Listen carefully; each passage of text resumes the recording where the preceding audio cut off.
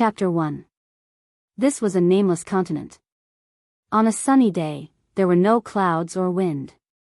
The scorching sun in the sky projected endless rays of light, as if it wanted to roast the entire continent.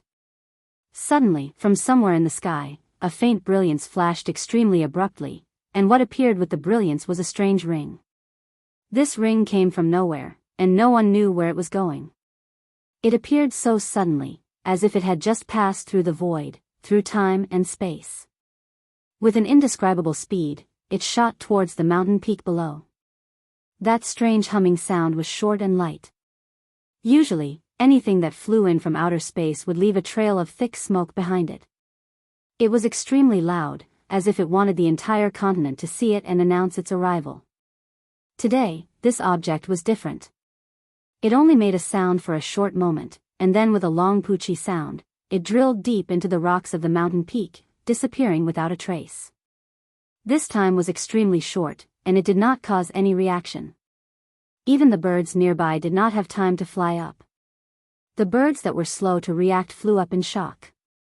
They only circled a few times in the air, and then fluttered back down. They were minding their own business, and did not know that a mysterious object had appeared on this continent. After many years, mulberry fields changed. Things remained the same, but people changed. The mountain peaks sank year by year, and turned into a mountain slope. Many places also became flat land. Gradually, there were signs of human habitation, and some people even lived around the mountain slope. And this mysterious ring, what exciting story could it bring? No one knew. Until today, a thin and small person stood on the left side of the mountain slope. Zhang Xiaohua was very happy. His face was full of happiness, and he stood on the mountain slope. His eyes stared passionately at the wasteland in front of him, as if this land was a piece of delicious pork belly. In fact, rather than calling it a wasteland, it was better to call it a mountain because this piece of land was in the middle of a mountain slope. It was just that this slope was relatively gentle, and only about 4% of the land could be opened up. But even this piece of land was the result of Zhang Xiaohua's father painstakingly persuading the clan leader for nearly 2 months. Zhang Xiaohua also knew that there were many barren mountains in the village, and there was very little land that could grow crops. So everyone wanted to find a place to grow food outside of their original land. Most of the other people in the village looked for barren land near the river, and his family did not have the money to bribe the clan leader, so they looked further, and looked for places that others did not want. After looking everywhere, their eyes fell on this piece of land. Zhang Xiaohua's village was called Guizhuang House. The area was about 4 miles, and it was surrounded by mountains on 2 sides. This mountain was not high, and it was more appropriate to call it a hill. A large river flowed from the entrance of the village. There was a small bridge over the river that connected to a small road in the neighboring village. There were about 40 families living in the Gua manor. Half of them had the surname Gua. It was a small family.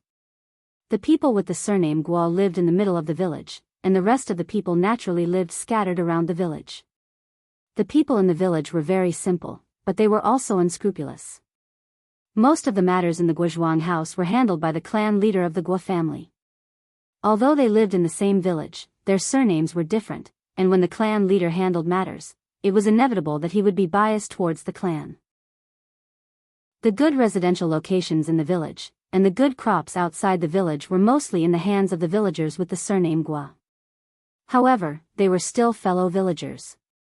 Although there were many small matters, big disputes had never appeared in the small Guizhuang house, and the people in the Guizhuang house felt that they were living a peaceful life. Zhang Xiaohua's mother, Gua Sufei, was a member of the Guizhuang house. It was considered a branch of the Gua family, and it was once glorious. However, in her mother's generation, other than Gua Sufei, there was no other male in the family. Moreover, Zhang Xiaohua's grandfather, Gua Shan, also had a daughter at an old age, and raised her until it was time for her to get married.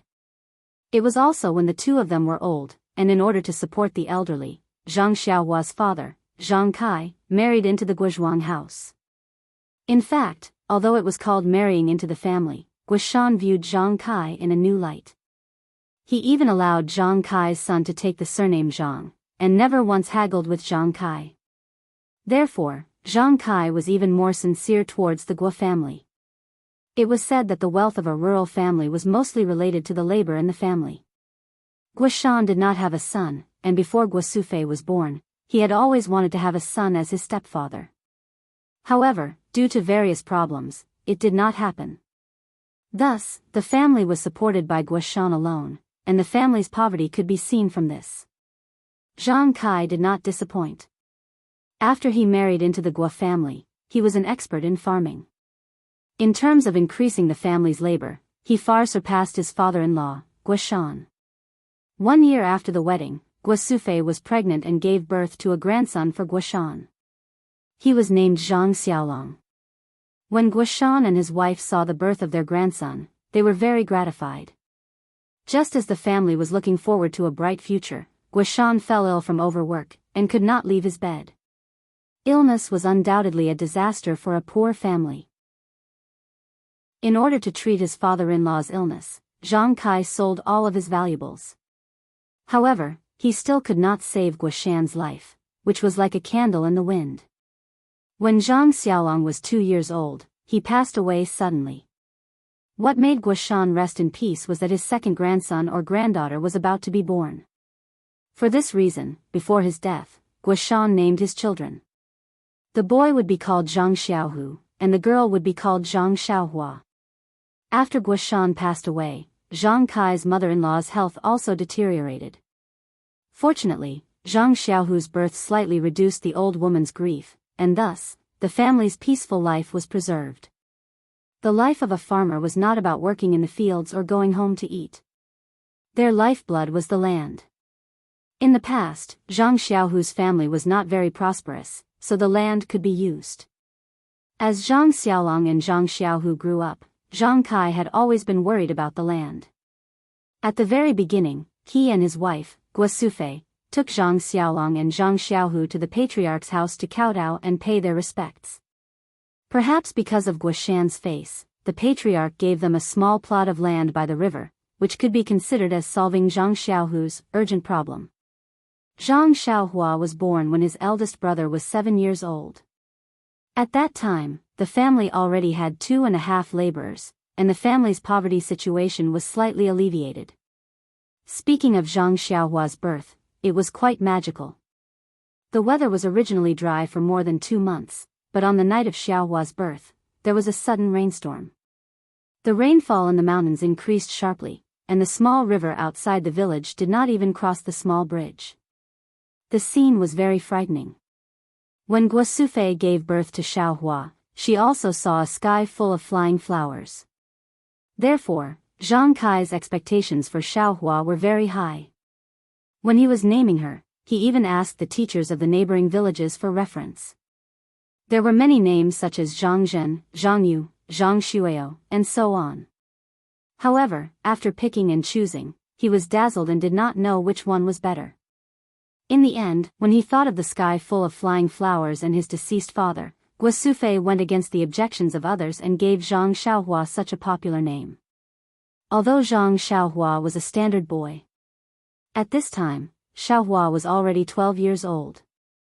Children of farmers always matured early.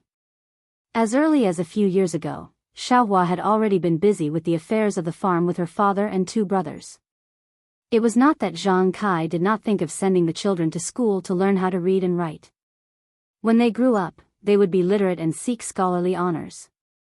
However, Guo village was a small village, and there were not many scholars in the village. They could not afford a small school. The school in the neighboring village belonged to another big family, and the fees for Guo village's children were high. Xiaolong and Xiaohu could not think about it. At that time, the family was poor, and Zhang Kai wanted to but could not. When Xiaohua was young, he also sent her to school for a few days. According to the teacher, Xiaohua's aptitude was only average in the school. Even if she tried her best, she would only be literate. If she wanted to seek scholarly honors, it would be like the moon in the water. Zhang Kai weighed his wallet and looked at Xiaohua's thick eyebrows and big eyes. He gave up on his hopes and brought the children back to Guozhuang House, which was the main occupation of the farmers. However, Xiaohua's mother seemed to remember the auspicious omen of Xiaohua's birth. From time to time, she would ask the young literate people in the village to teach Xiaohua some things. Although Xiaohua liked to follow her brother to do farm work, her mother forced her to learn a lot of words. She could read some things, and she could be considered the literate person in the family. As long as it was related to words, Zhang Xiaohua would take care of it. Today was Zhang Xiaohua's first day of farming alone. Her father had told her yesterday that this piece of land was for her. It was a rice bowl that belonged to her. Although it was still a piece of land that did not show any signs of farming, Xiaohua remembered that a scholar in the village once said that once you have a goal, you can start. Once you have a start, you are halfway to success. Once you have success, you are not far away from your hope. And Xiaohua's hope was to eat a piece of pork belly to her heart's content. The November day was already the beginning of winter. The sun cast a bleak light and heat on the head. The mountain wind blew through the slope, causing the treetops to rustle. Everything showed the silent desolation. However, Zhang Xiaohua did not have the time to pay attention to these. He held the hoe and only blindly worked on this piece of land, working hard to reclaim the land. According to Zhang Xiaohua's plan, first, they would dig an oval or quadrangular boundary around the land in the middle of the hillside. Then, they would remove the mountain rocks in this piece of land, clean up the small stones, and then deal with the weeds. When it gradually grew into a large scale, they would cultivate the entire field carefully, laying a good foundation for planting seeds. Farming always took time. When Xiaohua finished cleaning up the surroundings and was ready to remove the large stones in the field, it was already noon. Xiaohua stopped farming and wiped the sweat on his forehead. He went to the field and took a jar of water prepared by his mother. He gulped down half of the water in the jar. Then, he stretched his body and patted his waist that had not been straightened. He felt a burst of comfort. Also, although he used to work with his father and brothers, after all, because he was the youngest, everyone did not let him do too much work.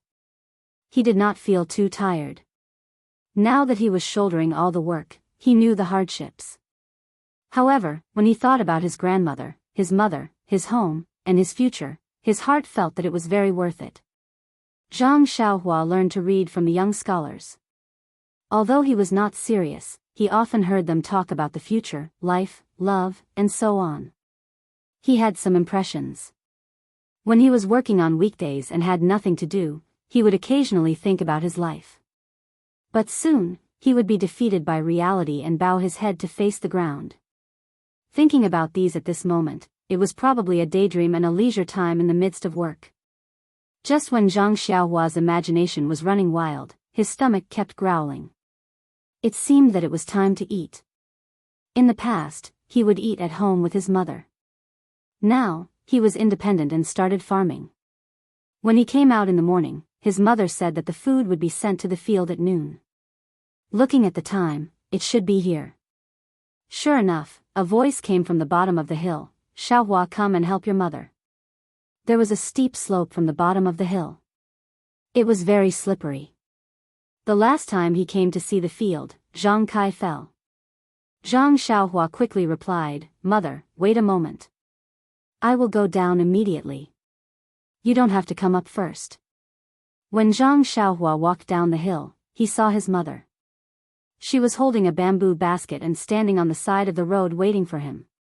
Zhang Xiaohua took the bamboo basket and carefully helped his mother walk up the hill. He let his mother sit on a stone and then lifted the cloth on the basket. Inside was a bowl of streaky pork and a few pieces of coarse flour steamed buns. Xiaohua sensibly asked his mother if she had eaten. His mother's answer was not unexpected. She had already eaten. Seeing Xiaohua wolfing down the food, Guosufei felt a little distressed. She said to Xiaohua, "Eat slowly. Don't choke. Drink some water quickly."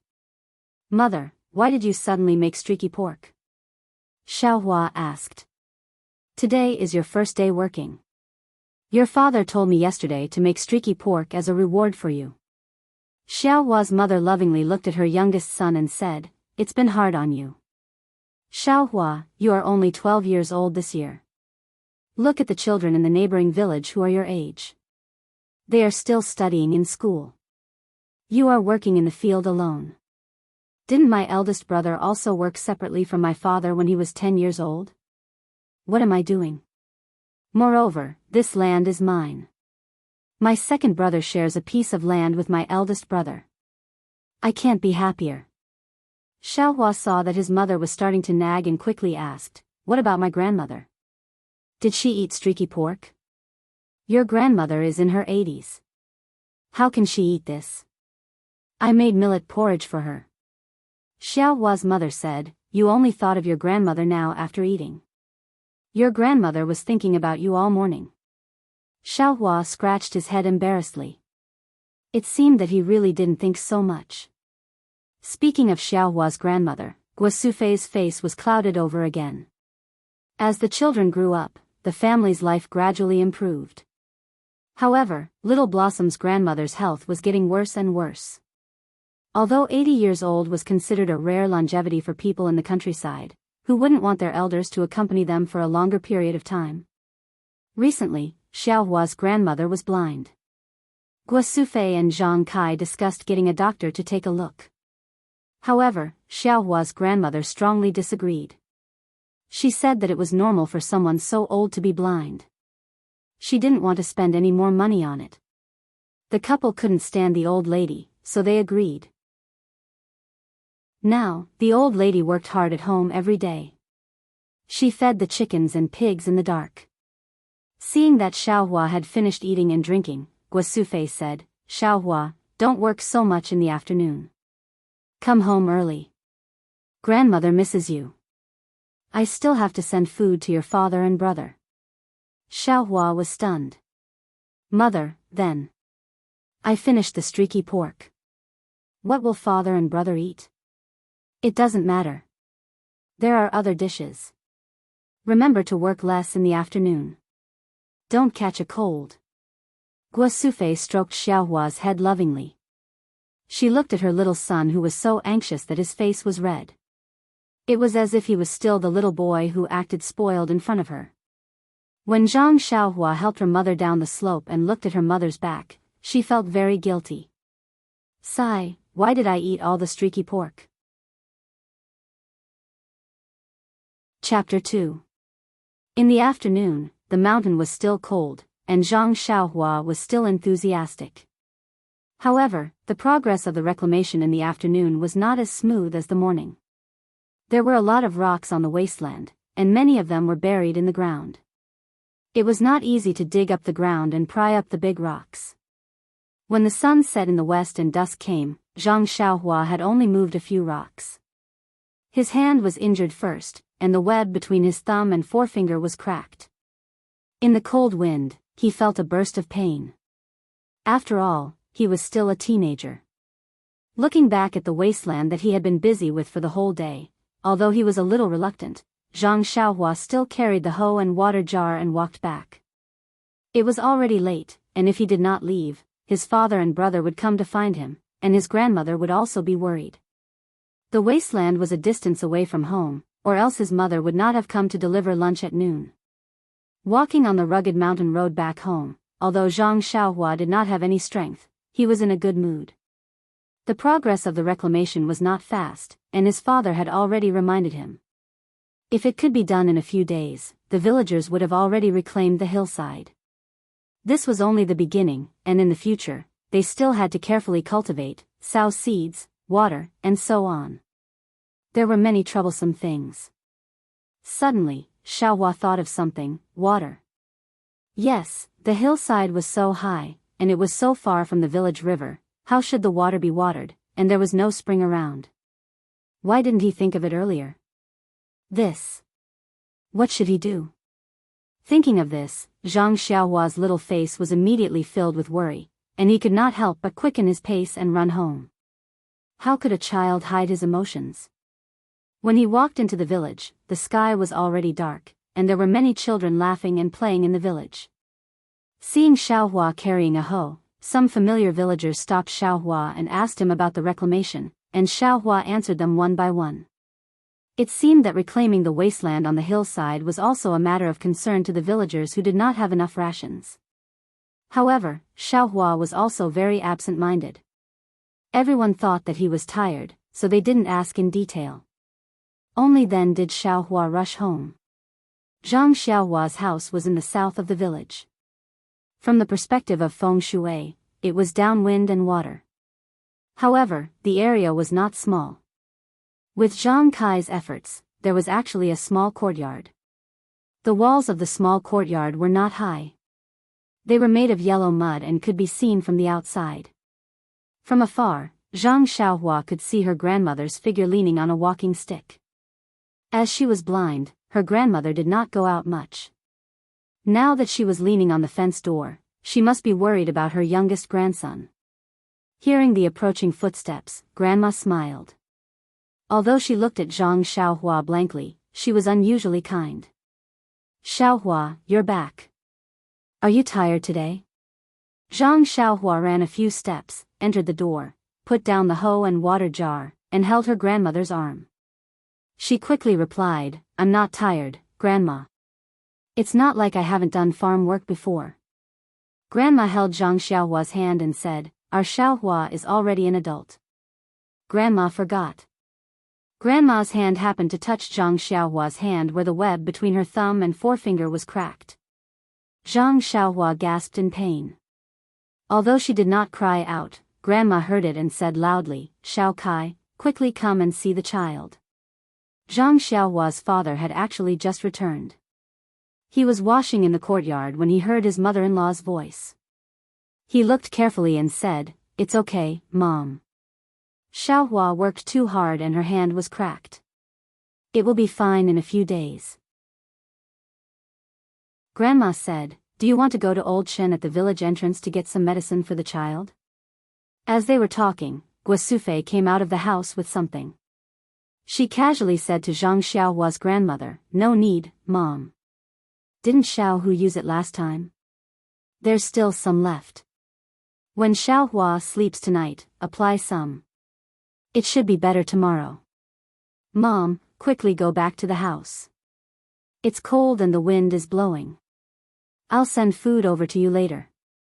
Xiaohua, quickly help your grandmother back to the house." Zhang Xiaohua carefully helped her grandmother back to the house. She also put her worries about watering the plants to the back of her mind. After dinner, her parents were weaving baskets under the pea-sized oil lamp. Zhang Xiaohua and her brothers were also helping them. Zhang Kai then asked Zhang Xiaohua about the progress of the land reclamation. Zhang Xiaohua also said one by one. Zhang Kai said, "You're really slow by yourself. When Xiaohu helps Xiaolong with the land on the other side of the river, he'll go over to help you." Zhang Xiaolong also said, "Don't worry, Xiaohua. When we're done, Dad and I will go over to help. We'll finish before winter." Zhang Xiaohua said, "Why am I in a hurry? Didn't Dad say that we have to be careful when reclaiming land? If we're slow, then so be it. When we plant the crops, they'll grow well." At this point, he thought of the matter of watering the plants. He quickly asked his father, "Dad, I just remembered that the hillside is so high and there's no spring nearby. How are we going to water the crops in the future?" Zhang Kai stopped what he was doing and said, "It's hard for you to think of this. What do you think we should do?" Zhang Xiaohua looked at her two brothers for help and said, "We have to carry water to water the fields. The hillside is so far away and high. Carrying water won't work, right?" Zhang Kai smiled and said, "Xiaohua, what's behind our hillside?"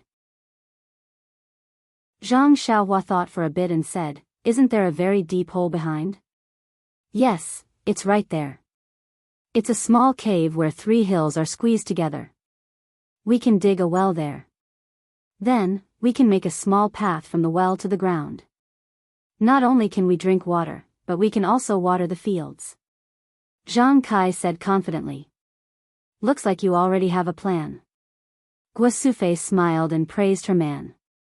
Then, "Dad, when are we going to dig a well?" Zhang Xiaohua asked impatiently. "Wait until the ground is flat. Before winter, before the ground freezes, We'll ask the people in the neighboring villages who know how to dig wells to help us. Then we'll start. Zhang Kai finished speaking and began the work in his hands. After getting a satisfactory answer, Zhang Xiaohua was finally relieved. The family busied themselves with the work in their hands. After working for a while, Zhang Xiaohua was clearly exhausted. His eyes were blurred. Guo Sufei's heart ached for him, and she told him to go to sleep first. Zhang Xiaohua agreed, and woodenly walked over to the three brothers Kong. He threw himself into the shabby quilt and fell into a deep sleep. He didn't even notice that his mother was applying medicine to his hand at night. Just like that, a busy day passed in a hurry. In the next few days, Zhang Xiaohua was patient. He only focused on leveling his own land and didn't worry about the problem of watering. That night, Zhang Xiaohua finished clearing the weeds and smashing the big clumps of dirt. He was ready to call it a day and head home. On the way home, Zhang Xiaohua could not hold it in any longer. He could not help but think to himself. Seeing that his slope had become a flat farmland, all that was left was a fine plow to sow the seeds. When would the well be dug? As soon as he rounded the slope, he saw several wooden shelves rising from the deep recess at the bottom of the slope. Zhang Xiaohua quickly ran over and looked. Sure enough, there was a circular platform at the bottom of the hole.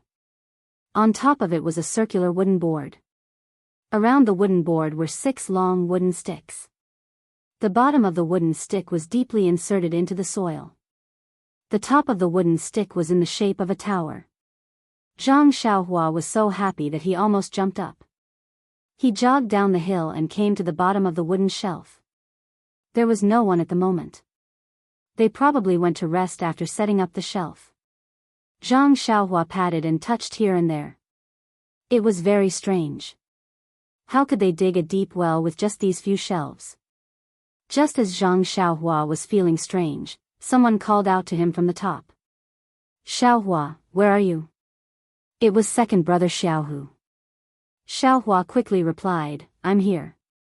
Second brother, come and see. We're ready to dig a well.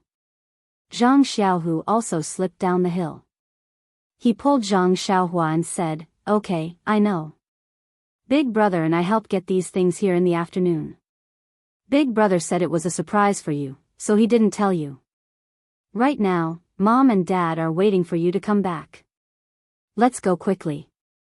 The two brothers jogged all the way back home. The dining table was already set up in the small house. Dad and Big brother were sitting at the table, but they didn't see anyone else that they didn't know. Zhang Xiaohua couldn't help but ask, Dad, where are the people digging the well? Zhang Kai smiled and said, they all went back. Our family doesn't have much money. We promised them that they would only take care of lunch and not dinner. Also, our family members also need to help. This way, we can give less money. Zhang Xiaohua agreed and went out to help her mother prepare dinner. After dinner, Zhang Kai assigned tasks to everyone in the family. Zhang Xiaohua and his brothers were naturally to help out. Xiaohua's mother was in charge of cooking and delivering food. Zhang Kai had to buy materials and find people to help out, etc. In short, other than Xiaohua's grandmother, the whole family had to help out. Of course, Grandma had to look after the house and feed the chickens. Early the next morning, Zhang Xiaohua woke up early and rushed her two brothers, who were on the Kong bed, to dig the well together. However, Zhang Xiaohua's mother insisted that they eat something before leaving. She said that Zhang Xiaohua's father had already gone. Moreover, they had agreed on the time. If they went early, there wouldn't be anyone. The three of them didn't know how to dig a well, so it would be useless even if they went.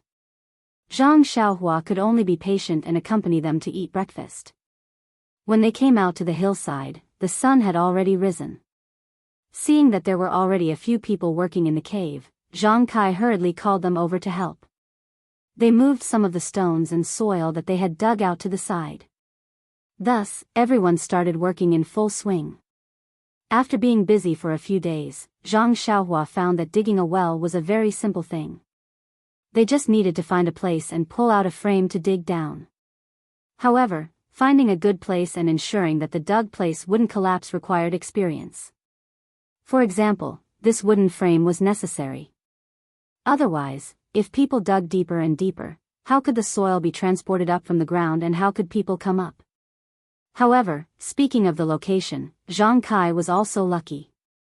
His family had discussed the location with him because it was close to the field.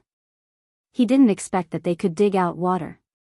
The master who dug the well looked all over the mountain and finally settled on this place. He said that there might be a spring below and he wanted to try digging. If they dug out sweet mountain spring water, it would be better to use it to water the field than to eat it. Hearing this, Zhang Kai ignored it. It was so far away from home. How could they carry water? Could they carry a few buckets of water from here every day to cook at home? The days of digging the well passed. The well was dug deeper and deeper, but there were also more and more difficulties. The progress was obviously slowing down. Because they were digging from the low-lying areas of a few hillsides, they would dig out a lot of stones from time to time. Fortunately, they weren't too big. Moreover, they didn't encounter the so-called large stones. Otherwise, they would have to give up before the well was dug. After a few more days, perhaps Zhang Kai's luck had reached its end. Digging the well finally encountered a big problem. This afternoon, Zhang Xiaohua went down to the well, picked up the hoe, and began to dig. Who knew that the first time she dug, she hit what seemed to be a hard stone. Zhang Xiaohua's hand was numb. According to her previous experience, Zhang Xiaohua chose a place further away from the previous one and dug again. Dang, it was obviously the same stone again. Zhang Xiaohua couldn't help but be a little flustered. She dug a few more times around the well. There were no exceptions. They were all stones. Zhang Xiaohua pulled on the rope tied around his waist and had someone pull him up. With a sullen face, he told his father what had happened. Zhang Kai and the well digger also went down to take a look. When they came up, they were silent. The well digger discussed with Zhang Kai and asked the others to go to the side to rest first. After lunch, they would come back to help. Finally, they confirmed whether it was a very large stone or a layer of stones. Seeing that everyone had dispersed and sat on the ground to rest, only Zhang Xiaohua looked at the well that wasn't dug well. She felt uneasy. She was really afraid that it was a layer of stones. If she couldn't dig further, her many days of hard work would be wasted. Perhaps she couldn't dig the well anymore.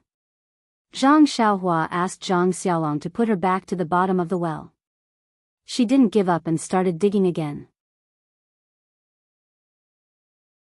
Chapter 3. At this time, it was already past noon, and the sun was hanging high in the sky. But because the well had been dug deep, they couldn't see anything at the bottom of the well. They could only rely on the oil lamp that was brought down the well for illumination. Zhang Xiaohua's face couldn't see any determination under the flickering light. He thought for a moment, then raised the hoe and dug in a direction.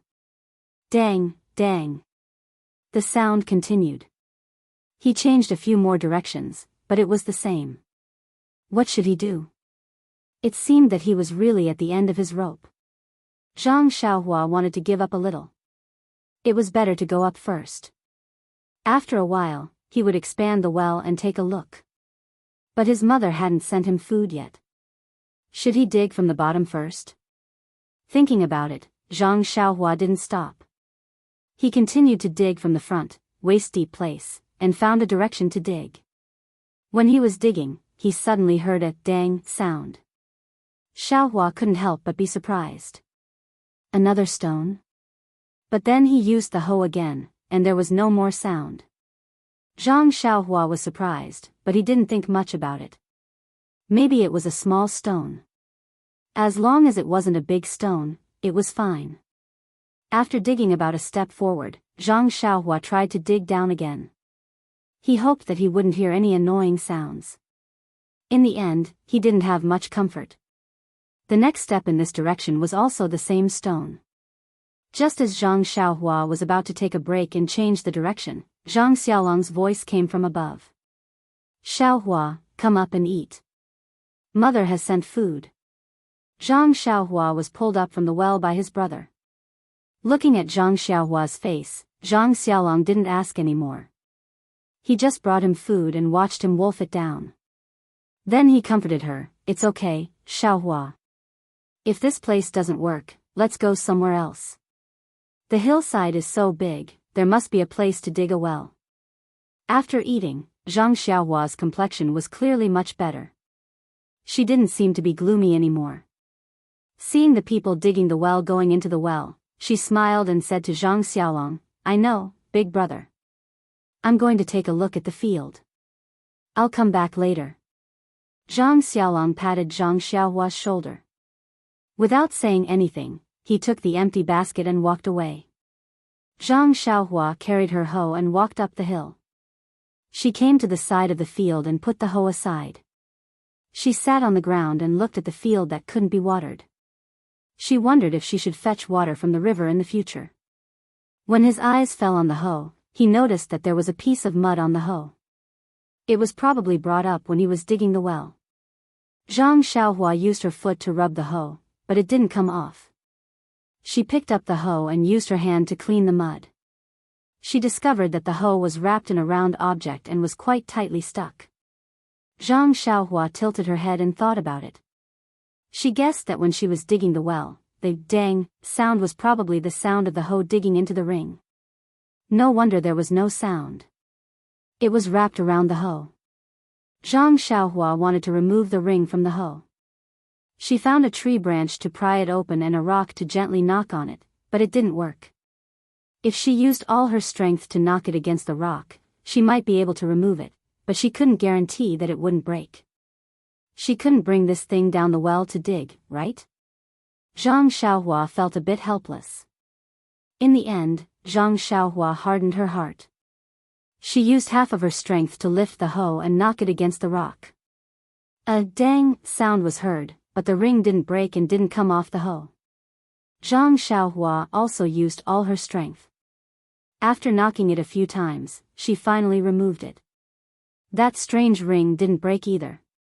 It seemed to be very sturdy. Zhang Xiaohua picked up the ring and used her clothes to wipe the mud off it.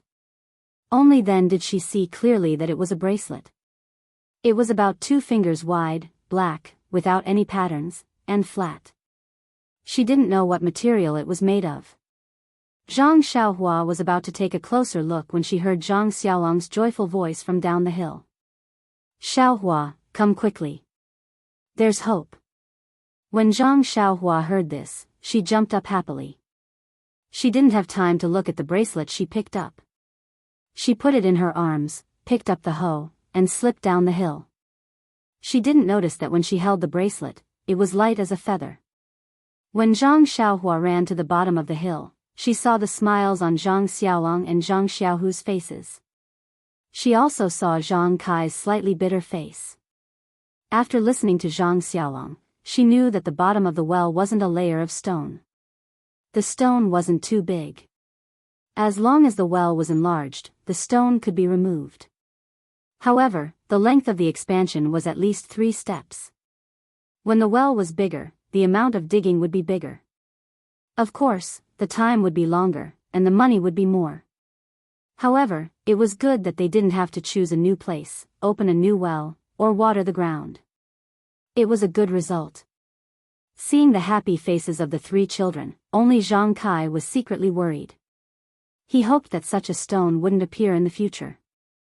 If it happened a few more times, the well wouldn't need to be dug anymore. The work in the afternoon was simple. The people digging the well measured the well according to the size of the stone, planned how to expand the well, and dug again. After such a small disturbance, everyone began to work in an orderly manner. When they returned home in the evening, after dinner, before going to bed, Zhang Xiaohua didn't think about the bracelet in his arms. It was only when he took off his clothes that the bracelet fell out. However, after a tiring day, he was too sleepy. He didn't think too much about it. He casually stuffed it under his pillow and fell asleep. This night, everything in the Zhang family was the same as before. The oil lamps were extinguished early, and the wind blew the fence door and shook it. The withered grass on the yellow mud wall was also blown up and weakly waved. Only the moonlight from the sky shone through the window onto the shabby table and bedding. Everyone fell asleep. In the quiet night, there was only the sound of snoring. The only difference was Zhang Xiaohua. No, it should be Zhang Xiaohua's dream. His dream was no longer the streaky meat of the past, but full of flickering. It was like a kind of breathing, a radiance that stretched and relaxed, flashing and moving. On the morning of the first day, when the first ray of sunlight shone on Zhang Xiaohua's face, Zhang Xiaohua opened his eyes. He looked around doubtfully, but didn't see anything flickering. Only then did he know that all the flickering was a dream. He shook his head self-deprecatingly and prepared to go back to sleep. However, at this time, he found that listening to his two brothers snoring, he seemed to be unable to sleep. He was 100 times more energetic, so he had no choice but to get up and get dressed. When Zhang Xiaohua walked into the courtyard, he saw his mother cooking on the stove in the courtyard, so he went to the well in the corner to draw water to wash his face. Guosufei saw Zhang Xiaohua come out and was very puzzled, saying, "Xiaohua, why are you up so early? You were tired yesterday, so sleep a little more today. There's still a while to work." Zhang Xiaohua said as he drew water, "I'm not sleeping, mother. I'm not sleepy. Moreover, you see, I've already rested. I'm full of energy now. I can break that stone with a shovel." As he said this, he put down the basin and made a gesture of hoeing the ground. Guosufei said with a smile, Good Xiaohua. You've grown up. You're a pillar of the family just like your father." Zhang Xiaohua said with a red face, "Mother, I'm already so big. Don't call me good. It's so unpleasant to hear." While they were talking, Zhang Kai came back from outside with a bunch of vegetables in his hand, asking, "Who's grown up?" "Xiaohua, why are you up so early? Don't you want to sleep a little longer?"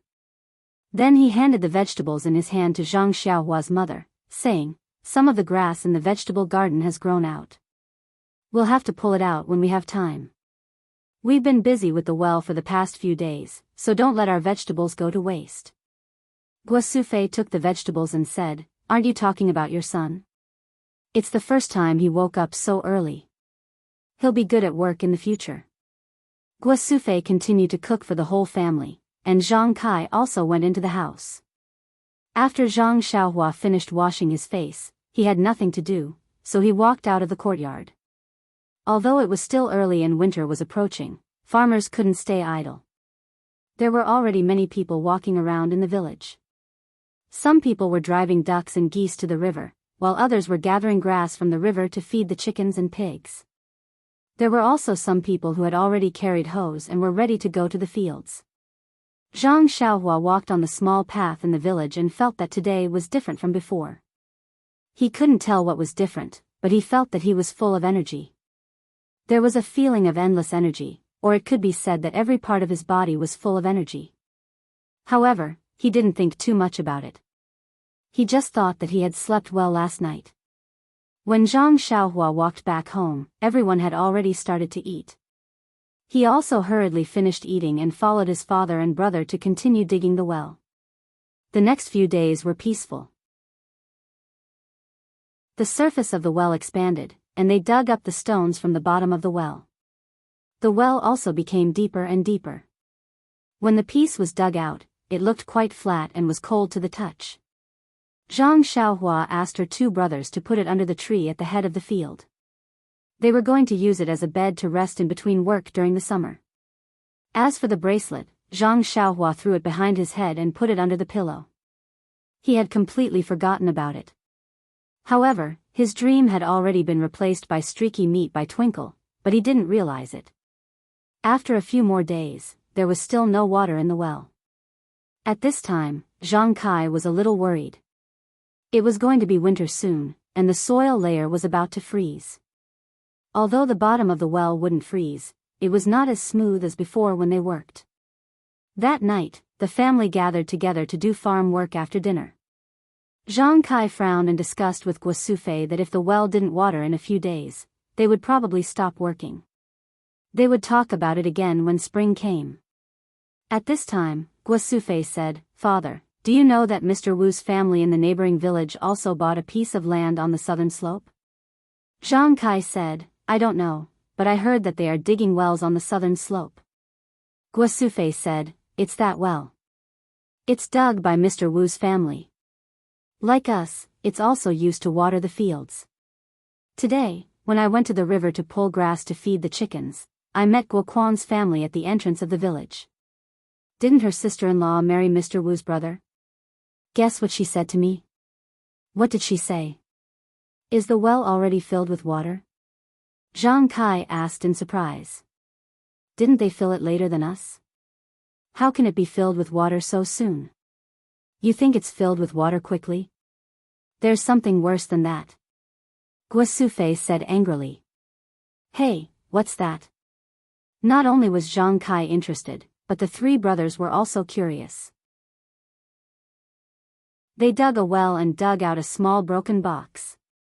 Guosufei continued, "When the box was dug out of the well, it was broken by a hoe, revealing the things inside. Although it was covered with mud, you could still see the pearls and agates inside.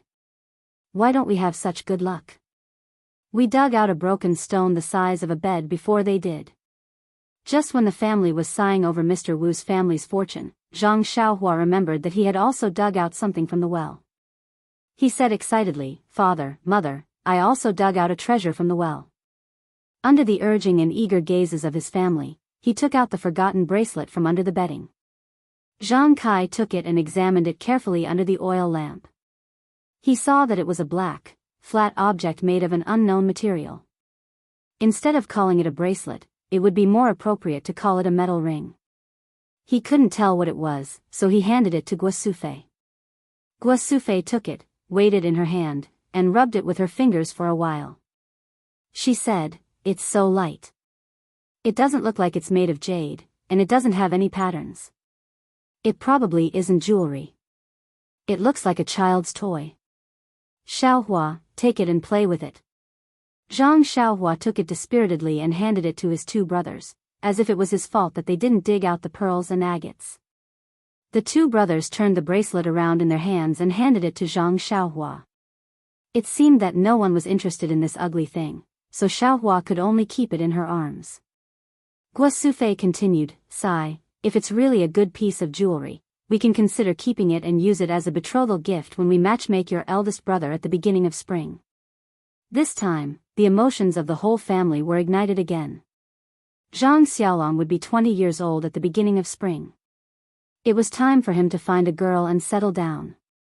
Based on their own impressions, the family began to argue with Zhang Xiaolong one girl after another. When the oil lamp went out, the family still wanted to continue, but for the sake of digging the well and doing farm work the next day, they could only go to bed on the Kong bed. Before going to bed, Zhang Xiaohua took out the bracelet from her arms and was about to put it under the bedding again when she changed her mind. What Mr. Wu dug out from the ground was a treasure. Mine is also a treasure. I have to take good care of it. But where should I put it? He thought about it and put the bracelet on his wrist. What a coincidence. It was actually a good fit on his wrist. When he waved his arm, the bracelet didn't slide up or down. Zhang Xiaohua was secretly delighted. This bracelet was simply tailor-made for him. Until he fell asleep, he didn't think about how he could put it on his wrist if it fit so well on his wrist without any gaps. Not to mention that the streaky pork in his dreams had long disappeared. It only flashed endlessly in his mind. Qidian Chinese website www.qidian.com welcomes readers to visit and read. The latest, fastest, and hottest serial works are all at Qidian Originals.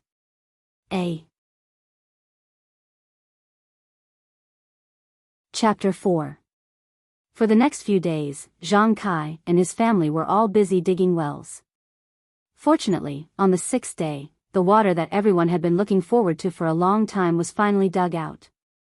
Finally, they had completed a difficult task before winter, and everyone was relieved.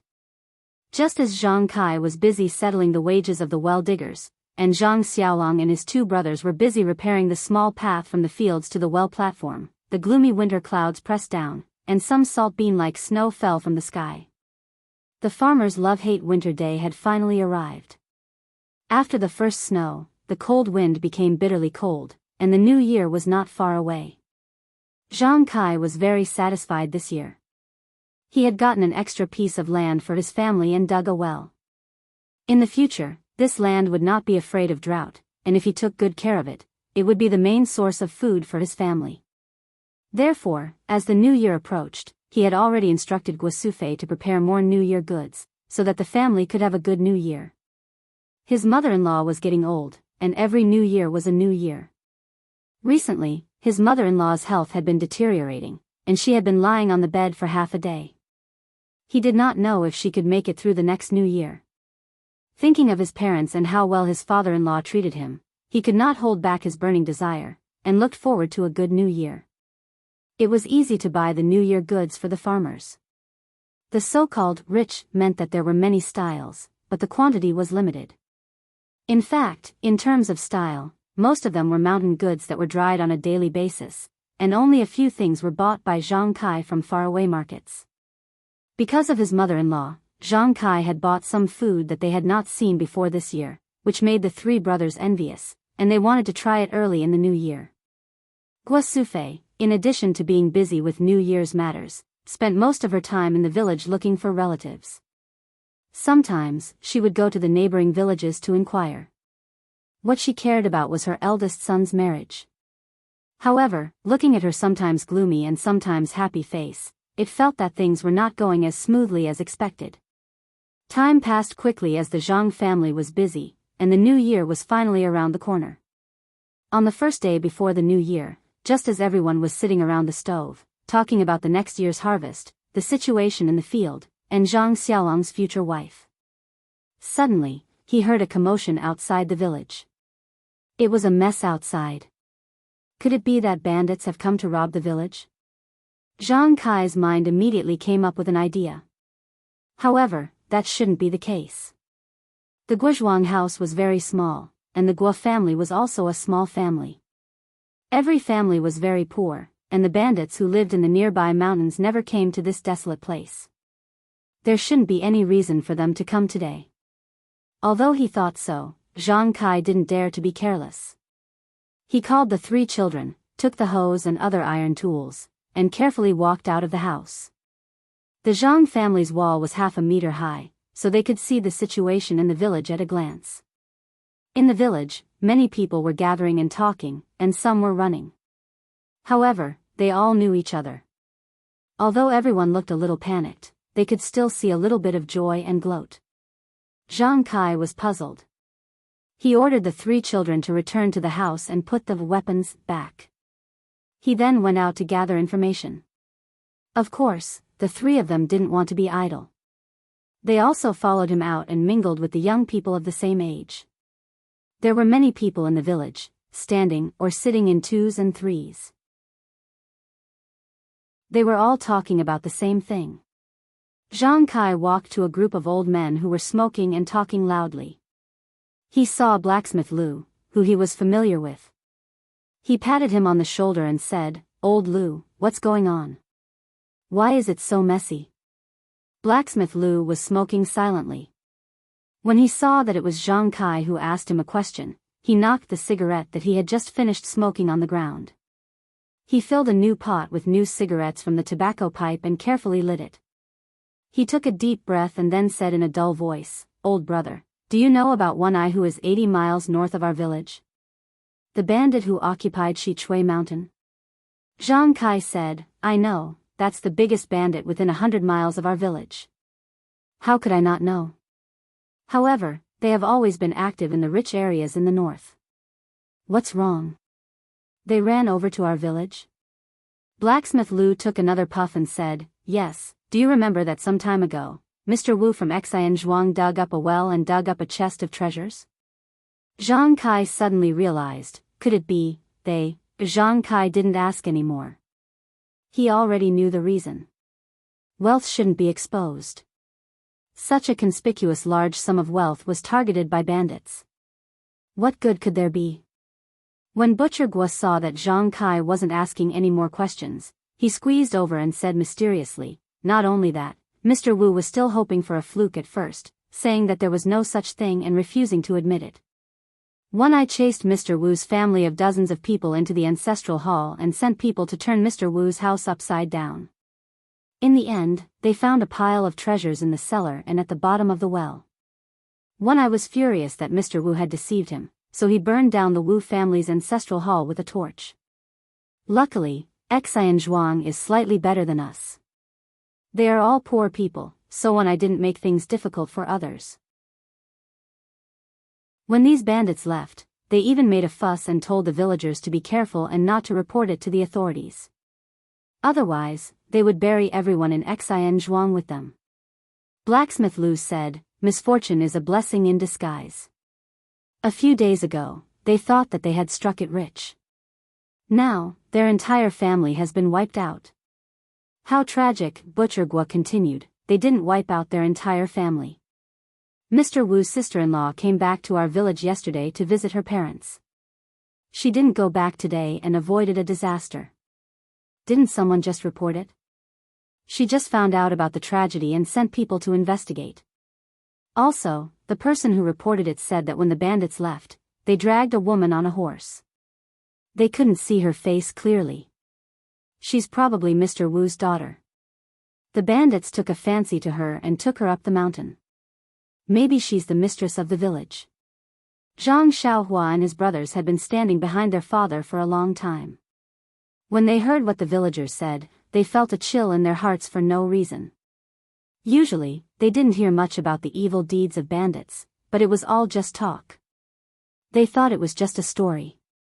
Now, it happened right in front of them. Mr. Wu was also someone that a few people had seen before. When they were young, he had even taught Zhang Xiaohua a few words. Now, he was gone. He was burned to a crisp. Although they didn't see it with their own eyes, it still made them feel sad and afraid. Zhang Xiaohua unconsciously rubbed the bracelet on her left wrist. She secretly thought, "Fortunately, what I dug out wasn't a real treasure. Even if it was, I wouldn't tell anyone to avoid bringing disaster to myself and my family. An ordinary man's wealth is his own ruin." Such a bloody truth was deeply ingrained into the young man's heart. The three brothers told Zhang Kai that they wanted to go to Xianxia to see what happened, but Zhang Kai didn't agree. After all, it was almost the new year. If they encountered a bloody disaster, it wouldn't be good for their luck in the coming year. Moreover, the Wu family in Xianxia was now scorched earth. The tragic scene made people afraid. It was estimated that the people from the government should have already arrived there. If they went, it might cause a lot of trouble. As they talked, the people in the village also dispersed. After all, other people's days had come to an end, but their own lives still had to be lived. The truth of each person only sweeping the snow in front of their door, even farmers understood. The sky was dark, and the new year was coming. It was better to tidy up their mood and busy themselves with their own affairs. When Zhang Kai and the three children returned home, he saw his mother-in-law and Guosufei warming themselves around the fire. He told them about what happened in Xianxia. When the two heard, they turned pale with fright. The two of them prayed to the heavens, hoping that the souls of the dead would be reincarnated as soon as possible. They also hoped that their family would never encounter such a disaster. Until the sky was completely dark and the house was lit with oil lamps, Zhang Xiaohua's grandmother was still muttering, "Misfortune is a blessing in disguise, misfortune is a blessing in disguise." It was also the new year, but this year's Guozhuang house was far less lively than before. Under the curtain of the night, only children were playing with lanterns. Only they didn't know the dangers of the world and let their nature run wild. Most of the farmers were like Zhang Kai's family. After eating a sumptuous New Year's Eve dinner, tidying up the hard work of the past year, and looking forward to the sweet happiness of the new year, there was a trace of gloom in their hearts. When they thought about Mr. Wu's experience and thought about this world where the strong preyed on the weak, it was inevitable that they would have the idea that they were fish on the chopping block. Looking at the vast world, they didn't know how to protect their family's safety. The New Year's Eve, which was supposed to be lively and noisy, passed quietly just like that. She didn't know whether the dreams of the other villagers contained happiness, joy, harvest, and sweetness, but Zhang Xiaohua only had a twinkle in her eyes. That twinkle seemed to have a trace of clarity. The New Year's Eve for farmers was actually very simple. Other than the New Year's greetings, there was only the faraway market in Lu Town. Every year, starting from the third day of the new year, there was a street in Lu Town where the 8 neighboring villages gathered and bustled. Everyone wore new clothes, brought their families, and brought a slightly full purse around their waists to feel the New Year's atmosphere. In Zhang Kai's family, except for Guosufei, who had to stay at home to take care of Zhang Xiaohua's grandmother, Zhang Kai brought his 3 children to the Lu Town market. Lu Town was south of the Guozhuang house and was about 30 li away from the Guozhuang house. There weren't many streets in Lu Town, so there wasn't much excitement to share on weekdays. It wasn't easy to catch up with the New Year's gathering. Everyone took out the energy they had accumulated for a year and squeezed out a street in Lu Town. This was a street facing north and south. It was relatively wide and seemed to be the main street of Lu Town.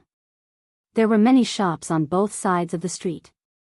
No matter what kind of business they were doing, the business was very good. The doors were wide open and many people came in and out.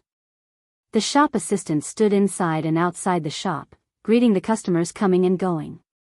Many peddlers picked their own small livelihood and placed it on the street. They kept shouting loudly to attract the people in front of them. Usually, if the shop assistants in the shop saw someone blocking the door, they would definitely greet them and drive them away. But today was an exception. They all came out to find a way to make a living. In order to win the first prize of the new year, they wouldn't be angry and hurt the harmony. They even wished each other good luck when they met.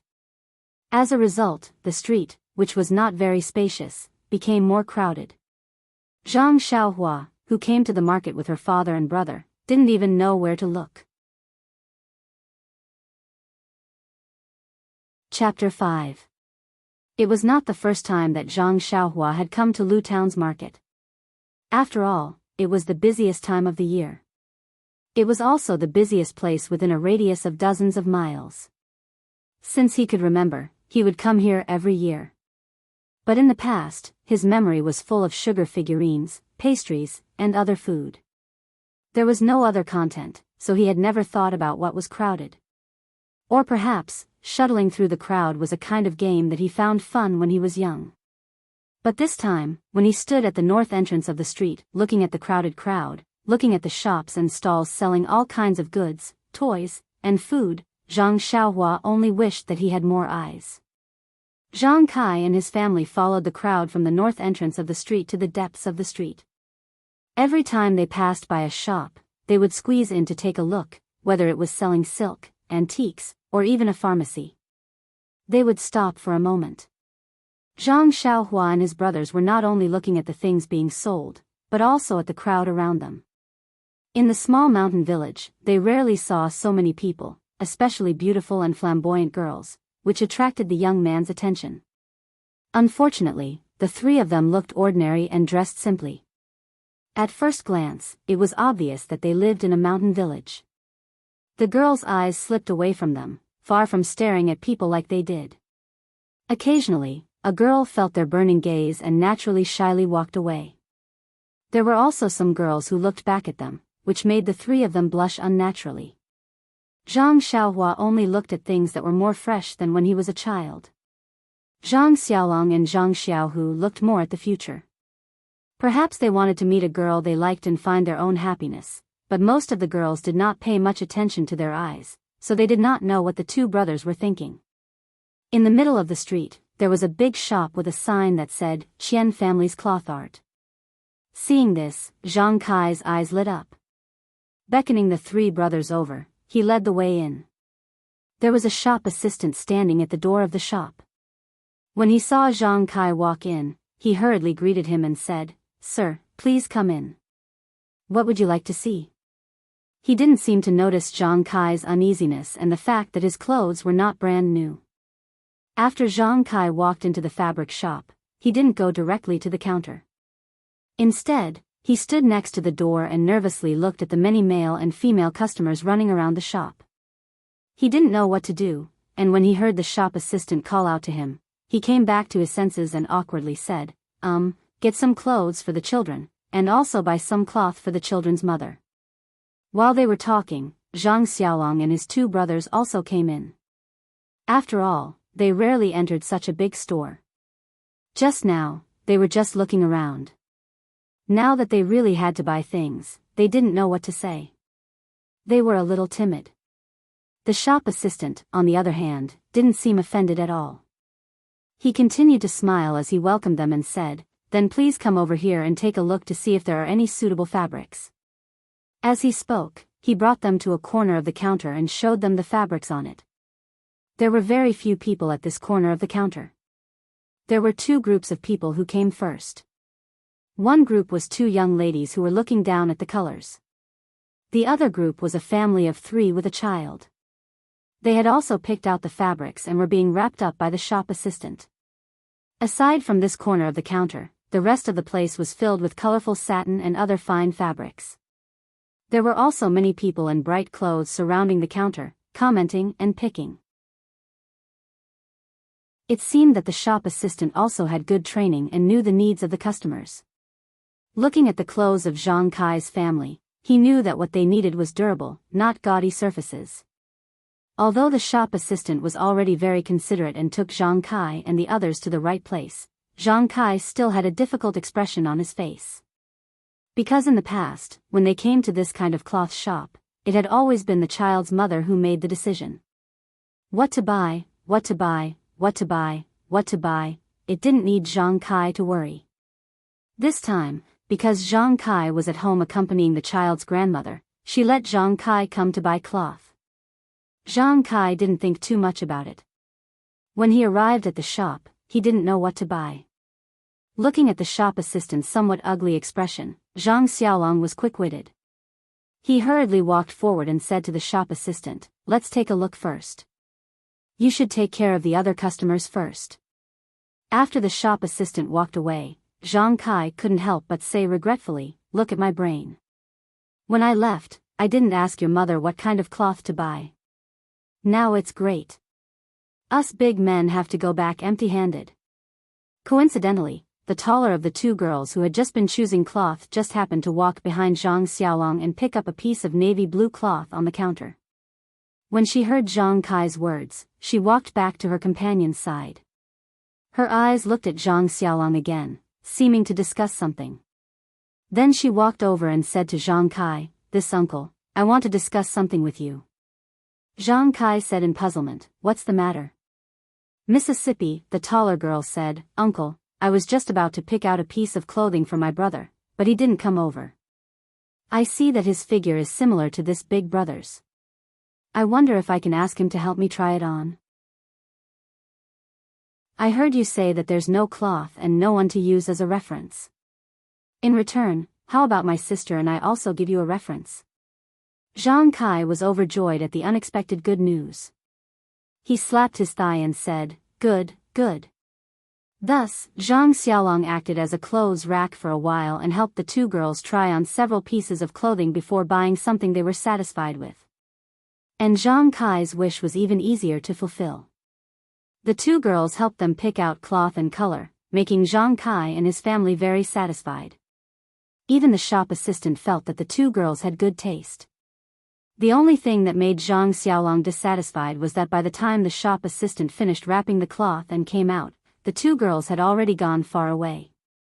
He still hadn't inquired about their names. Zhang Xiaolong gloomily took the cloth and followed Zhang Kai forward. Just as he was about to look at the farming tools in the roadside shops, he suddenly heard the sound of gongs and drums. When Zhang Xiaohua heard it, she said excitedly, Dad, hurry. The big show is about to start. Let's go watch the show first.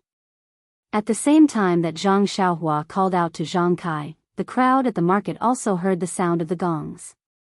Everyone rushed over. Zhang Kai also hurriedly called out to Xiaolong and Xiaohu, and quickly walked over with the crowd. Lu Town had a custom for the new year. In the corner of the market, a large stage would be set up.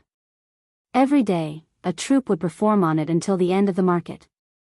For the farmers who had no entertainment, this was the highlight of the new year. It was no wonder that Xiaohua was so happy.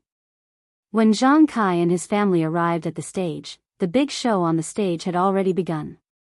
There were already 3 layers of people surrounding the stage. Fortunately, the stage was high enough that the people in front of it didn't block their line of sight. Although there were many people watching the show, they all held their breaths and listened attentively. It wasn't like the hustle and bustle of the shop just now. What was being played on the stage was a popular folk story. Everyone was watching with great interest. Zhang Xiaolong also gradually forgot about the regret he had just felt.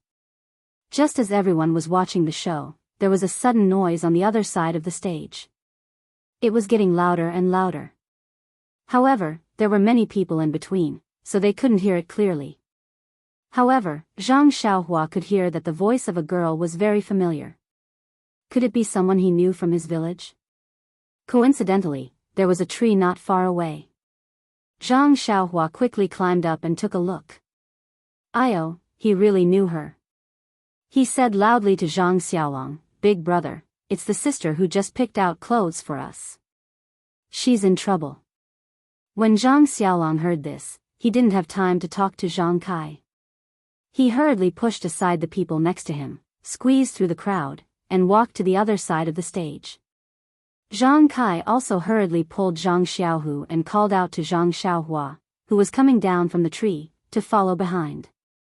When Zhang Xiaolong used a Herculean effort to squeeze through the crowd and arrived at the other side of the stage, the scene in front of him made his blood boil. The stage was built against a high wall. At this moment, there were 2 lonely little girls hugging each other under the high wall. Their faces were flushed red, and there were 2 small parcels beside them. Some clothes were spilled out from the parcels. They were probably the clothes they had just bought at the cloth store. In front of them stood 2 short, fat men holding folding fans. They were dressed in bright clothes, and they were mumbling and groping the 2 girls, forcing them to move back and forth under the high wall. Around the 2 fat men, there were 7 or 8 tall servants wearing coarse clothes. They separated the crowd of people who were watching the show. Among these fierce-looking servants, a few of them were smiling as they watched their young master's ugly behavior. A few of them were looking back at the crowd of people watching the show. From time to time, they would give a threatening look to prevent people from intruding. Although there were a few people who wanted to stand up and help the 2 bullied village girls, they were all frightened by the evil servants. They could only look over there with unwilling eyes. After Zhang Xiaolong rushed over and saw the situation, he was thinking about how to deal with it. However, he saw the tall village girl looking at him with a pitiful look for help. Although she wasn't looking at him, he couldn't help but want to rush over. At this time, Zhang Xiaolong was pulled back by the people behind him. When he looked back, it was his family. Zhang Kai grabbed his arm. Zhang Xiaolong was anxious and said, "Father," Zhang Kai said in a low voice, "Xiaolong, don't be impulsive. We can't beat them." Zhang Xiaolong said, "But, if we don't help, those 2 girls will be bullied." Zhang Xiaohua also said, "Yes, father. Just now, that big sister also helped us." Zhang Kai said, "Of course you can help, but you can't not help. Instead, you can't put yourself in trouble. Look over there, that person wearing black clothes and holding a broadsword." The 3 Zhang brothers followed their father's gaze and looked over. Sure enough, there was a big man wearing black clothes standing over there. He held a broadsword in his left hand and crossed his hands in front of his chest. He leaned against a tree and squinted his eyes as if he was asleep.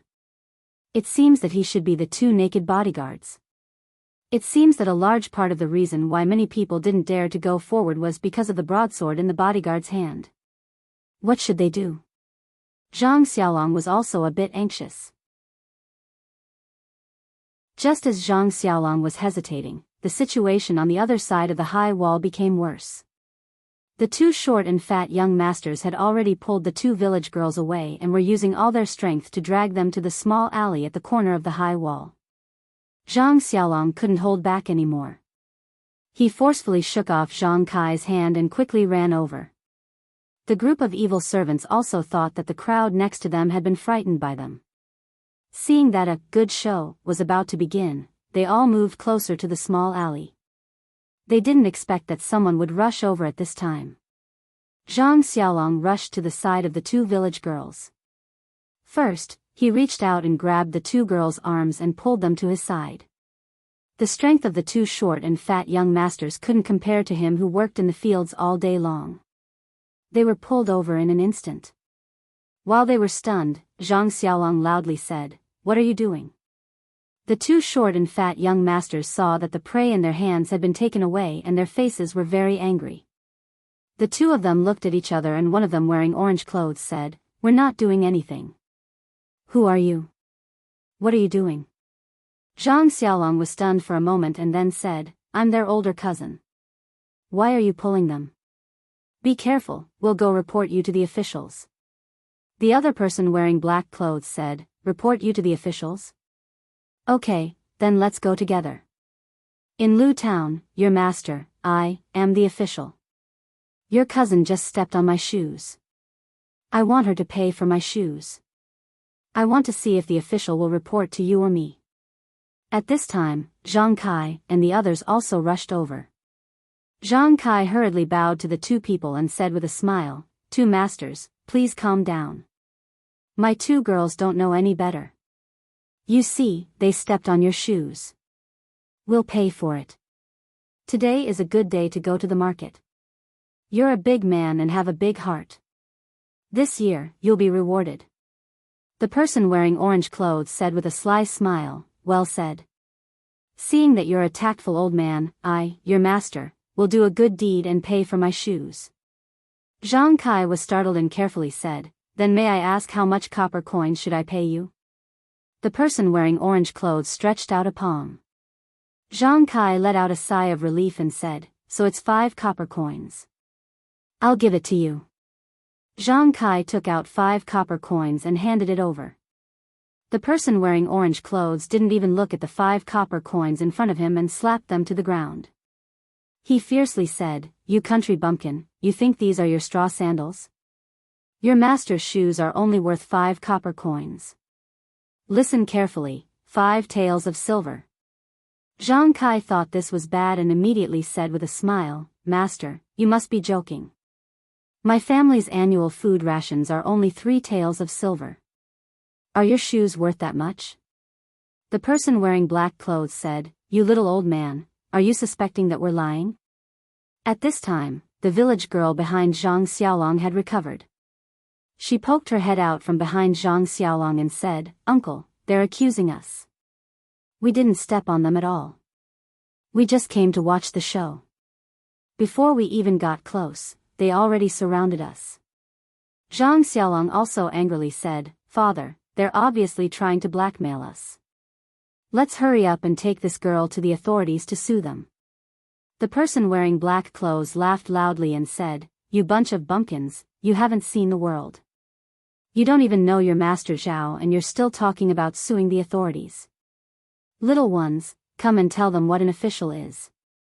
This master Zhao waved his hand and the servants who were originally standing to the side watching the show immediately surrounded them. Zhang Kai saw that the situation wasn't good and said to Zhang Xiaohua, "You and these 2 girls find a chance to run away. We'll protect you." After he finished speaking, he took Zhang Xiaolong and Zhang Xiaohu to fight with the servants who surrounded them. Zhang Xiaohua also pulled the 2 girls and ran into the crowd watching the show. Zhang Kai, Zhang Xiaolong, and Zhang Xiaohu, although they were strong laborers from the countryside and had some strength, they were slightly better than the servants in a one-on-one fight. However, a strong man couldn't withstand a large number of people. After a few rounds, they were thrown to the ground by several vicious servants. The servants' fists and feet rained down on them. The 3 of them were injured on their bodies and faces. Zhang Xiaohua and the 2 village girls were clever at first. They avoided several servants and were about to rush into the crowd, but they were unexpectedly blocked in front by the bodyguard. After several turns, they were unable to escape the bodyguard's figure. The bodyguard didn't make a move. He just blocked them and didn't let them go forward.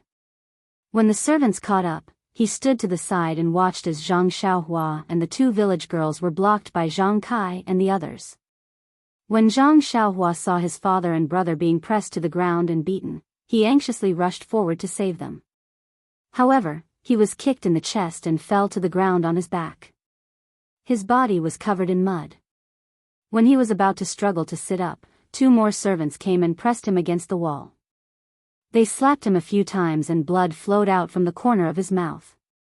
These two servants saw that Zhang Xiaohua was still young, so they didn't make a move. They just pressed his body and didn't let him move. No matter how Zhang Xiaohua struggled, he couldn't break free from the two strong men's hands. Seeing his father and brothers being beaten under the vicious servants' fists and feet, his heart ached and tears flowed down in an instant. Chapter 6. When Zhang Xiaohua's helpless tears fell on the dust, the 13-year-old boy's heart was set off monstrous waves. He had no time to think about the evilness of the human heart and the ugliness of the world. He also had no time to blame the weakness of others and bystanders. He only had the hope of strength. He hoped that he could use his strength to protect his family so that they would not be bullied by these dog-like evildoers. The fists and kicks that fell on his family were like a hoe, planting a seed in his heart. It made his immature mind, and his originally weak heart, more and more substantial and firm. Two village girls cried and rushed over, wanting to pull away the servants who were beating Zhang Kai and the others. However, they were blocked by the two young masters and began to move their hands and feet. There were more onlookers than there were people watching the show, but they were all angry but did not dare to speak. The world was silent just like that. There were only the sounds of fists and kicks, the crying of the village girls, and the teasing of the libertine. The sun was already setting in the west. At this time, a gentle and pleasant female voice floated over from the high wall behind Zhang Xiaohua. A group of dogs that bully others because of their master's power. Senior brother, if you don't make a move, these people will be bitten by a group of dogs and be seriously injured. Then a man's voice sounded. Junior sister has a bodhisattva's heart. I'll go down and beat the dogs. As soon as the voice fell, a figure jumped down from the high wall and landed lightly behind the group of evil servants. This person did not make any movements, but he grabbed two people with both hands and casually threw them to the ground.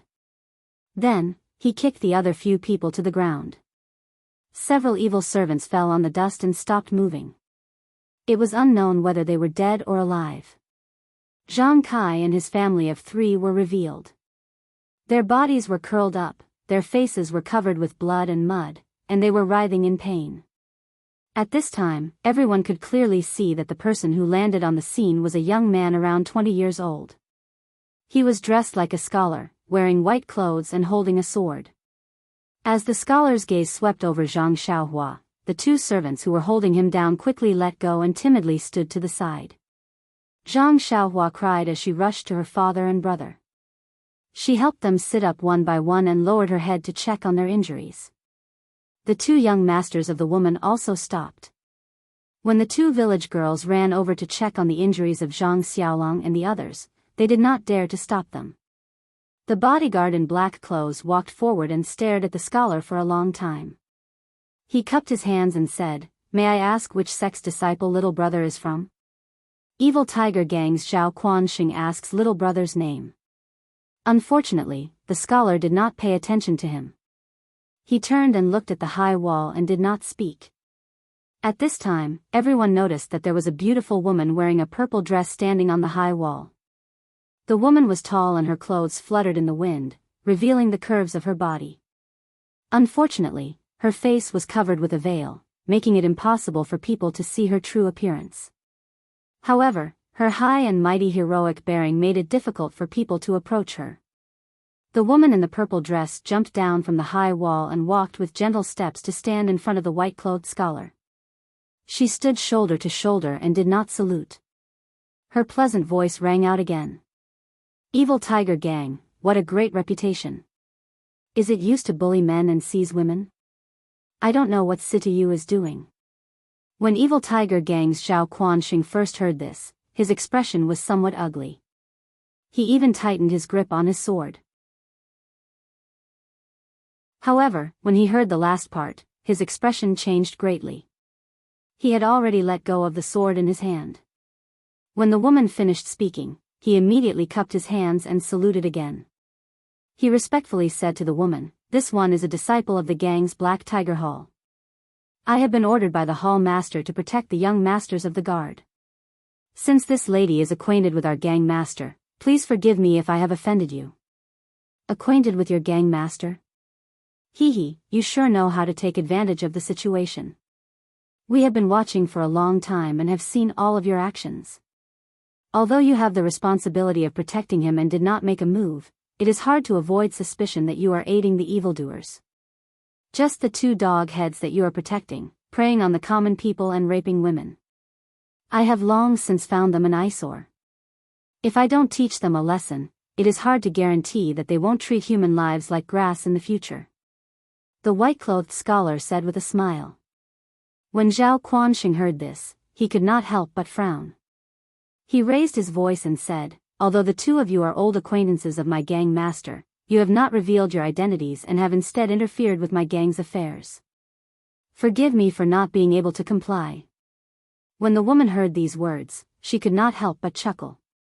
She said, "You dog, you still dare to quibble. If I don't teach you a lesson, you won't be satisfied." When she finished speaking, she was about to step forward. The white-clothed scholar hurriedly stopped her and said in a low voice, "Junior sister, it is the new year. We are here to watch the fun.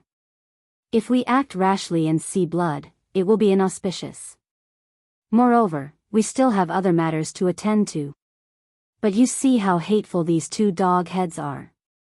Also, the villager who helped out just now was beaten so badly by them.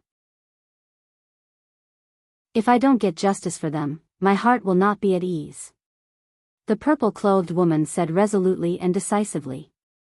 The white-clothed scholar pondered for a moment before saying, "Junior sister, you don't know much about the dangers of this world.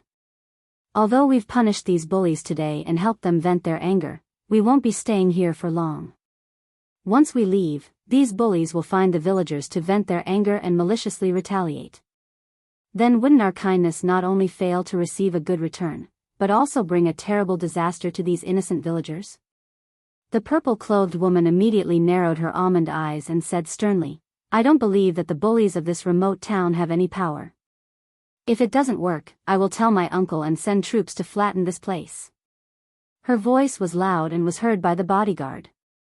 His heart trembled. He knew that these words were probably not meant to scare him. He thought that if he did not handle this well, it would be difficult to guarantee that he would not be in trouble. Thus, he immediately stepped forward and asked in a warm voice, "Two Xiaoxia brothers, today this Zhao was wrong and I apologize again. I will go and persuade the two young masters. I would also like to ask the two of you to tell us your names so that we can bury the hatchet. After all, we are all trying to make a living in the Jianghu." The purple-clothed woman thought about her companion's words and felt that it made sense. When she heard Zhao Qianxing's words, she turned around and ignored him. She went over to Zhang Kai's side to check on their injuries. The white-clothed scholar then took out a small token and handed it to Zhao Quanxing. Zhao Quanxing took the token and looked at it carefully. It was as if he had been electrocuted. With an even more respectful attitude, he handed the token back to the white-clothed scholar with both hands. He turned around and ran over to the two short fat men who were at a loss. He whispered in their ears for a while. The two men's faces became even more unsightly and even somewhat pale. They trembled as they walked in front of the white-clothed scholar and bowed their heads in apology. The white-clothed scholar smiled and shook his head. The corner of his mouth slanted towards the purple-clothed woman. The two men could only walk back to the purple-clothed woman's side and continuously bow and beg for forgiveness. The purple-clothed woman also had a look of indifference and showed no signs of relenting. The two short fat men were also clever. Seeing that there was no effect, they immediately turned to Zhang Kai's family and the two village girls to beg for forgiveness. Farmers were naturally not very shrewd. The fat man only said a few words and the village girl and Zhang Kai's faces relaxed. Only Zhang Xiaohua kept a straight face and didn't say anything. There was only coldness on her face. The village girl looked at Zhang Kai and Zhang Kai nodded. Only then did she say to the purple-clothed woman, "This sister, you see." The purple-clothed woman said, "You don't need to look at my face. I'll listen to you." However, the death penalty for these two fat men can be forgiven, but punishment is inevitable. Have them pay 200 taels of silver to treat your injuries. As for you two dog heads, if you dare to cause trouble for them again and I find out, be careful of your dog lives. When the two fat men heard this, they were overjoyed and immediately agreed. They even said that they wouldn't dare in the future. They took out a few banknotes from their pockets and didn't even count them. They quickly stuffed them into Zhang Kai's hands. Then, they didn't dare to leave. They anxiously looked at the purple-clothed woman and waited for her to say, "Scram." Only then did they dejectedly run back to the black-clothed bodyguard. When the white-robed scholar saw that they had returned, he didn't say anything. He walked over to the servants who had been kicked to the ground by him and gave each of them another kick. Only then did these people stand up and gather around the two fat men. When Zhao Quanxing saw that the matter had come to an end, he didn't dare to say anything else. He cupped his hands in salute to the two people and quickly left with the group of people. After they left, the surrounding people who were watching the show also came over. However, they still looked at the man and woman in awe, not daring to come closer. The white-clothed scholar walked over to Zhang Kai and the others and asked, "Can you still walk?" Zhang Kai replied, "Benefactor, we can walk." The white-clothed scholar said, "Then let's leave here first. Put away the banknotes in your hands. We'll talk when we're outside the town." After saying this, he and the purple-clothed woman left first. Zhang Xiaohua and the two village girls each supported one person and followed them out of Lu Town. Zhang Kai's group looked very strange and aroused everyone's curiosity. The man and woman in front were dressed gorgeously. The woman even wore a veil. The people behind them were obviously farmers. Moreover, 3 of them had bruises on their faces. Their clothes were tattered and there was still blood on their faces that hadn't been wiped clean. There was also a young man whose injuries weren't as serious as the others, but his cheeks were also swollen. The corner of his mouth was broken and his clothes were also dirty. Although everyone's eyes were staring at their backs, when they saw the swords in the young man and woman's hands, no one dared to stop them and ask questions. No one dared to follow them to see what was going on. There was a small stream half a li east of Lu Town. Zhang Kai and the others stopped here. The man and woman in luxurious clothes walked to a tree by the stream. Zhang Kai and the others walked to the stream and washed the blood and dirt off their faces and bodies. Fortunately, during the conflict just now, the servants didn't use their weapons. Although they were heavy-handed, Zhang Kai and the others didn't suffer any serious external injuries. Only Zhang Xiaolong's arm was stepped on many times. It should be broken. As for whether or not there were internal injuries, they didn't know. After Zhang Kai and his family finished cleaning, they brought the 2 village girls to the tree. Zhang Kai saluted and said, "Benefactor, we haven't asked for your great name. You saved our lives, please accept our respect." After saying this, he was about to kowtow and express his thanks.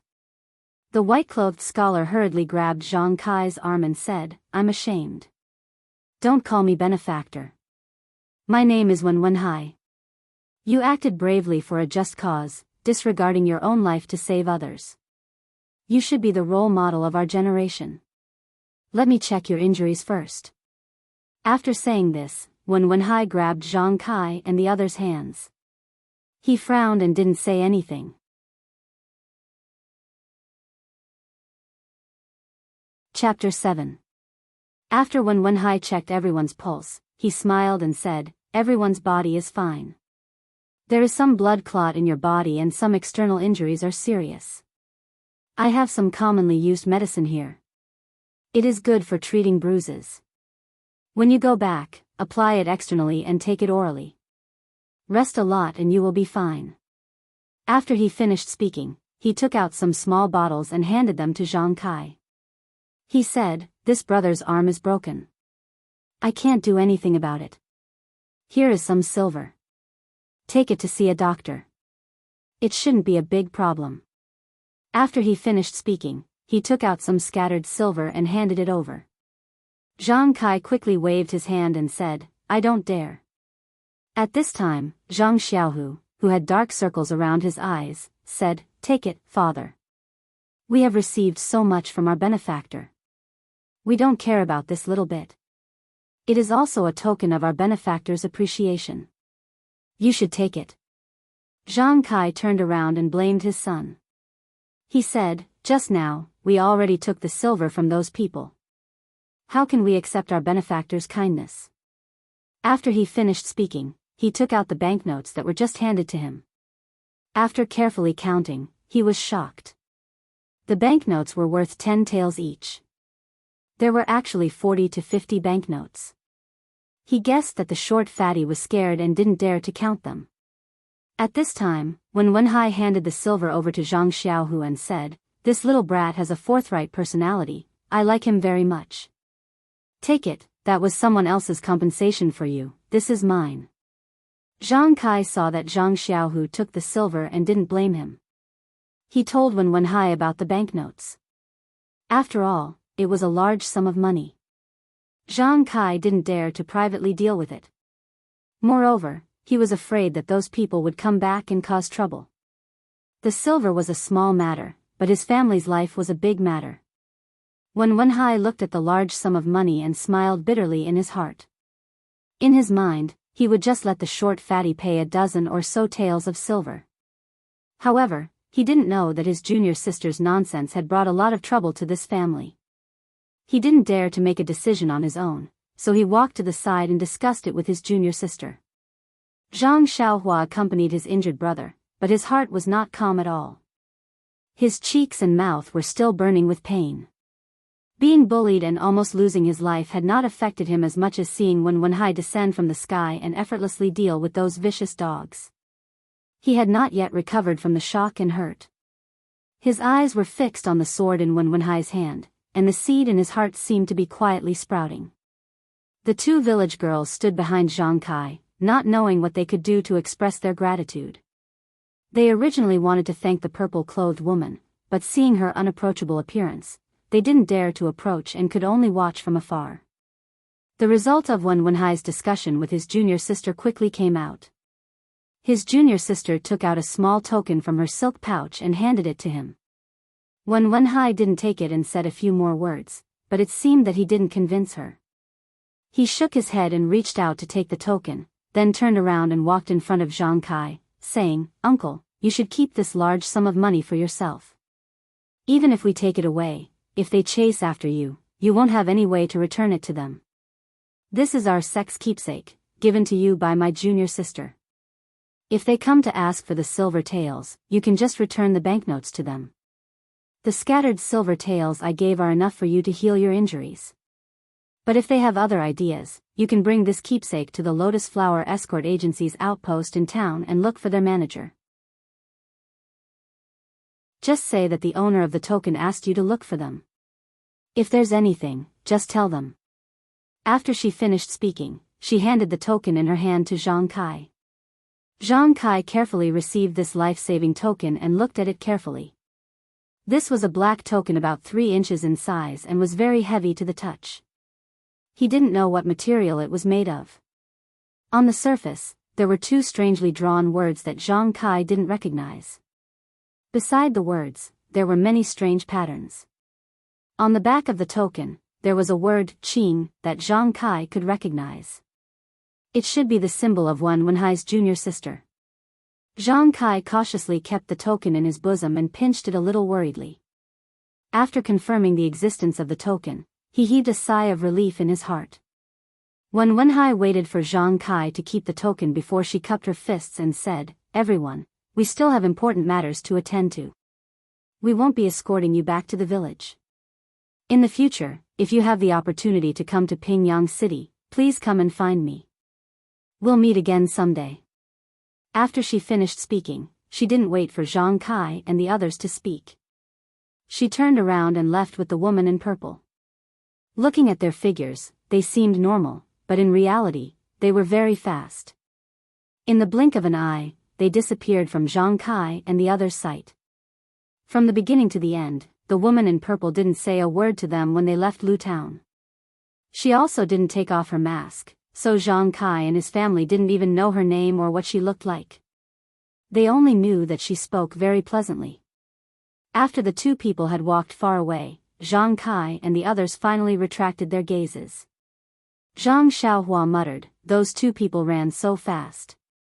Zhang Xiaohu said, "You don't know, right?" "Xiaohua, this is the legendary Qinggong." Zhang Xiaohua asked, "You've seen it before?" Zhang Xiaohu said, "I haven't seen it before." "I guessed it. You didn't see that they didn't run, but they ran faster than running. They were also holding swords.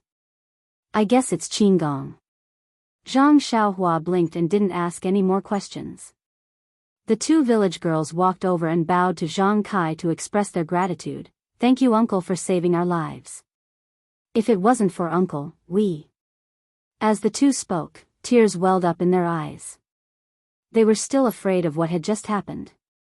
Zhang Kai waved his hand and said, "We're all farmers. It's only right that we help each other.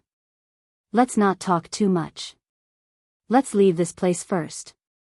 After a long time, it's inevitable that people will come over." "Which village are you from?" The taller village girl said, "We live in Bali Go. My name is Lu Qian and this is my cousin Lu Yeye." Zhang Kai pondered for a moment and said, "Bali Go is to the west of Lu Town. If we want to go back, we'll have to pass through the town. In this situation, it's better not to go into the town. If we go around the town, it's getting late and we probably won't be able to reach home before dark. Miss, we live in the Guozhuang house. It's to the north of the town. Why don't you stay with us for the night and we'll send you back tomorrow?" Lu Qian looked at the sky and said, "Then we'll have to trouble uncle." Everyone got up. Taking advantage of the fact that it was still early, they dragged their injured bodies and hurried on their way. They wanted to reach home as soon as possible. 30 li was not a short distance for Zhang Kai and the rest who weren't injured. Moreover, they had to go around the east of Lu Town. Needless to say, the journey was difficult. By the time they reached the Guozhuang house, the sky was already dark. Zhang Kai originally wanted to go through the small bamboo forest next to the village so as not to attract other people's attention. However, looking at the sky, it wasn't necessary. In the dark, the Guozhuang house was no different from before. There were few people on the small path in the village. Occasionally, people would pass by, but they wouldn't pay too much attention to them. This made Zhang Kai, who had been worried that someone would see his family in a sorry state, heave a sigh of relief. It wasn't until he walked to the gate of his small courtyard and saw the figure of his child's mother under the light that he was completely relieved. When the group of people pushed open the gate and walked into the house, the scene in front of them shocked Guosufei, who had stood up when she heard the door open. She immediately went forward to support Zhang Kai and said anxiously, "Husband, what's going on?" She helped Zhang Kai to a chair and then hurried over to see the child. "Son, is everything okay?" Finally, she saw that there were two girls she didn't know. She didn't dare to ask and looked at Zhang Kai in confusion.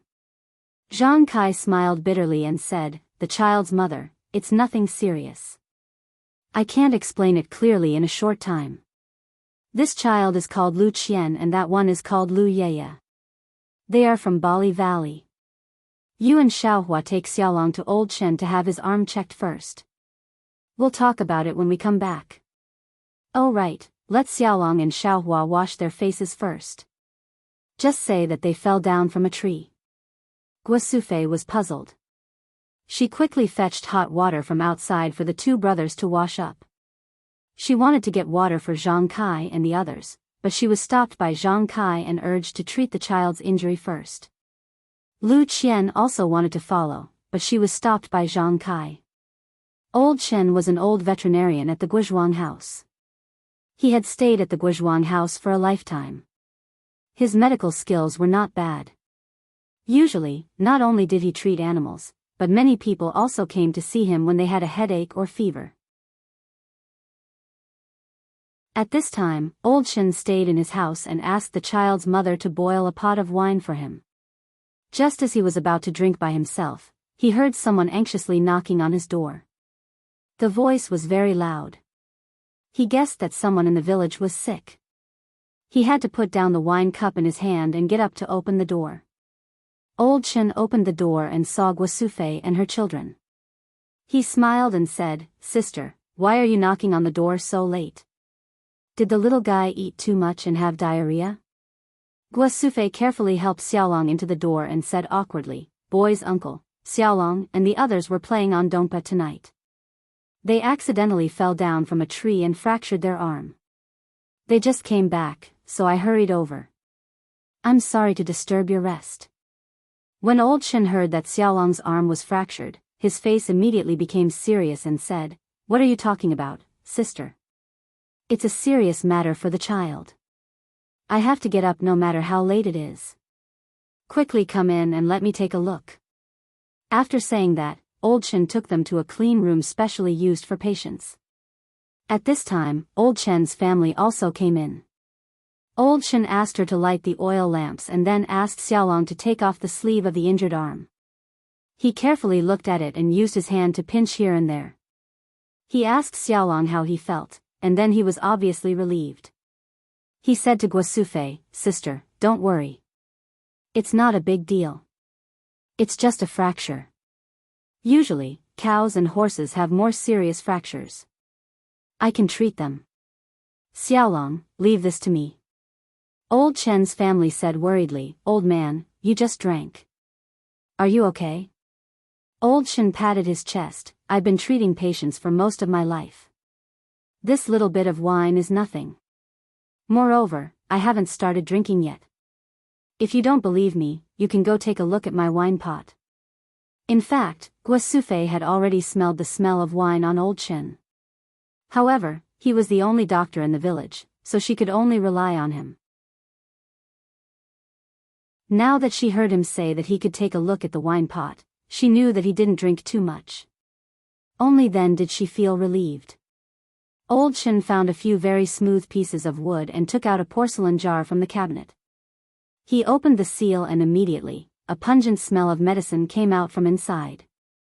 Old Shen first used his hands to carefully help Xiaolong's broken arm align.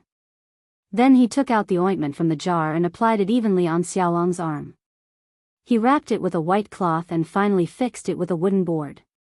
During the whole process, Xiaolong was in so much pain that he clenched his teeth and sweated profusely. Guosufei felt sorry for him and used a towel to wipe him. After doing all this, old Shen washed his hands and said to Guosufei, "Sister, take the children home to rest. Come back in half a month to change the dressing. It takes 100 days to recover from a bone injury. He won't be able to use a hoe for a long time." Guosufei thanked him profusely and left some copper coins. Then she took the two children home.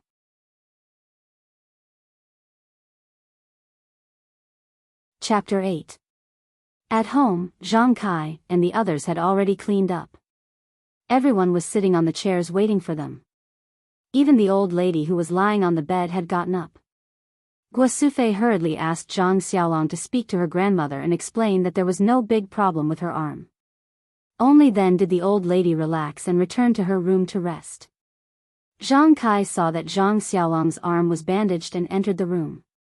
Knowing that there was no big problem, his heart relaxed. Only then did he feel that his body was full of pain and was extremely tired. Thus, he hurriedly asked Guosufei to arrange a place for the two girls to stay. This gave Guosufei a difficult problem. There weren't many rooms at home, and the three brothers were still squeezed into one room. Seeing Guosufei's difficult expression, Lu Qianji said, "Auntie, the two of us can just deal with it for one night. Don't be troubled." Guosufei thought about it and vacated her room for the two girls to stay with her. She chased Zhang Kai to the small room where Zhang Xiaolong and the others were staying. Zhang Xiaohua slept with her grandmother. Fortunately, there was a place for them to stay. Seeing that the two girls had entered the room to sleep, Zhang Kai took out the medicine that Wen Wenhai had given him and gave it to the three brothers. He also applied external medicine to Zhang Xiaohu and Zhang Xiaohua before letting the three brothers go to sleep. When the children returned to their room, Guosufei pulled Zhang Kai to ask about the situation. When Zhang Kai finished telling Guosufei everything that had happened during the day, Guosufei was so scared that her face turned ashen. Her body was trembling a little. She cried softly and said, "Father of the children, we almost couldn't see you again. We went to the market during the new year and encountered this." Zhang Kai coaxed her and said, "It's okay. Mother of the children, isn't it all in the past?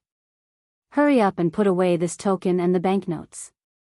When the sun rises, send the two girls back and give them half." Guosufei said, "There's so much money. We'll never see so much money in our lifetime.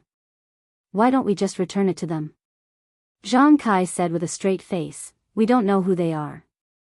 Moreover, our benefactor is right. If we rashly return it, they might want our lives. The lives of farmers aren't worth anything. At that time, if they come to take it, just give it to them." Guosufei nodded in agreement.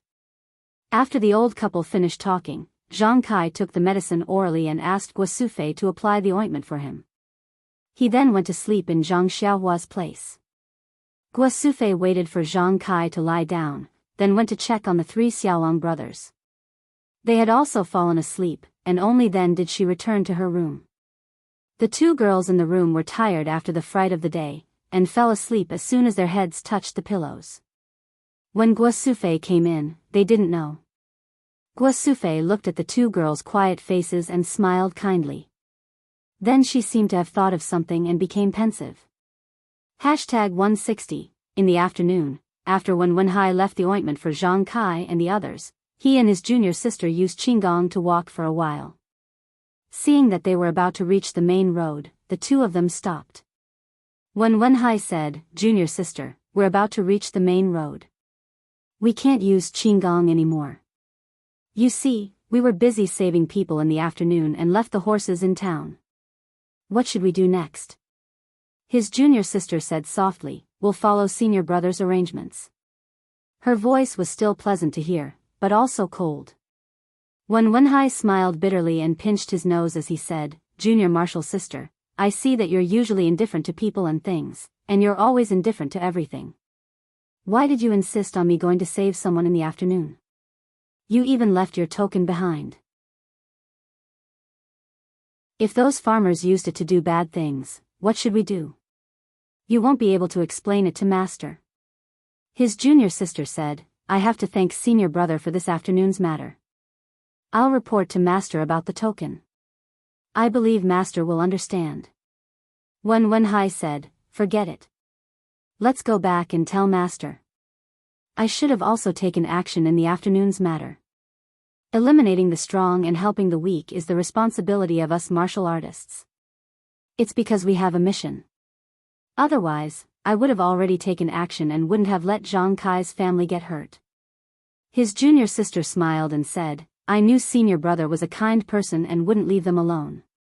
When Wenhai said, "You little girl, you've been cold and warm-hearted since you were young. We grew up together, so how could I not know what you're thinking? However, it's still early. According to the waiter at the restaurant yesterday, there's still a long way to go. We can't delay any longer.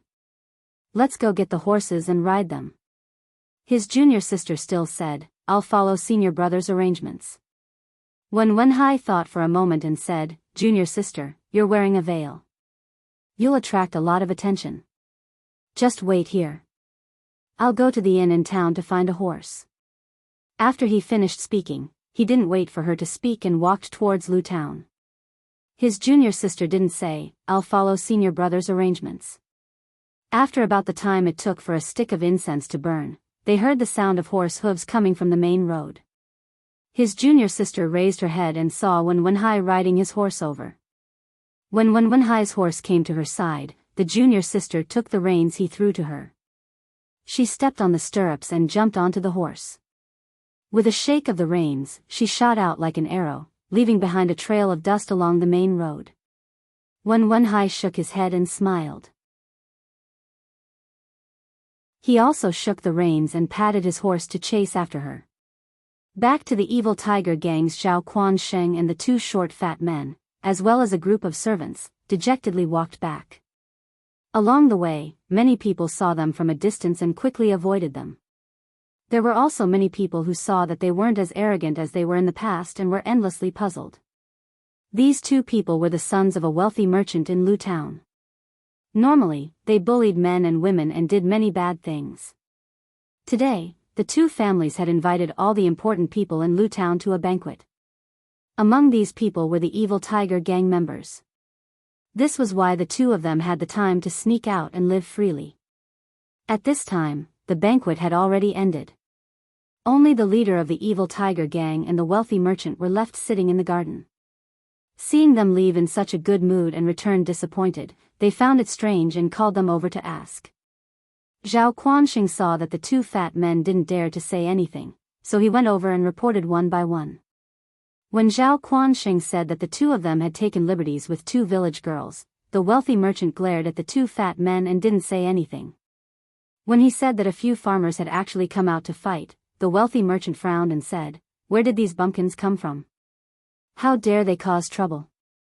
Zhao Quanxing didn't reply and continued to report. When he said that two people from the Jianghu had come out, the wealthy merchant's expression changed. The fat on his face trembled as he looked at the leader of the evil tiger gang. This leader was his relative, so they had always been very close. Only then did the leader frown and didn't say anything. He even picked up his teacup and drank some tea. However, when Zhao Quanxing finished speaking and mentioned the token that the white-clothed scholar had taken out, his hands stopped and he nervously asked, "What is written on it?" Zhao Quanxing still had a frightened expression as he replied, "Misty." Clang! The leader's teacup fell to the ground and shattered into pieces. The wealthy merchant didn't care too much at first, but when he saw that his usually calm relative was scared to this extent, he couldn't help but be shocked. He quickly asked, "Third brother Zhao, what is a misty?" Third brother Zhao didn't reply. He stood up and walked in front of the two fat men. He raised his hand and slapped them. After a few slaps, their faces immediately swelled up and blood flowed out from the corners of their mouths. The two of them were so scared that they didn't dare to leave even if they wanted to. They could only call out, "Third uncle," and beg for mercy. Third brother Zhao angrily said, "You two prodigal things. Normally, you've done no lack of bad things like bullying men and taking women. Your father has already given you 4 concubines. Why aren't you satisfied? Is that village girl very pretty?" Seeing that the two of them didn't dare to speak, he forced them to say, "Speak, is she pretty?" The two of them said, "She's not very pretty. She just looks delicate and pretty. My heart itches." Third brother Zhao was so angry that he laughed and said, "If she's not pretty, then you should take liberties with her. Your hands are itchy too. I really should chop off your hands. Do you know how much trouble you've caused?" At this time, the wealthy merchant also knew the severity of the situation. He quickly walked forward and asked, "Third brother, is the trouble very big?" Third brother Zhao didn't answer his question. Instead, he narrowed his eyes and thought for a while. Suddenly, he said strangely, "Why did the two of you come back in one piece?" This question was very abrupt. The two fat men didn't know how to answer. Zhao Quanxing took over and said, "Hall master, it's like this." He then told him everything that had happened. That third brother Zhao sat back down in his chair. He closed his eyes and didn't speak again. It was as if he was thinking about something. One of the fat men who had just been beaten muttered heartlessly, "They said they would give us 200 taels of silver. I didn't really count before I gave them 500 taels of silver in banknotes.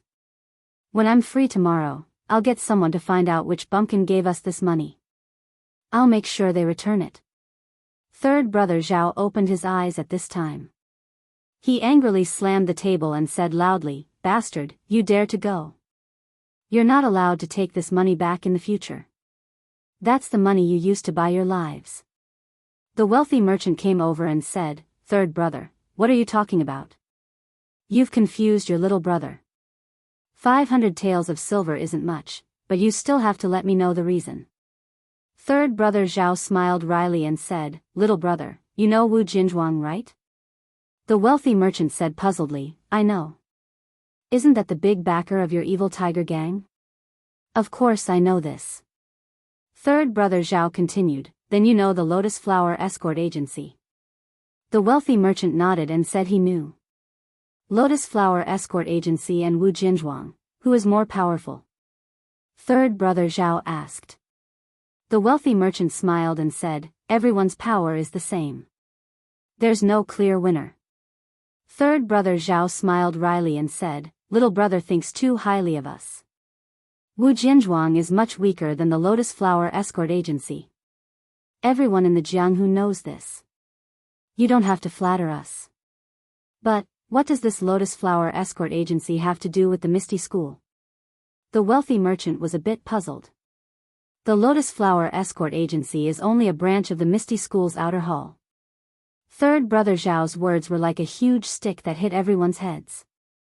The two short fat men were stunned. They never would have thought that taking liberties with two village girls who weren't pretty in this small Lu town would cause such a big problem. Luckily, when Zhao Quanxing asked them to pay the money, although they were extremely unwilling, they still obediently followed his orders. Otherwise, the two fat men wouldn't have dared to think any further. Number 160.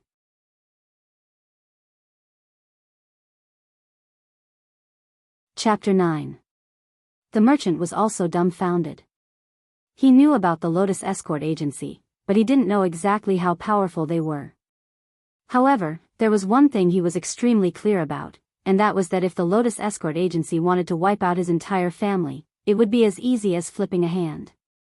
The merchant sat there thinking about the past and the future, his mind in a complete mess. At this time, Brother Zhao San's voice sounded, Brother, there's no need to be so pessimistic. Since the two nephews have returned safely and have paid the compensation, and the people involved aren't from the Misty School, there shouldn't be any other big issues. However, brother, remember to stop here.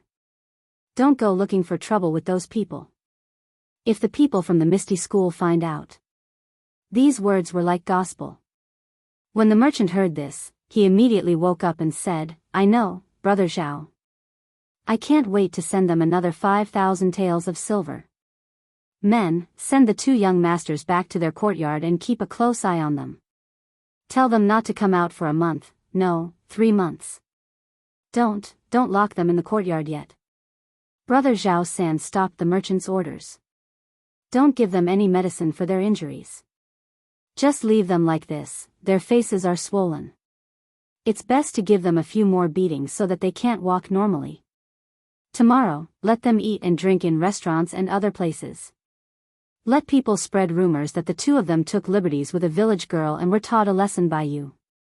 The merchant was overjoyed when he heard this and gave a thumbs up, Brother Zhao, good idea.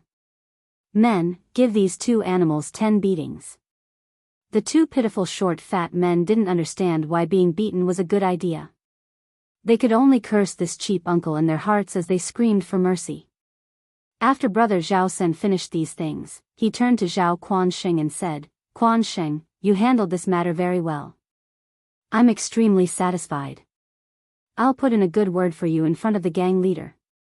Zhao Quanxing was overjoyed when he heard this. Isn't this all thanks to your daily teachings, Hall Master? Quanxing is willing to serve Hall Master wherever you go. The merchant also said, Quanxing, it's all thanks to you today. I have to thank you properly. Men, bring me 1,000 taels of silver. Zhao Quanxing said, no need to be polite. We should protect the young masters when we go out. Hall Master Zhao said, take it, you deserve it. If it weren't for you, even 10,000 taels of silver wouldn't have been enough. Only then did Zhao Quanxing politely accept the thin banknotes and put them in his pocket. At this time, Hall Master Zhao said, Quanxing, hurry up and inform the gang leader that someone from the Misty School has appeared in Lu Town. I don't know why they're here at this time. After Zhao Quanxing agreed, he immediately bid farewell to the wealthy merchant and left. Not long after, he appeared in a remote courtyard and walked into a small hut. After a while, the window of the hut opened and a carrier pigeon flew out. It circled in the air for a moment before it determined the direction and flew towards a certain place.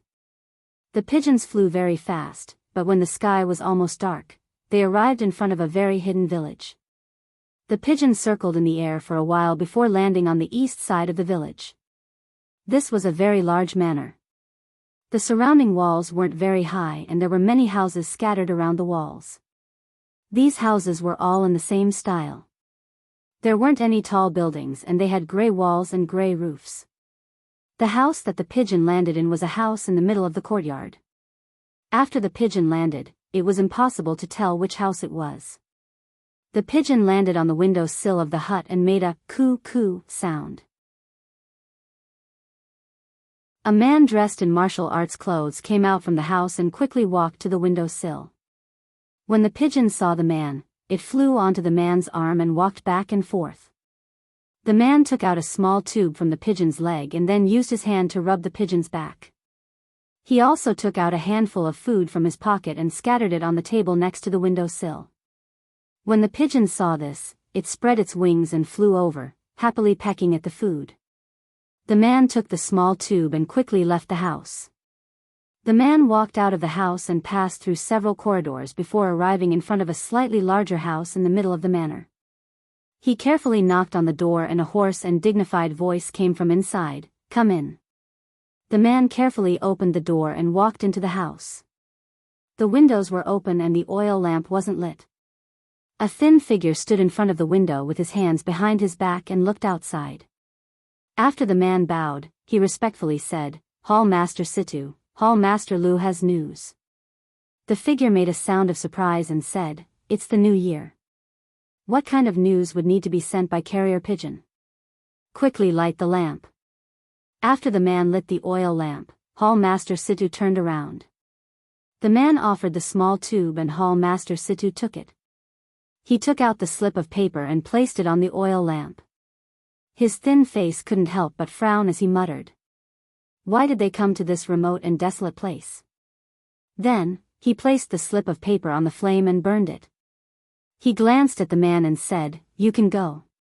The man bowed and quietly left, leaving Hall Master Situ sitting alone in the flickering flame of the lamp. Hall Master Situ knew that he had to let his gang leader know about this news. However, he didn't know where to go. This was because, as early as last night, gang leader had told him that he had something important to do today. When he went to find gang leader this morning, he couldn't find him. Just as Hall Master Situ was guessing gang leader Situ Ping's whereabouts, his cousin, who had always been competitive and not inferior to men, was riding a horse and following behind a young man in embroidered clothes. She whispered to the young man, "Ma, this is the tallest mountain in Lu Town. It's called Stone Man Peak. It got its name because there's a stone on the mountain that looks like a person. If we hurry, we'll be able to enter the mountain in the time it takes for half a stick of incense to burn. However, I don't know where young master wants to go, so I can't tell you the exact time." Ma turned his head and waved the horsewhip. He gently said, "Gang leader Situ, there's no need to be so reserved. Since Manor Head Wang recommended you as a guide, I don't treat you as an outsider. After we finish this matter, I'll definitely reward you. As for the specific location, I'll tell you when we enter the mountain." Situ Ping looked at Ma's gentle jade-like face and elegant eyebrows.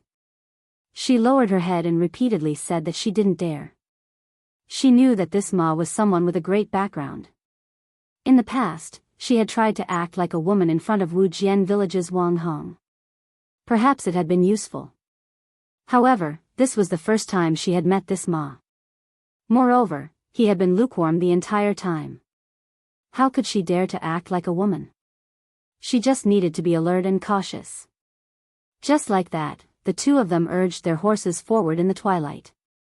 On the other side of the mountain, when Wenhai and his junior martial sister were also galloping towards the mountain. Seeing that the mountain was nearing, Wenhai slowly tightened the reins and slowed down the horse. He turned his head and said to his junior martial sister, "Junior martial sister, we're about to reach the mountain. I think we should eat something first and rest for a while." Once we've recovered our energy, we'll be able to deal with the situation in the mountain. Perhaps there'll be a tough battle ahead. The junior martial sister nodded in agreement. The two of them dismounted and rested. They took out the dry rations they had brought with them and ate. After they finished eating and drinking some water, the junior martial sister couldn't help but ask with some worry, "Senior martial brother, this mission is so important. Why didn't Master come personally? No matter what, he should have let the sect leader come. Why did he send the two of us? I really don't know what Master is thinking." When Wenhai took another sip of water, he looked around and said in a low voice, "Junior martial sister, Master naturally has his own reasons for making such arrangements. Before we set off, he told me in advance that in order to not attract the attention of other sects, the second-generation disciples of the various sects will be sent for this mission. Moreover, there will be an elder presiding over it for us. We'll know the specifics when the time comes. We'll just have to listen to the elder's arrangements. In any case, this is a lucrative mission. If nothing unexpected happens, we'll be able to complete it perfectly. When we return, Master will reward us handsomely." The junior martial sister said, "I originally thought that this place that I've never heard of would be a remote and desolate place with dangerous mountains and rivers. Along the way, there's actually a beautiful scenery. Although we haven't entered the mountain, it feels majestic. I wonder what it's like inside. It's a pity that we can't appreciate anything at night. Otherwise, this trip wouldn't have been in vain." When Wenhai slapped his forehead, junior martial sister actually has such thoughts. "Senior martial brother can't compare to you. Could this be the reason why my martial arts aren't as fast as yours?" The junior martial sister didn't answer. He couldn't see her expression under the veil. When Wenhai said again, "Junior martial sister, it's getting late. You should take off your veil. There's no one around here." The junior martial sister still didn't answer. When Wenhai was used to this and said to himself, "All right, it seems like it's not too late. Let's get moving. We should be able to arrive at the scheduled time." After the evil tiger clan's chief Situ accompanied Brocade Clothes Ma into the mountain, they galloped along for a while. Seeing that they were in front of a mountain, Ma stopped his horse and jumped off. Situ Ping also followed suit. Ma said, "Chief Situ, do you know where Five Claw Peak is?" Situ Ping said, "Of course I know. Five Claw Peak is one of the 5 small peaks next to Stoneman Peak. Because its shape is like a monkey's curved finger, it got its name. There's no road to go to that area. Horses can't go there, so we can only climb these mountains." After Ma heard this, he smiled and let go of his horse's reins. The horse went off on its own, looking for hay. Situ Ping also patted his own horse and put the reins on it. The horse also followed Ma's horse. It seemed like it was used to this. Ma said, "Then I'll have to trouble Chief Situ to lead the way." Situ Ping didn't stand on ceremony. He cupped his hands and used his qigong to climb up the mountain. Situ Ping raised her Dantian Qi and ran for the time it took to burn 2 sticks of incense in one breath. Gradually, she felt a little weak and tired. At this time, she heard Ma's gentle voice in her ear, "Chief Situ, it's still early now.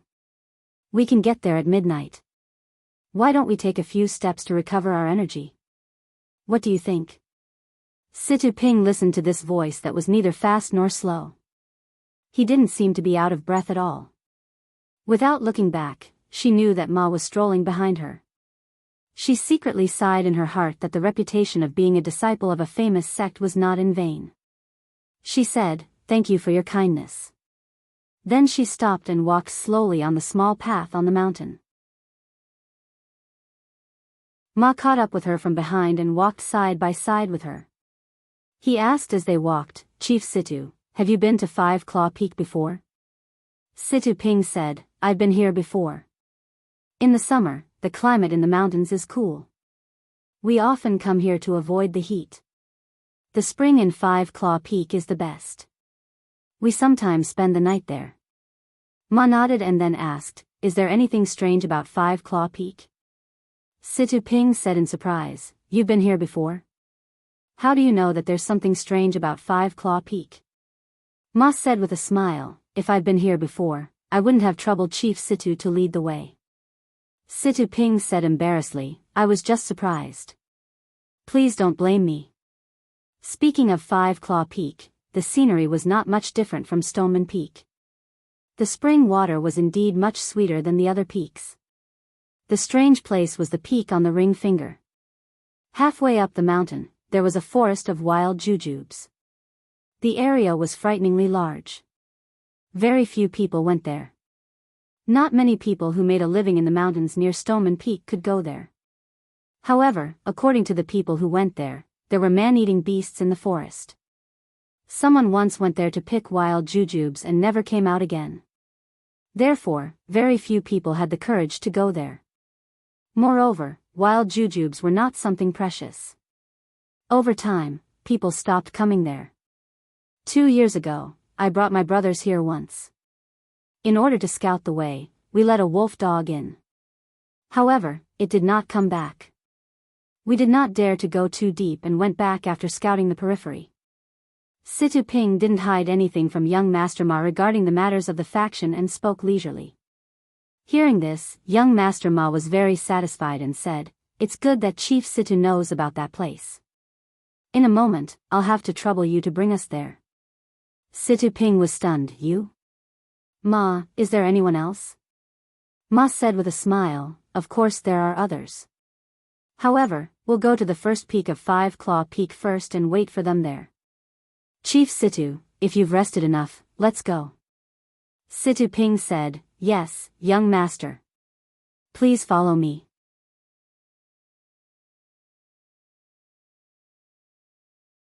Chapter 10. It was very quiet in the mountains at night. There weren't many birds and insects chirping.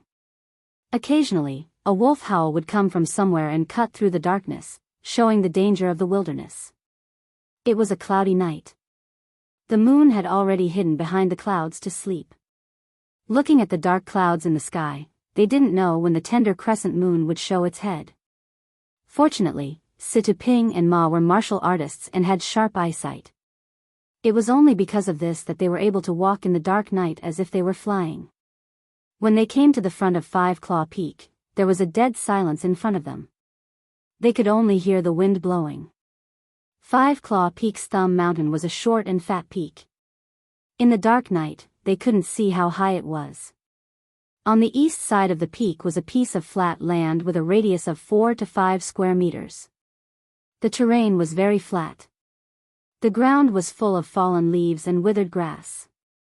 When they stepped on it, there was a rustling sound. Ma looked around and said to Situ Ping, it's here. Let's wait here. Then, passing through the withered grass on the flat land, he walked to the side of a protruding rock that was as big as a crouching cow. He flew up and sat down cross-legged. He didn't speak anymore, as if he was meditating. Situ Ping also followed him to the side of the rock. However, she didn't jump on the rock. Instead, she stood leaning on the rock. Her hand held the sword at her waist.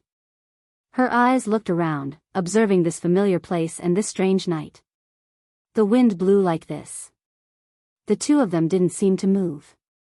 Just like this, the time to drink a cup of tea passed. Suddenly, Ma opened his eyes and looked in the direction of the forest in the north. Situ Ping felt Ma's movement and also turned to look at the forest. She listened carefully but didn't find anything. Just as she was surprised, she heard someone using qinggong to rush over from the forest in the north. Situ Ping couldn't help but sigh in her heart, as expected of a disciple of a famous sect. After a while, the people in the night arrived in front of them. It was Wenhai and his junior sister. It seemed that they had abandoned their horses at the foot of the mountain and ran up on foot. Wenhai didn't jump down from the tree in a hurry. He first looked down at the situation in the field. Then, he called his junior sister to jump down from the treetop. He didn't greet the people in the field.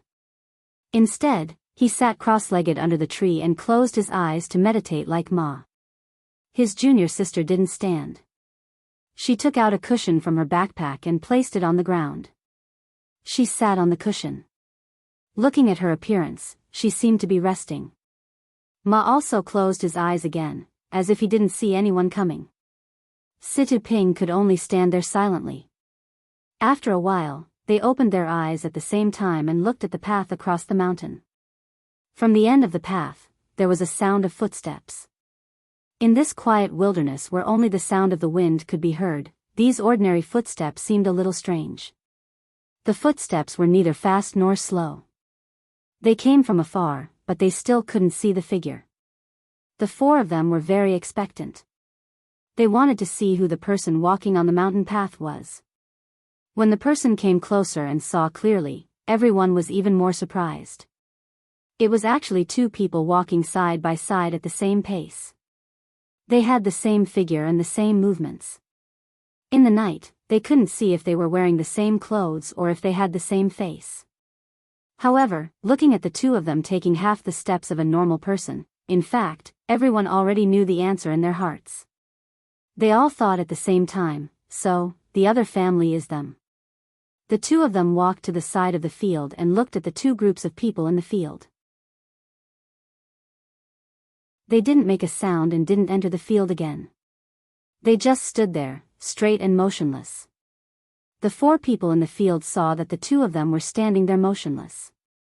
Just like before, they closed their eyes and rested. It seemed that there was still someone who hadn't come.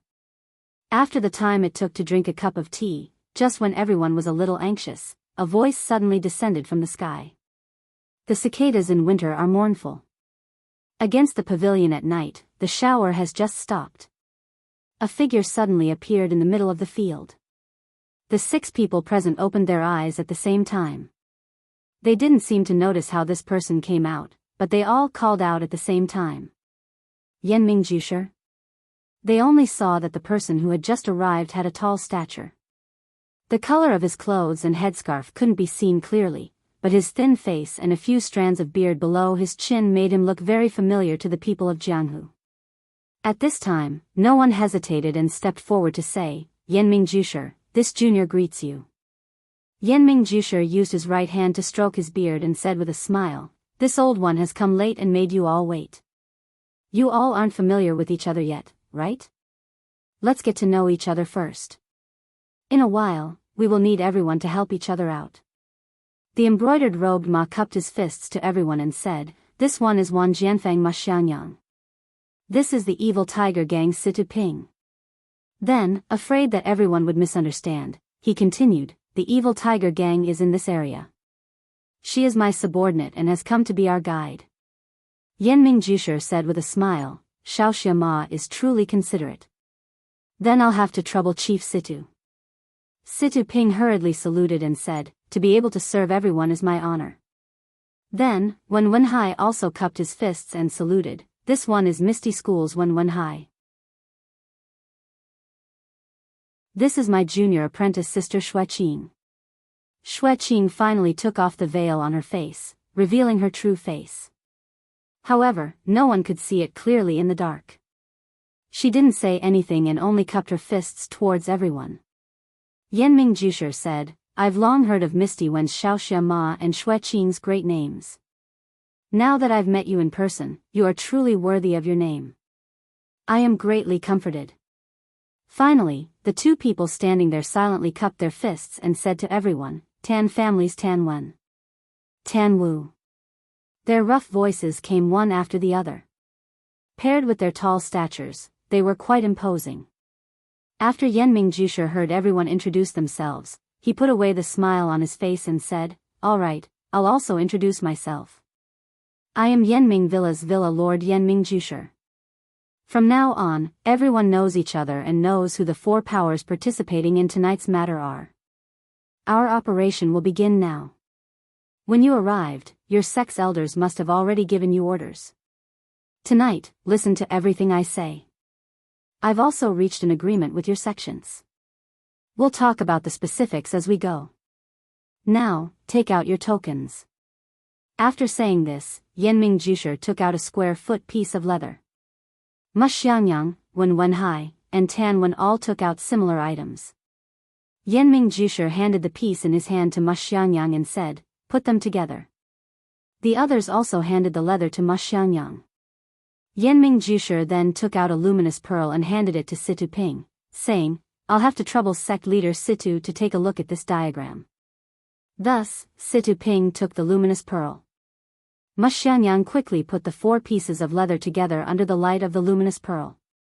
Under the faint light of the luminous pearl, everyone could see that there was a map drawn on the leather. It was shaped like 5 fingers, and there was even a circle drawn in the middle of the ring finger. Situ Ping carefully looked at the map. He exchanged a glance with Ma Xiangyang and said to everyone, "That's right, this map is the 5-clawed peaks. The 5 claws are all the same length. Look, this thumb is longer than the index finger, and the ring finger is the longest." When everyone heard this, they all looked at Yanming Jusher. Yanming Jusher said, "That's good. Everyone, take back your things." Ma Xiangyang obeyed and returned the 4 pieces of leather to their rightful owners. Situ Ping also returned the luminous pearl to Yanming Jusher. Yanming Jusher took the luminous pearl and said, "Sect leader Situ, do you know where the circle should be?" Situ Ping said, "That's a forest of jujubes. I've been there before. I once let a wolf dog go in, but it never came out." Yanming Jusher said, "That's good. Then I'll have to trouble sect leader Situ to lead the way." Situ Ping said, "All right. Then I'll have to ask everyone to follow me." After he finished speaking, he used his qinggong to move forward. Yanming Jusher looked at Ma Xiangyang, Wen Wenhai, and Tan Wen. They nodded in understanding and used their qinggong to follow in that order. Finally, Yanming Jusher looked around carefully. When he didn't find anything out of the ordinary, he got up and followed them like lightning. The only thing left was the lonely crouching ox rock. The wind blew past, blowing up the fallen leaves and withered grass. Soon, all traces of the rock were covered. It seemed that no one had ever come to such a remote place in the middle of the night. The group of 7 used their qinggong and was led by Situ Ping. Like a gust of wind and lightning, they swept through the dark night. In about the time it took for 2 incense sticks to burn, they arrived at the previously mentioned Jujubes forest. At this time, the moon had already set in the west. Thick black clouds still covered the sky. It wouldn't be long before the sky brightened. In the darkness, the Jujubes forest couldn't be seen clearly. It was like a huge monster was entrenched in the middle of the mountain. Situ Ping looked at the place he had been to before and felt a trace of unfamiliarity. So there was such a difference between day and night. He didn't know what secret this mysterious Jujubes forest was hiding. It actually made the 4 sects come all night and cooperate like this. Situ Ping stopped and waited for everyone to arrive. He said to everyone, "Everyone, this is the Jujubes forest marked by the circle on the map. According to the height, it should be here." Yanming Jusher said, "It should be correct." After he finished speaking, he didn't go forward to look. Instead, he sat down on the ground. Seeing that everyone didn't understand, he smiled and said, "There's still some time before we make our move. Everyone rest for a while. I'll explain it to you. Otherwise, you'll still be confused. I can guarantee that nothing will happen if we go in." Thus, the other 6 people sat on the ground in a semicircle in front of Yanming Jusher. Yanming Jusher organized his thoughts and looked at the juniors sitting around him. He said, "Do you know the one-armed sword god from 300 years ago?" Everyone shook their heads. Yanming Jusher continued, "Before the 2nd of February last year, I didn't know. Your master also didn't know. On the 2nd day of February last year, my wife and I went to Yu City's Dragon God Temple to burn incense. In the Dragon God Temple, we actually met your Wan Jianfang's Wan Qingjiu and his family. There was also your Misty School's O Peng, and the Tan family's master Tan Yefeng. The 4 of us had been close friends for a long time, but we had never met.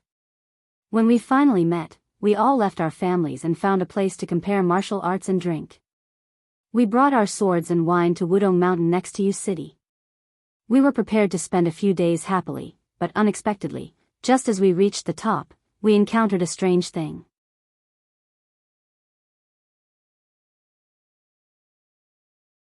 Chapter 11.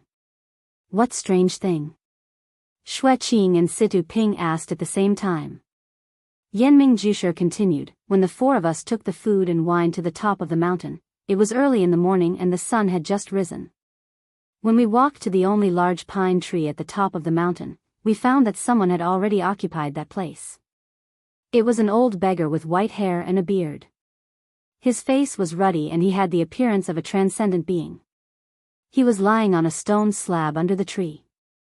When the rising sun shone on his body, he looked like an immortal. Yanming Jusher narrowed his eyes and spoke slowly, as if he was reminiscing about the past. But his clothes were ragged and he looked like a beggar. We thought that he was an elder of the beggar sect, but he didn't carry a cloth bag.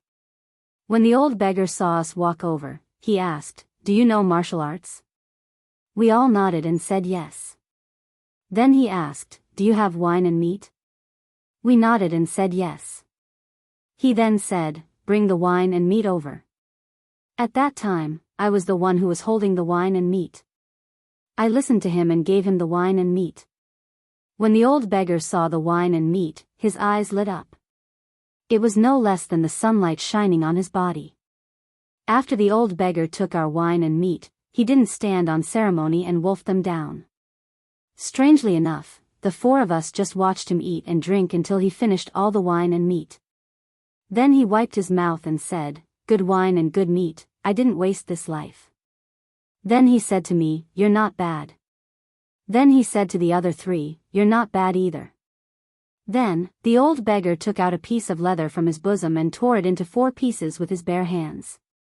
He casually tossed one piece to each of us.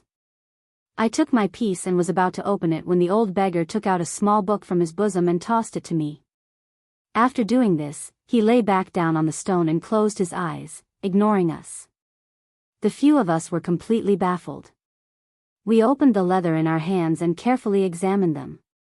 "They are the ones you are holding now." However, we still couldn't figure it out.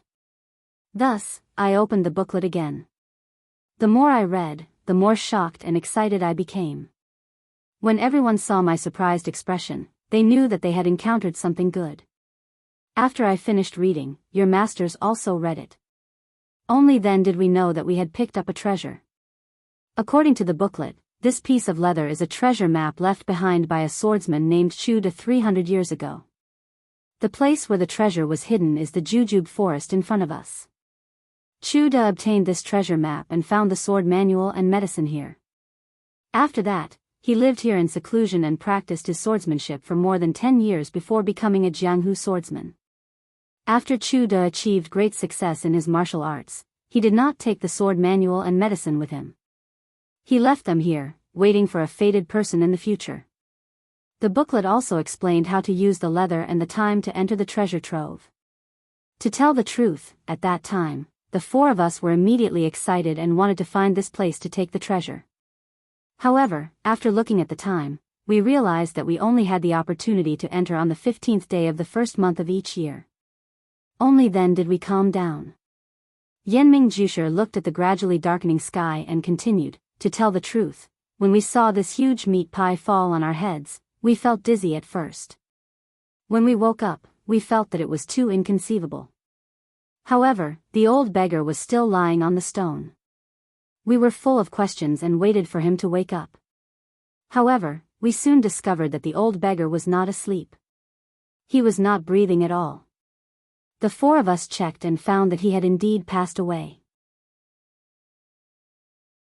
Therefore, after we buried him, we discussed the matter of taking the treasure. However, because it was still early before the 15th day of the first month, we first returned to our respective sects to confirm the authenticity of this treasure. Moreover, we also planned the details of taking the treasure. We also agreed on the time and place of our next meeting. When we met again, we each took out the information we had collected. It turned out that 300 years ago, there was a one-armed swordsman in Jianghu. His name was very ordinary, called Chu De. His martial arts were very high and he was an upright person. At that time, there were often rumors about him eliminating evil and bringing peace to the people. However, no one knew his origin. Everyone tried their best to find out about his sect and origin, but it was to no avail. This Chuda never sparred with others because according to him, his sword moves were all killing moves. Once he made a move, there would be blood. He could not be used for sparring. Moreover, he was not famous. Although his martial arts were very high, no one could compare him to the top few in Jianghu. However, according to Taoist master Qing Mao, who was the first in martial arts at that time, he saw Chu Da's swordsmanship and felt that he could not compare to Chu Da's indomitable sword intent. After hearing this, the entire Jianghu was in an uproar and no one dared to provoke Chu Da. However, there were also people who wanted to be famous who pestered Chu Da and requested to spar with him. Chu Da avoided all of them. Until one day, Chu Da encountered the second most powerful swordsman in Jianghu who was massacring a village. In a fit of righteous indignation, he killed the swordsman with his sword. From then on, his ears were quiet and no one came to court death. Yunzhou, where Chu Da lived, was called Pingyang City 300 years ago. There was no one in Jianghu who dared to run amok there. Actually, what we coveted the most was not his martial arts. As for the sword manual, only the people from Wanjianfang would covet it. Yanming Jusher said to Ma Xiangyang with a smile. We found out that this Chu Da actually lived to be 120 years old. The 6 young people who were listening to the story all cried out in surprise. The people of Jianghu could not be compared to ordinary people. They lived their lives on the edge of the blade. It was inevitable that they would have internal and external injuries. When they were young, it was not a big problem. However, in their later years, they would show their prowess. Unless they practiced profound internal strength, very few people lived to be 80 years old. Therefore, it was a miracle that this Chu Da could live to be 120 years old. At this time, the eyes of the few young people lit up. They were all wondering if they could find life-prolonging medicine in the forest. In fact, most of them had the same attitude towards secret manuals. They could not even finish practicing their own martial arts, so how could they have the time to practice something from another sect? Besides, even if it was a top-notch martial art, didn't it still require time and sweat? Everyone present was not young and their meridians had already formed. If they were to practice it again, it would be half the result with twice the effort. Who would be stupid enough to do such a thing? They might as well get some personal benefits. If they could live for 10 more years, that would be 10 more years of enjoyment. They could also practice martial arts for 10 more years. Wouldn't that be better than any top-notch martial art? Of course, if there were any top-notch sword manuals, they could bring them back to their own sect. It could be considered as contributing to the development of the sect. When the time came, it would be recorded in the sect's ancient records and their names would go down in history. As they thought about it, it was as if they could see each other's saliva. Yanming Jusher saw the expressions of the young people and smiled. He continued, therefore, the 4 of us continued to discuss the matter of treasure hunting and obtaining. We also assigned different people to search for similar terrains according to our respective powers. The heavens do not disappoint those who work hard. As early as 2 months ago, we finally found this Stone Man Peak. Finally, according to our previous discussion, in order to not attract the attention of other sects, the few of them will stay in their own sects and only send out their outstanding second-generation disciples. Even the head disciple and other disciples who might attract the attention of others will not be sent out. Instead, I, the Manor Lord who has yet to establish a sect, will lead the people from each sect to obtain the treasure. Of course, you are all reliable members of the sect. You are all the confidants of the head disciple. Before coming, we all discussed that if you have any fortuitous encounters in the treasure trove, it will all belong to you. Immediately, everyone's expressions brightened. They finally understood why their master had sent them and not anyone else. Yanming Jusher continued, now, let's talk about the most important thing. The method of distribution of the treasure. When everyone heard this, their expressions froze as they listened attentively. If the treasure can be divided equally, then it will be divided equally. If there is a difference, then we will divide it equally. As for the rest, how do you think we should divide it? Everyone stared blankly, feeling astonished. This Yanming Jusher was quite humorous. Even at this point, he still wanted to test the younger generation. What a wonderful person. No wonder the masters allowed him to come alone and lead a group of juniors. When Wenhai rubbed his nose and said, "Sir, the people of Jianghu have their own rules. Let's use our fists and feet to decide." The rest of the people also agreed. Yanming Jusher mysteriously said, "Your masters also said the same thing." At first, they said it would be a sword competition, but other than Wan Jianfeng, the others disagreed. Then they said it would be a fist competition, but other than the Misty School, the others also disagreed. Then they said it would be a fist competition, and other than the Misty School, the others also disagreed. Then they said it would be a fist competition, and other than that, the others also disagreed. So they said it would be 3 rounds, with 2 wins out of 3 rounds. But how can you and I have such a good grasp of the martial arts competition? They were also worried about the safety of their disciples. Can you guess what method it was? Everyone looked at each other, staring at each other, unable to guess. Yanming Jusher fell to the side and encouraged. Finally, Xue Qing's face was red as he stammered, "Say. Senior, could it be rock, paper, scissors?" After saying this, his face was so red that it was about to drip blood. Yanming Jusher said in surprise, "Heroine Xue's mind is so sharp, you actually guessed it correctly." Everyone was in an uproar, but only when Wenhai had a strange expression on his face. Everyone looked at the thin-faced, pedantic senior in front of them with reverence, and couldn't help but feel a sense of familiarity. They all muttered in their hearts, "Why is there such a big difference between people? Our master always has a straight face. How can he have such a demeanor?" Just as everyone was silently criticizing their master, they saw Scholar Yanming look at the rosy clouds on the horizon. He slapped his forehead and said, "Quick, go to the edge of the forest. Don't miss the time." After saying this, he ran to the edge of the forest. At this time, the sun from the east just happened to peek out from the other side of the mountain. A shadow flashed from the forest, passing between 2 trees at the edge of the forest and quickly retreating toward Stoneman Peak.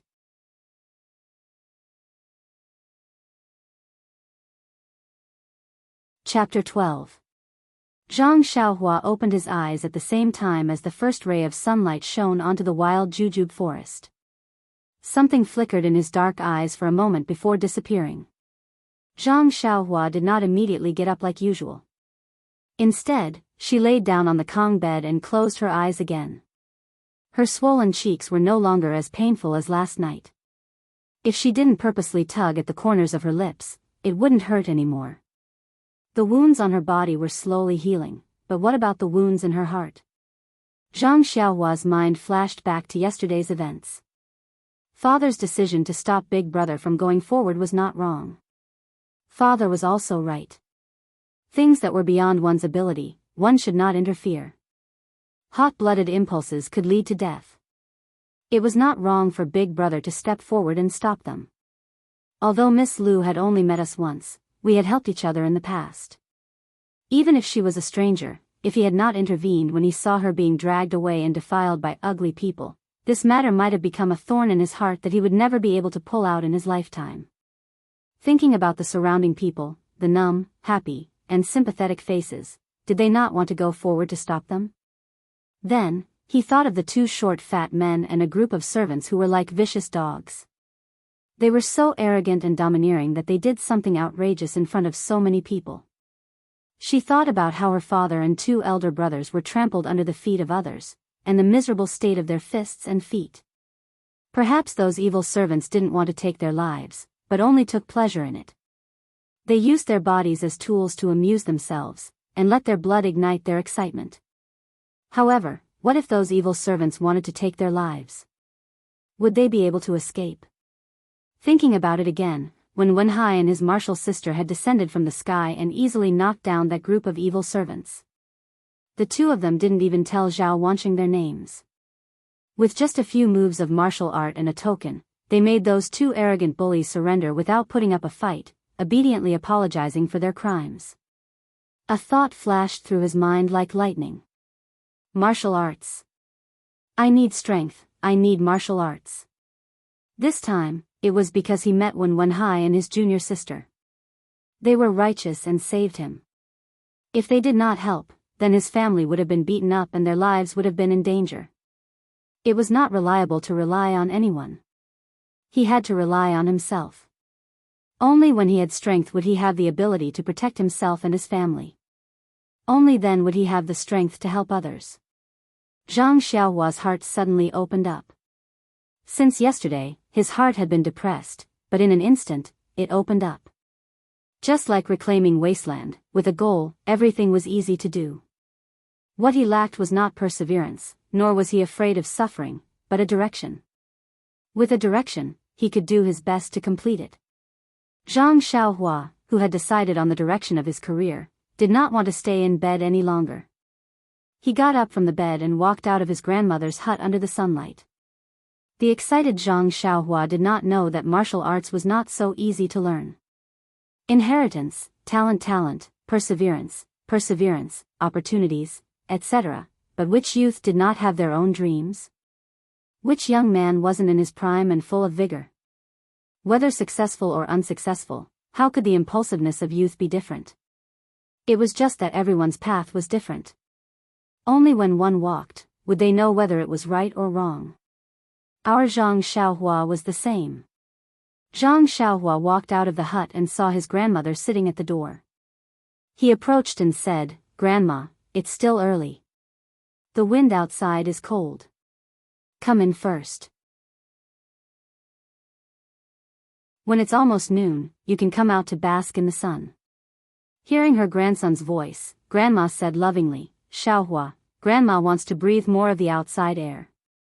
Grandma wants to live one day at a time. I don't want to stay in the hut every day. But you, does your body still hurt? You should sleep more in bed." Zhang Xiaohua said cheerfully, "Grandma, I'm fine. Touch my face, it's not swollen anymore."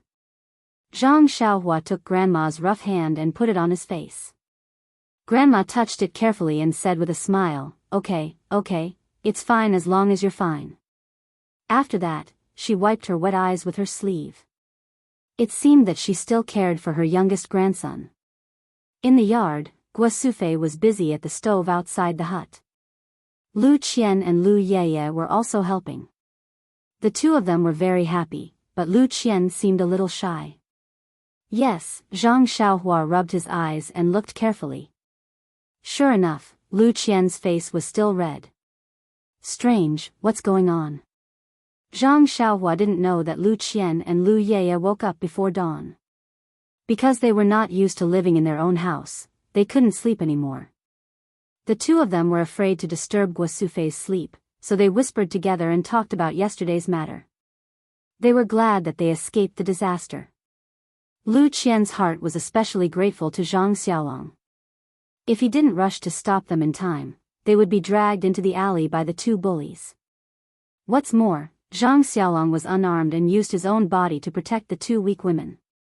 Although he was seriously injured, he still had a determined expression on his face, which was deeply engraved in her heart.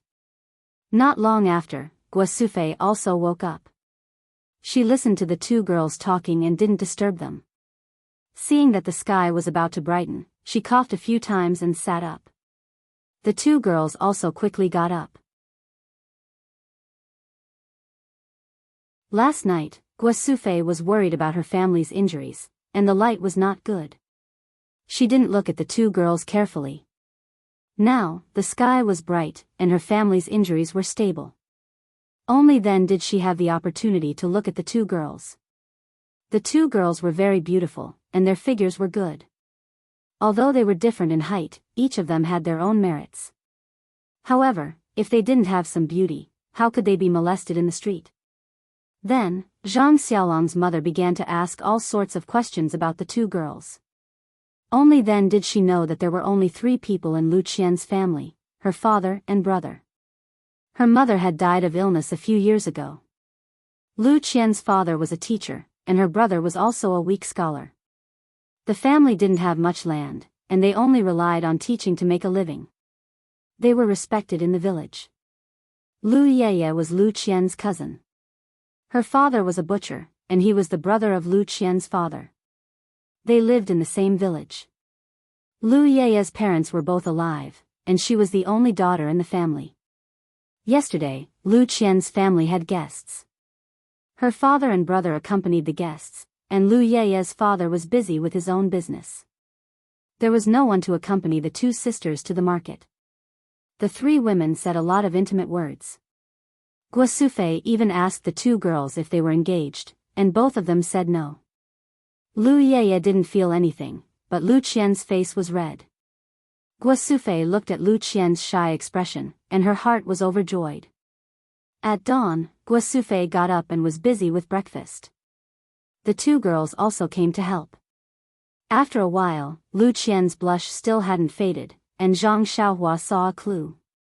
Zhang Xiaohua walked to the front of the stove and said, "Good morning, two sisters." It was a very ordinary greeting, but Lu Qian heard the sensitive sister. She felt that her thoughts were read by this little brother, and her blush rose to her eyebrows. Lu Yeye happily replied, "Good morning, little brother." Zhang Xiaohua asked about her father and brother. Guosufei said that she had already gone to see them, and there were no changes. The injuries on the outside were lighter, and they hadn't recovered yet. She estimated that they would wake up in a while. While they were talking, Zhang Kai came out of the house. He was holding a wooden stick as a crutch, and he was limping. It seemed that his right leg wasn't very comfortable. Guosufei and Zhang Xiaohua went to greet him. Zhang Xiaohua brought a chair for her father in the courtyard, and let Zhang Kai sit on it. He stretched his waist, and his waist hurt so much that he gritted his teeth. Lu Qian and Lu Yeye went forward to greet him, and Zhang Kai repeatedly said that there was no need. Then he said, "The two girls didn't come back last night, so your family must be worried. The few of us men are injured, and Xiaohua alone can't escort you back.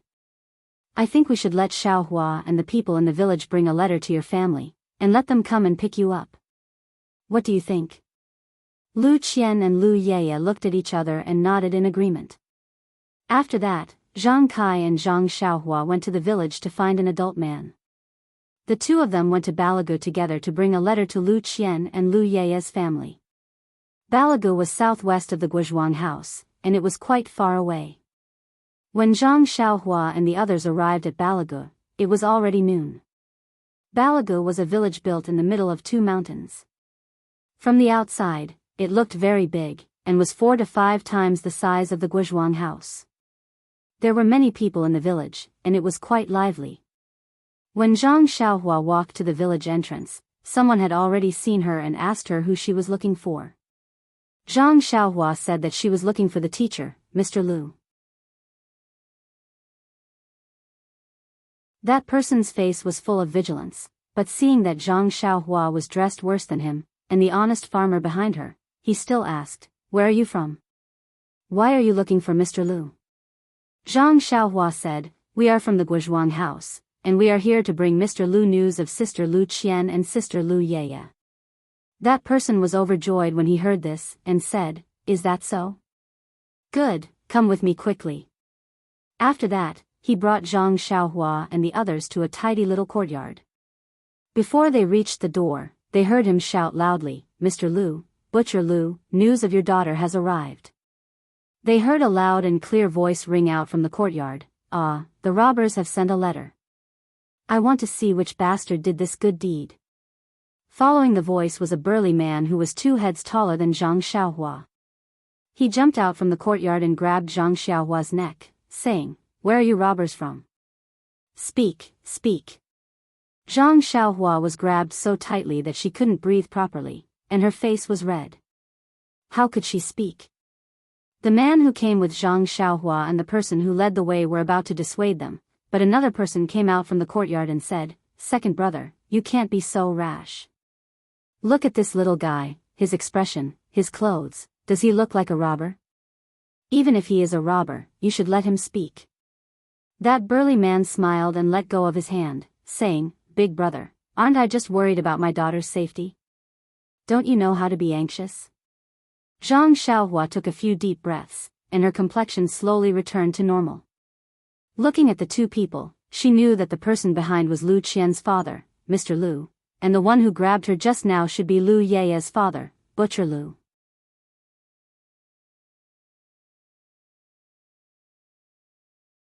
Chapter 13.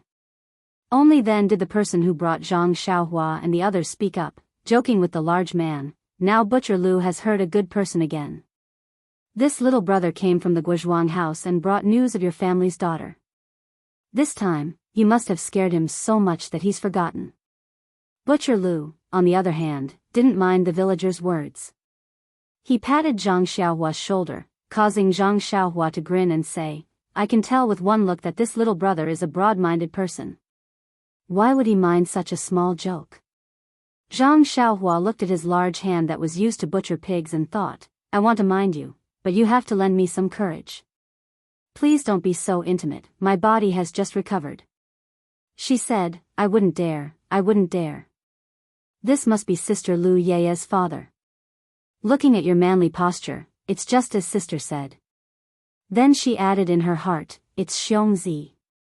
When Butcher Lu heard this, he was overjoyed and his eyes narrowed. Yeye is still talking about this with you? She. That's right, why did Yeye and Qianqian go to your Guizhuang house? Are they all right? Only now did he remember to ask about his daughter. Mr. Lu spoke up from the side, let's talk inside first. Seeing how this little brother is neither too fast nor too slow, the two daughters should be fine. After he finished speaking, he led Zhang Xiaohua and his companions into the house. The villager who led the way said, I won't go in, I'll go back first. I'll call Lu Kai back on the way. Mr. Lu nodded in thanks and watched the villager leave before inviting Zhang Xiaohua into the house for a chat. Zhang Xiaohua entered the courtyard and saw that it was about the same size as her own house. The layout was simple and there weren't as many farm tools as her own house. The stove didn't seem to be out in the open. There were about 2 rooms in front of her, and there were also 2 rooms on the left and right. She didn't know why Sister Lu had so many rooms when there were only 3 people in her house. When he walked into the front room, he realized the difference between them. There was a painting in the central room of the Lu family. It was a painting of an old scholar. In front of the painting, there were a few plates with fruits, snacks, and other things on them. It seemed that they were offering something. There was a painting on the left wall. It was snowing and there were a few people enjoying the snow in the pavilion. There were a few calligraphy pieces on the right wall. They looked like dragons flying and phoenixes flying. They should be written very well. It was a pity that Zhang Xiaohua didn't recognize them. There was a square table in front of him.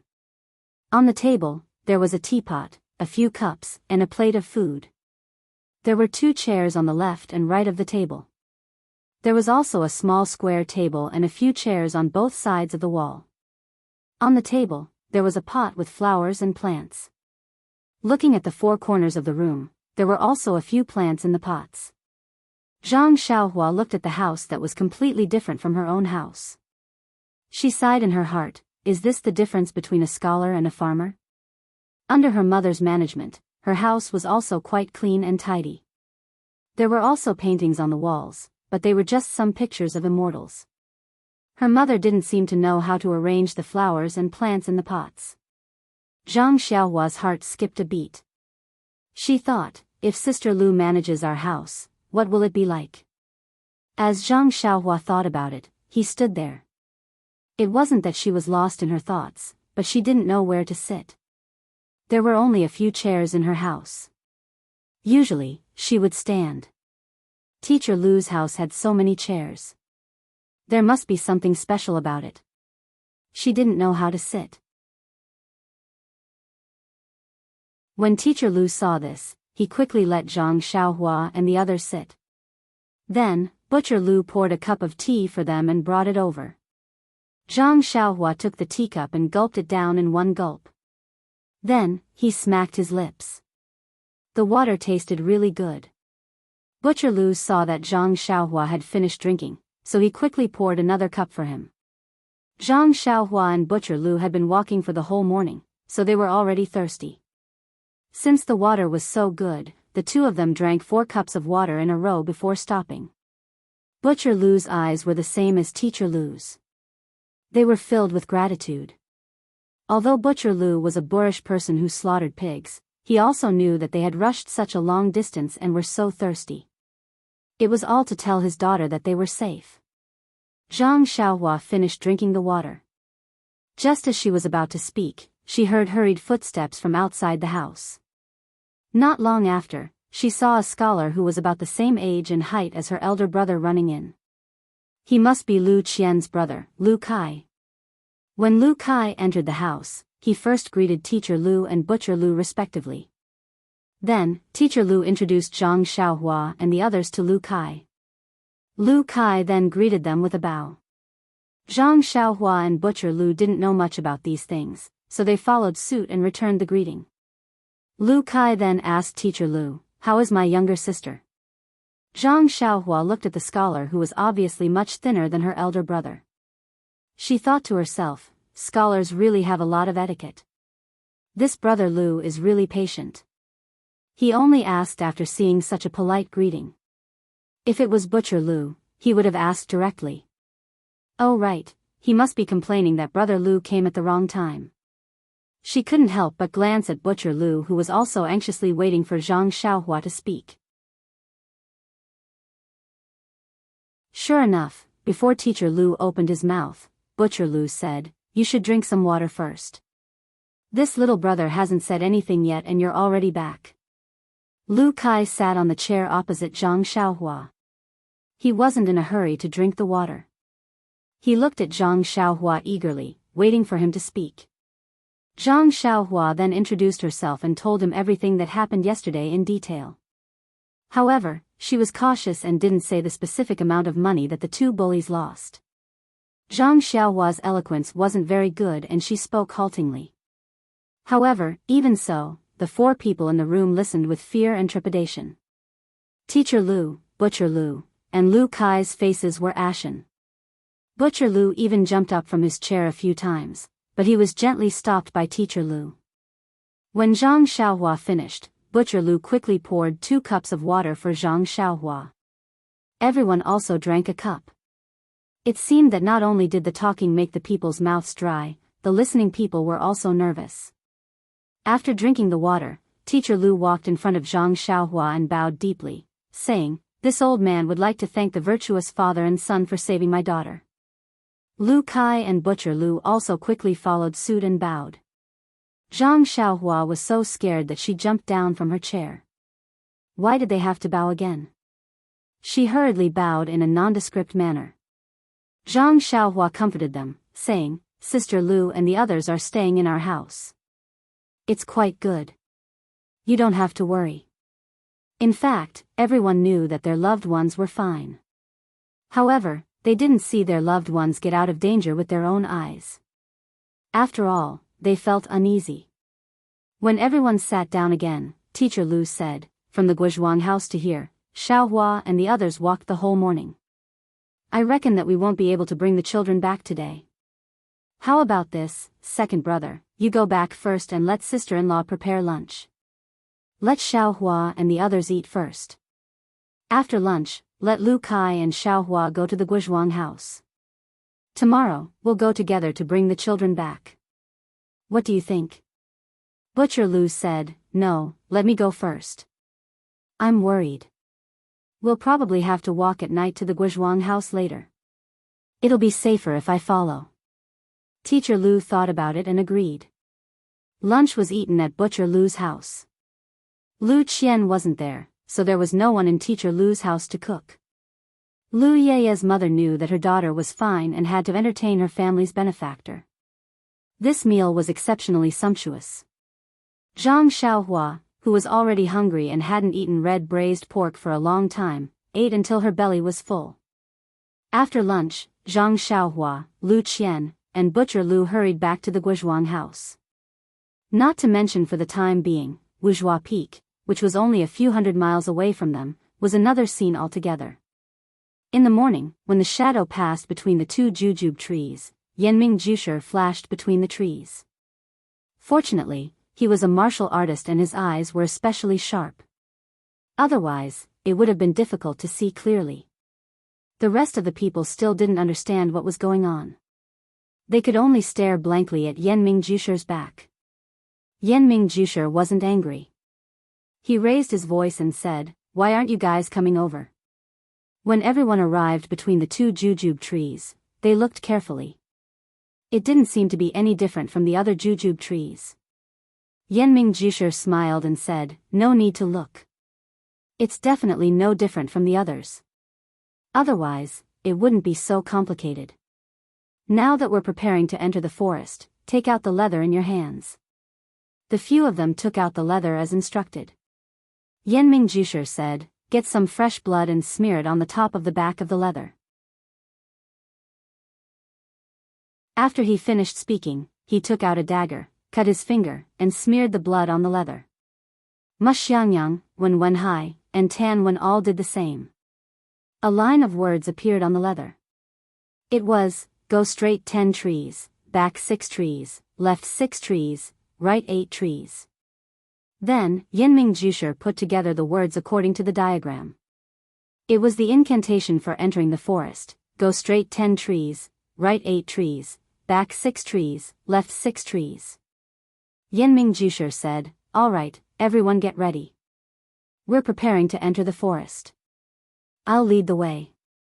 Xiaoxia Ma and Xiaoxia Wen will follow behind. Heroine Shui and Chief Situ will be in the middle. The Tan brothers will bring up the rear. Everyone, keep your spirits up. Don't fall behind." The jujube forest in front of them was no longer as dark as it was at night. However, the bright sunlight still couldn't penetrate the dense forest. The dense fog in the forest made it difficult to see the end. The cold wind blew through the treetops, making a hoo-hoo sound, but it didn't seem to be able to blow away the light fog. Yanming Jushi took out his dagger and drew a mark on the 2 jujube trees. Then, he carefully walked through the 2 ordinary trees. The rest of the group followed the previously agreed upon order, entering in a single file. The dense fog in the forest was very thick.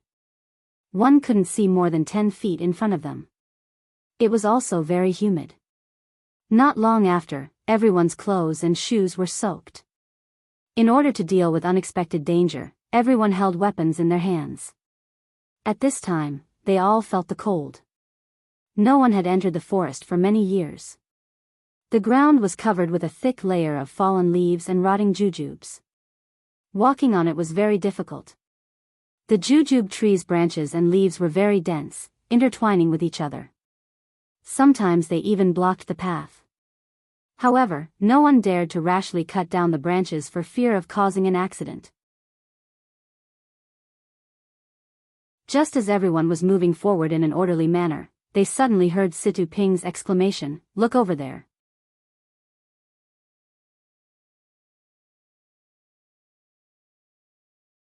Chapter 14. When everyone followed Situ Ping's horrified gaze, sure enough, there was a white skeleton leaning against a jujube tree about 4 or 5 feet away. The black eye sockets of the skeleton were staring in their direction. Everyone's hair immediately stood on end, and their hands holding their weapons tightened.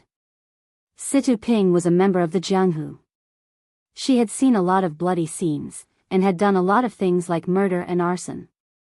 How could she be scared by this little skeleton? However, this jujube forest's fierce reputation, this endless fog, and this cold weather. Everyone's heart was in their throats, so she couldn't help but cry out.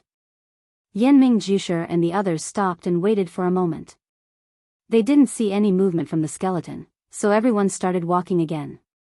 Situ Ping was a bit embarrassed, but the others didn't blame her. In this kind of unknown environment, anyone would lose control of their emotions. Everyone was worried.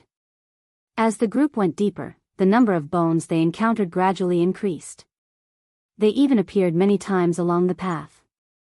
No one dared to avoid them, and directly crossed them.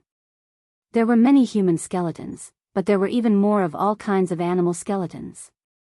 It seemed that the animals that had mistakenly entered the forest for so many years had innocently entered this strange and mysterious place. They were lost here, and could no longer get out. They wandered around and exhausted their strength, and finally lay under the jujube tree, wailing and dying.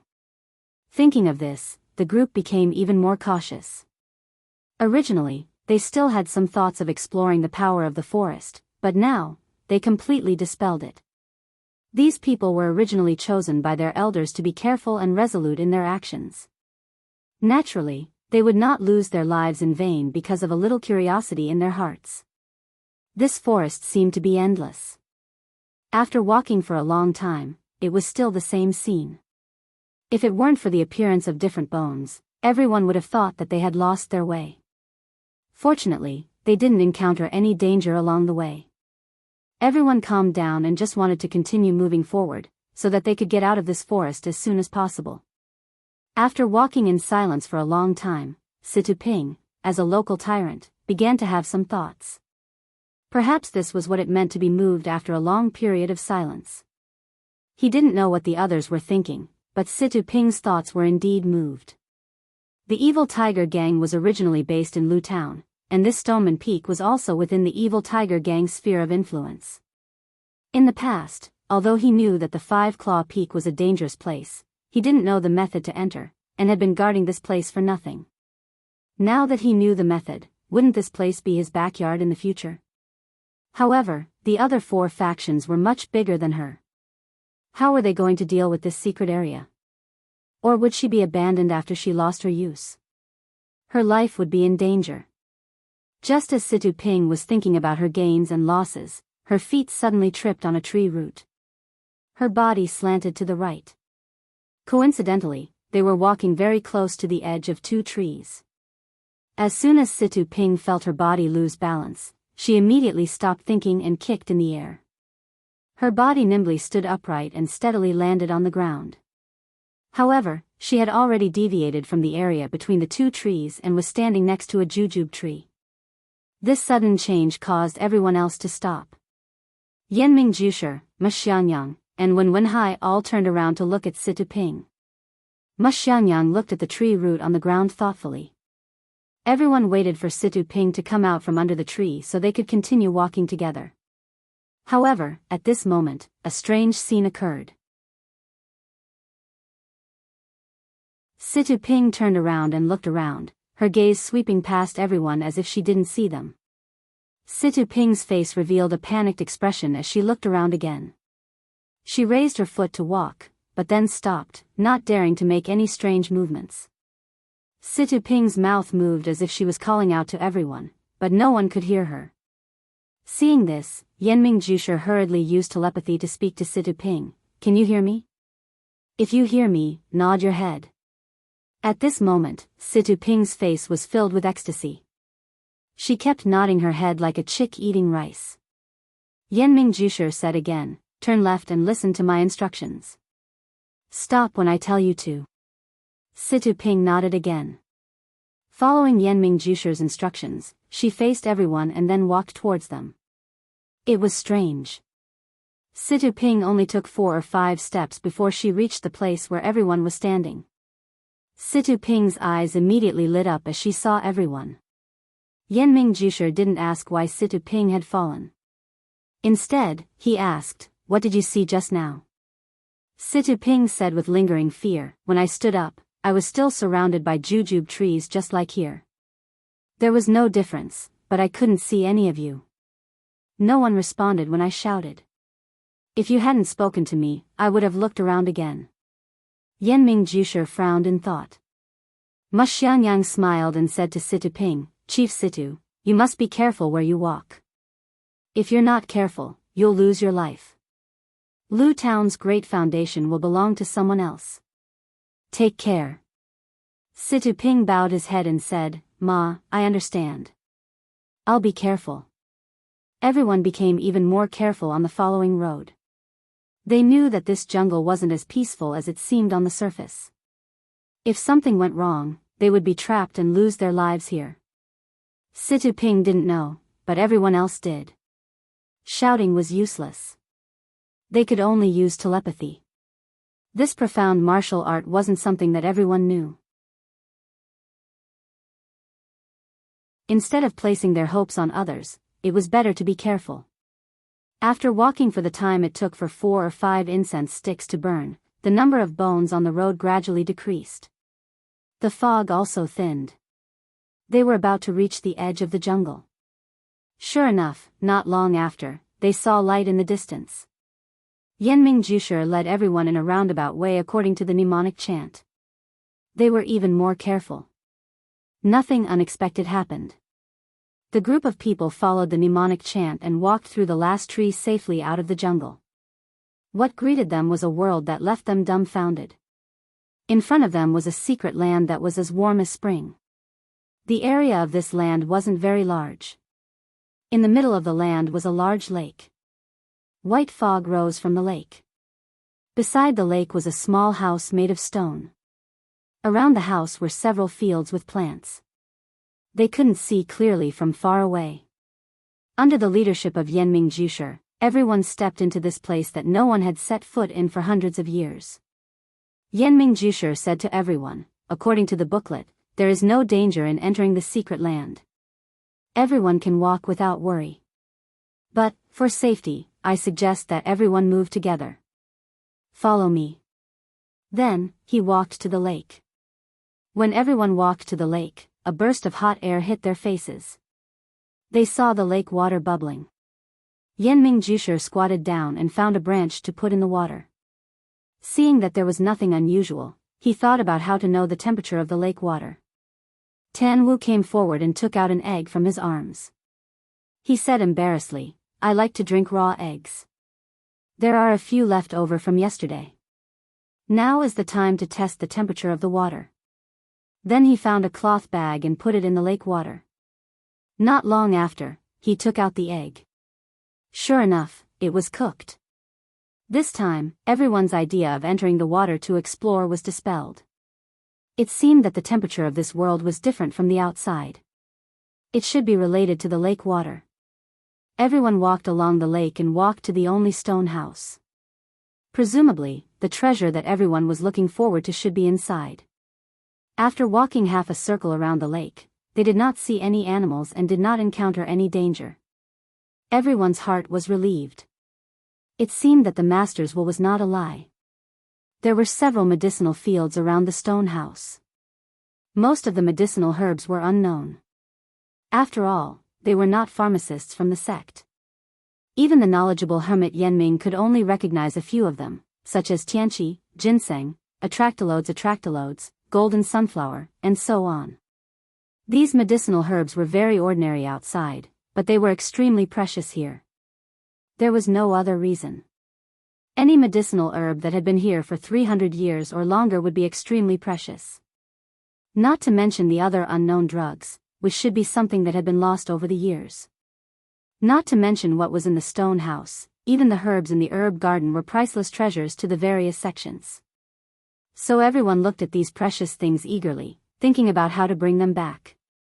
Yanming Jusher frowned and said to everyone, I didn't think that there would be such precious medicinal herbs here. It's beyond our expectations. But I don't know how to bring them back. Let's go to the stone house first. When we come out, we'll think of a way. In any case, these medicinal herbs don't have legs and can't run away. Don't be greedy. Everyone smiled and followed Yanming Jusher to the stone house. This was a very simple stone house. It was so simple that it did not have a door. Yanming Jusher walked to the empty door, but did not dare to enter. Although it was clearly written in the book that there were no traps here, he still had to be vigilant. He thought for a moment, then picked up a stone from the ground and threw it in. Listening to it, there was only the sound of a stone falling to the ground. There was no other movement. Yanming Jusher then walked into the stone house with a dagger in his hand. The others also followed. The stone house looked small from the outside, but when everyone went inside, they discovered that the area was quite large. It was like a hall, not a room like everyone had imagined. And the hall was not covered in a thick layer of dust because no one had come here for a long time. On the contrary, because there was no door, the ventilation was good, and there was no smell of dust in the room. Directly across from the hall was a smooth wall. The top was empty, and it felt like there should have been a portrait or something on it in the past. Below the wall was a long table and a square table. There was an incense burner on the long table. Far from the incense burner, there was a small square flat box. And on the table below the long table, there were 4 square brocade boxes casually placed. They had an antique look, and the patterns were not present today. There were 3 chairs on both sides of the square table. They were all placed casually, and there was a praying mat on each chair. There was nothing on the wall on their left, and there was a hole in it. It was probably a window. On the wall on their right, there were 3 paintings hanging on the wall. One was a man in brocade clothes, holding a knife in his hand, and riding a horse forward. Another was a scholar in white clothes, with a sword hanging at his waist, strolling leisurely. The last painting was a woman, her face covered with a white veil. Her figure was graceful, and she held a long whip in her hand, standing beside a small bridge. The 3 paintings had been eroded by time, and were not very clear. Moreover, there were no words on the 3 paintings, so no one could understand what they meant. No one could tell if there was a one-armed swordsman in the painting.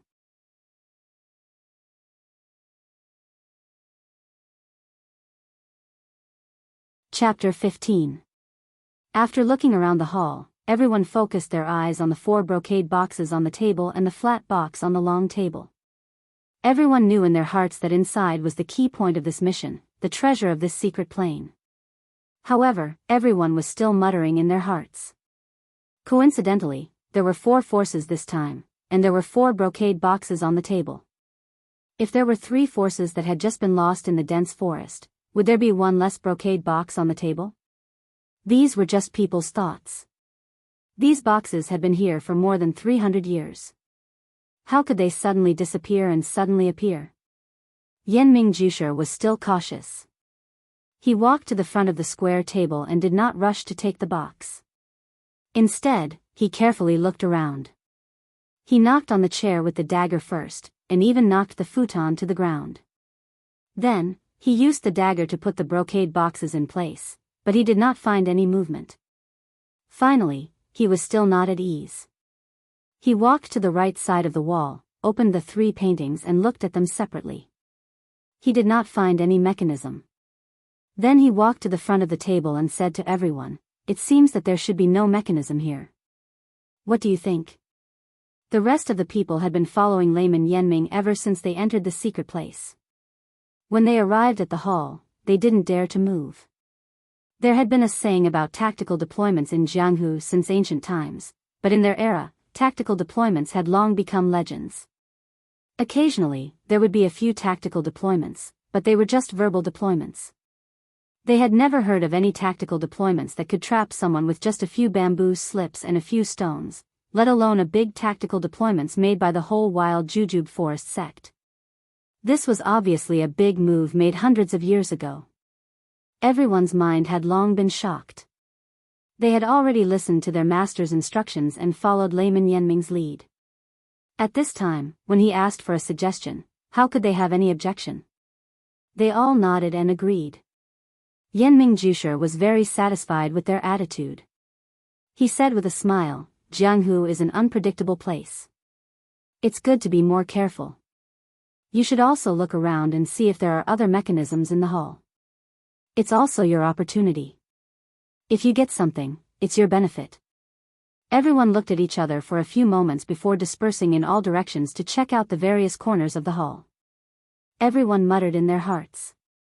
Could it be that Yanming Jusher was planning something? Change the brocade box? However, the hall was only so big.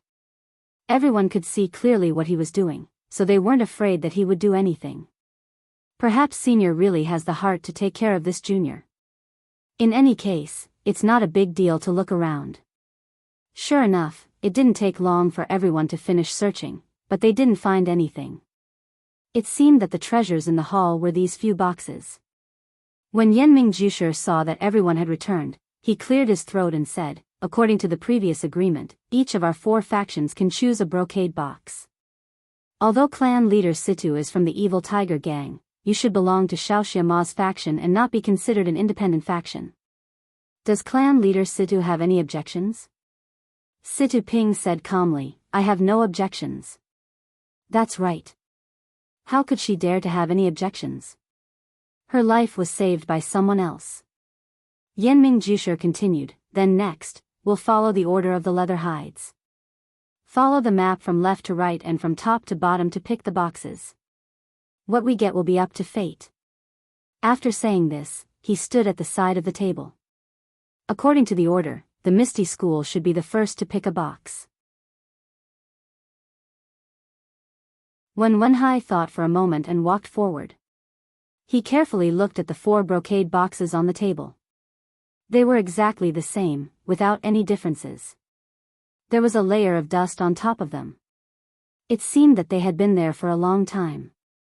After thinking for a moment, he picked up the second box from left to right. Just as he was about to open it to see what was inside, he was stopped by Yanming Jusher. Yanming Jusher said, there must be treasures inside the box. Since there are 4 of them, everyone will have a harvest. However, the items in each box may not be the same. There may be differences. If we all know what is inside each box, we will inevitably have greedy hearts. Why don't we all keep it a secret and don't open the boxes until we leave this place? Everyone nodded in agreement. When Wenhai also put away the brocade boxes and returned them to their original positions. Next was Wang Jianfeng, Ma Xiangyang, then Yanming Jusher, and finally Tan Wu went forward to pick up the last brocade box. No one looked at it and put it away. After the distribution, everyone's eyes turned to the long table. There was a flat box in the distance. Yanming Jusher walked to the end of the long table and picked up the box. It was hard to the touch and seemed to be quite heavy. Looking at it carefully, it seemed to be carved out of a piece of stone. It seemed to be used to store treasures. However, for some reason, it was not placed on the table, but on the other end of the long table. Yanming Jusher walked to the table and passed the box around for everyone to see. Afterwards, he placed it on the table and quietly looked at everyone. He said, there is only this box left in this room. There is no way to divide it equally. How about we do as we said before and use rock, paper, scissors to decide who gets it? Everyone looked at each other and felt a burst of absurdity. The people of Jianghu actually wanted to use a child's game to decide such an important matter. However, if they did not use this gentle method, who would hold back when facing such a coveted treasure? It was hard to say who would benefit in the end. Everyone could only acquiesce. At this time, Ma Xiangyang said, Senior, I have a suggestion. Yanming Jusher said with an unsurprised expression, Xiao Ma, feel free to speak. Ma Xiangyang said, I have no objections to rock, paper, scissors. However, I have a small request. That is, I hope that no matter who gets this box, they will open it and let us see what is inside. What does everyone think? Yanming Jusher pondered for a moment and nodded in agreement. Everyone else also had the same thought. They would naturally know what their treasure was when they returned. The thing inside the box might not be theirs, so they had to take a look. Afterwards, Yanming Jusher arranged the order of the game. It was still the same order as before. Misty School and Wang Jianfeng were in one group, while Yanming Jusher and the Tan family were in the other group. Misty School's Wen Wenhai and Xue Qing looked at each other. Wen Wenhai nodded towards Xue Qing and smiled encouragingly. At the same time, his face was full of awkwardness. Xue Qing walked forward and arrived in front of the square table. Only she knew why her senior brother's face was full of awkwardness. Anyone who had played this game with her since they were young and lost to her since they were young would feel embarrassed whenever this game was mentioned. Wang Jianfeng only had Ma Xiangyang, so he naturally wouldn't feel at ease letting Situ Ping come up. In fact, even if he felt at ease letting Situ Ping play, clan leader Situ wouldn't dare. Seeing the two come forward, Yanming Jusher said, the rules of rock paper scissors are, scissors beats paper, paper beats rock, and rock beats scissors. Before we start, we need to cover everyone's eyes with a scarf. When I count 1, 2, 3, everyone will play at the same time. Then, take off the scarf and we will see who wins. Xue Qing and Ma Xiangyang both used scissors in the first round. In the second round, Xueqing still used scissors while Ma Xiangyang used paper. When Ma Xiangyang took off his scarf for the second time, he retreated regretfully. Yanming Jusher and Tan Wen's contest was decided in one round. Yanming Jusher used rock while Tan Wen used scissors. The last round was the most crucial one. At this time, Yanming Jusher thought for a moment and signaled Situ Ping to cover himself and Xueqing with a scarf. After Ma Xiangyang counted to 3, he took out scissors. After taking off his scarf, he found that Xueqing also used scissors, so he covered her with another scarf. After thinking for a moment, he took out scissors again after counting to 3. In the end, he found that his opponent was still scissors and couldn't help but be stunned. In fact, Yanming Jusher had his own selfish reasons for proposing this game. Since young, he was proficient in all kinds of miscellaneous skills, such as rock-paper-scissors, gambling, and so on. He won more than he lost, but because he dabbled too much in martial arts, he couldn't reach the peak. At this crucial moment, he found that his opponent was also an expert. His heart trembled and he paid more attention to this game. However, in the third round, Yanming Jusher used paper, while Xueqing still used scissors. There were no changes. When Yanming Jusher pulled off his scarf, he couldn't help but sigh in his heart. He was trapped in a cocoon of his own making. If he had known earlier, it would have been better to compete in martial arts. Not to mention Xueqing's face full of excitement, when Wenhai took the box and was about to open it when Yanming Jusher stopped him. Wait, put it on the table and use your sword to pry it open from a distance to prevent any traps. When Wenhai put it on the table and used the tip of his sword to pry the box a few times, but he couldn't find the position of the lid. This time, he picked up the box again and looked at it carefully. Only then did he realize that the box was actually sealed. Then, he tried to pry it open, but it didn't open. The other people also didn't open it. Yanming Jusher also picked up his dagger and tried to pry the box open, but it didn't work. In the end, he completely ignored Wenhai's gaze and actually used his dagger to cut the box open, but it didn't leave any marks on the box. He finally understood why this box was thrown far away at the end of the long table. He casually returned it to Wenhai. Wenhai also carefully put the box in his arms. Seeing that there was nothing left in the hall, everyone's thoughts had already flown to the medicinal garden. Yanming Jusher brought everyone to the medicinal garden and said to everyone didn't prepare enough, and I don't know if we can take more herbs. I suggest that we first take some mature herbs that can be preserved. There will be 4 sets, 1 for each sect. As for the seeds and other transplants, we'll discuss it again. What do you all think? Everyone had no objections, and then led by Yanming Jusher, they collected one by one. All the mature herbs were collected in 4 sets and packed into 4 packages, 1 for each sect. In the end, Scholar Yanming said to everyone, since no one has any luck, we can only comfort ourselves here in the herb garden. What we brought just now was for our respective sections. Next, each of us is only allowed to pick 3 mature herbs for ourselves. After that, Yanming Jusher took everyone to walk around each medicinal field again, and collected the herbs according to their own requirements. In fact, everyone knew about the same herbs, most of them were hundreds of years old: ginseng, Polygonum multiflorum, tianqi, shanjing, and other things. After finishing this, the light in the secret plane was already a little dim. It was estimated that it should be early noon outside. Everyone only then remembered the matter of going out. It took a long time to come in, so if they went out, wouldn't it be late at night? Yanming Jusher smiled and comforted everyone. Go out, just find a place to go. As long as you go straight, you can go out. However, looking at the sky, it's time to go, let's leave. After that, everyone picked up their packages and followed Yanming Jusher to find 2 jujube trees in the middle of the jujube forest and went straight away. Everyone didn't know that when they just walked into the jujube forest, a snake-like monster's head poked out of the high-temperature lake. It looked at the place where they were going for a moment, and then retracted into the water, leaving only the ripples on the lake.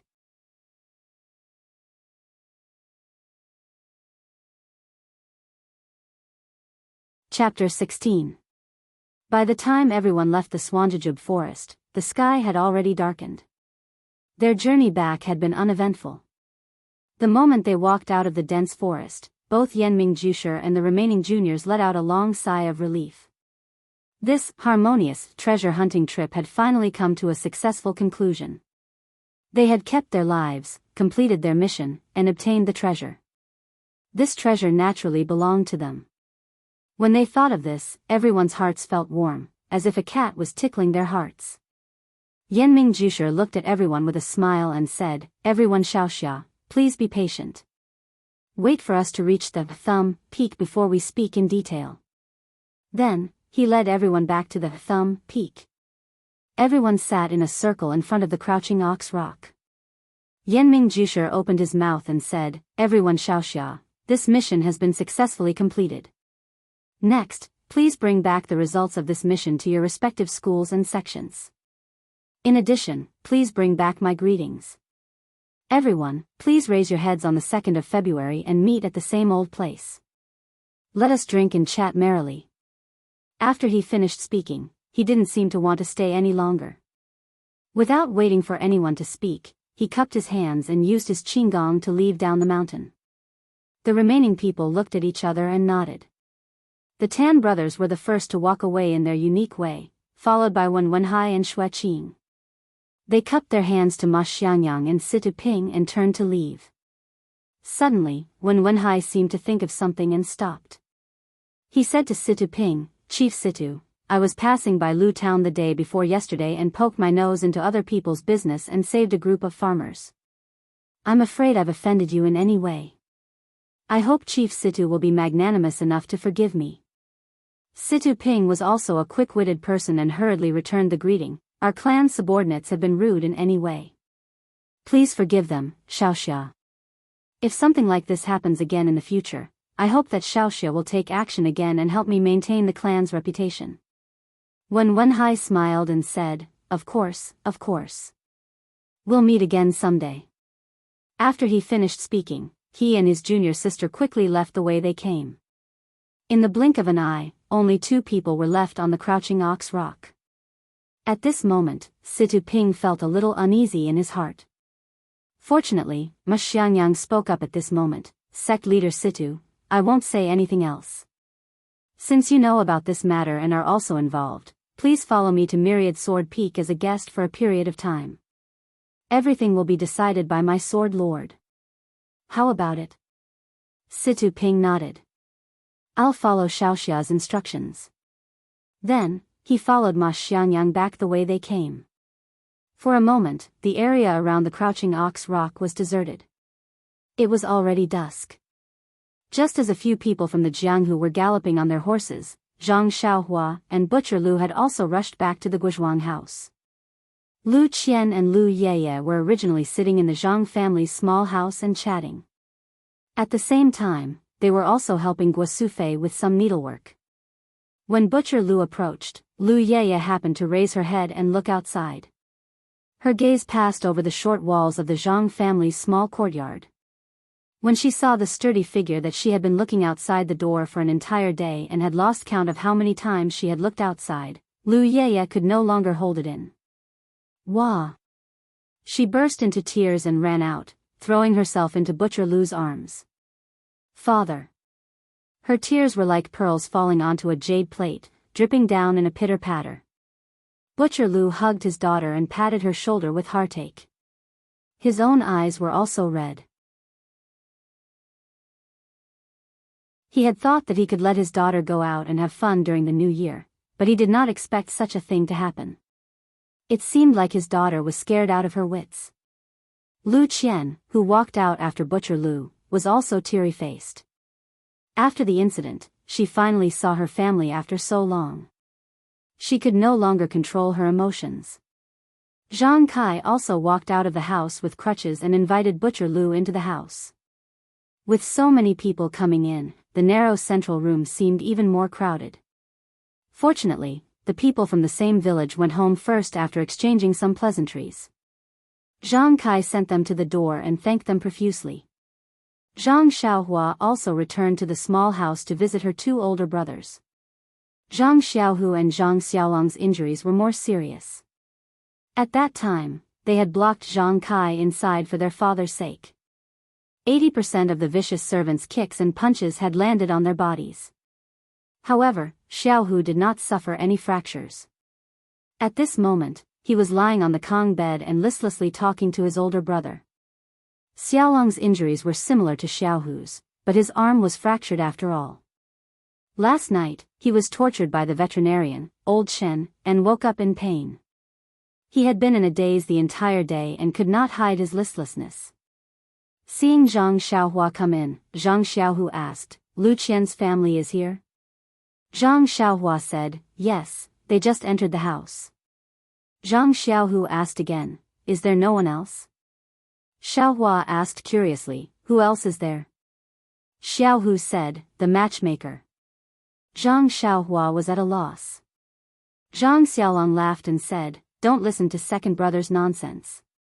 Zhang Xiaohua immediately understood what was going on and joked, "Soon, they won't come today. They'll have to come tomorrow. It takes time to prepare a betrothal gift. No matter what, we have to thank our brave and righteous big brother. Think about it, 20 to 30 villains. Big brother, you're angry for a woman. Sister Lu Qian is already touched. If she doesn't give her heart to you, the world will age because of love." This time, it was Zhang Xiaohu's turn to be puzzled. Why would the world age because of love? Zhang Xiaohua said proudly, "If the heavens have feelings, the heavens will also age. Big brother's feelings will move the heavens and the earth." Zhang Xiaohu retorted, "Why are you showing off? What betrothal gift? It's called dowry. Besides, Lu Qian's father is a teacher. This future sister-in-law has read thousands of books. Big brother will be influenced by her and will be more scholarly than you." Zhang Xiaolong couldn't keep his face and couldn't help but scold Zhang Xiaohua, "What does a brat like you know? Don't talk nonsense with second brother. We brothers are just having fun.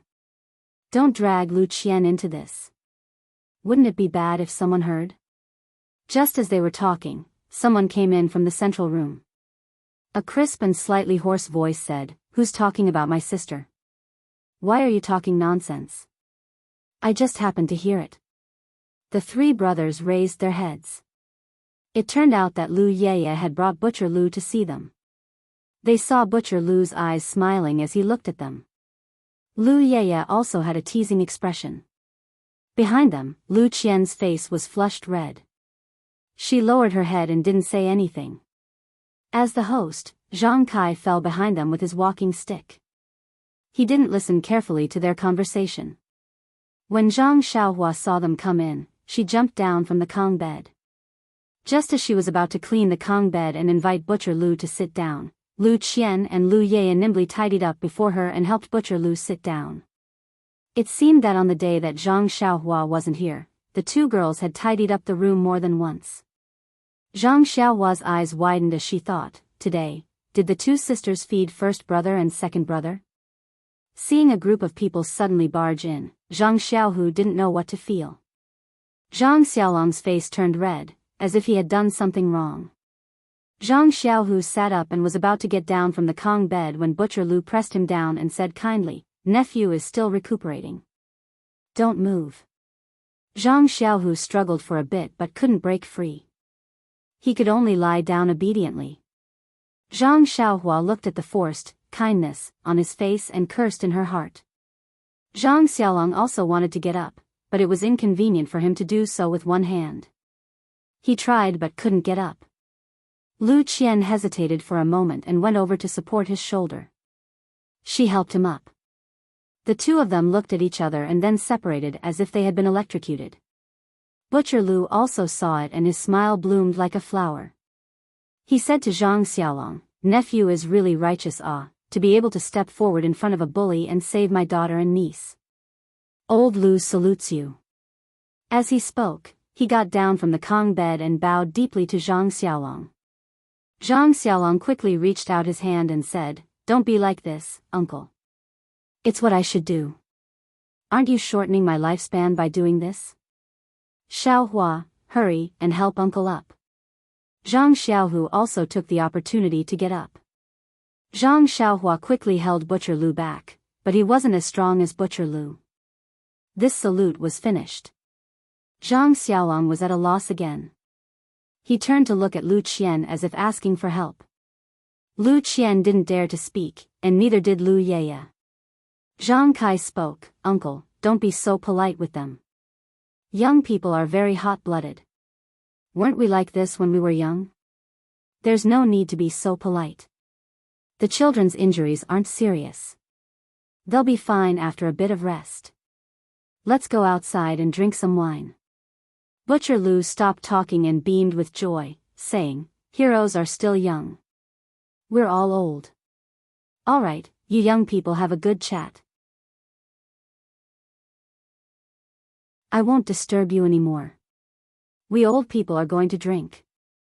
As he finished speaking, he turned around and went back to the central room. Zhang Kai also followed, leaving Lu Qian and Lu Yeye in the Zhang brothers' small room. Zhang Xiaohua looked at Lu Qian's peach blossom face and Lu Yeye's eyes darting around. She felt the awkward atmosphere in the room and immediately said, "Sister Lu Qian, you're really beautiful today. You guys talk, I'm going out to play."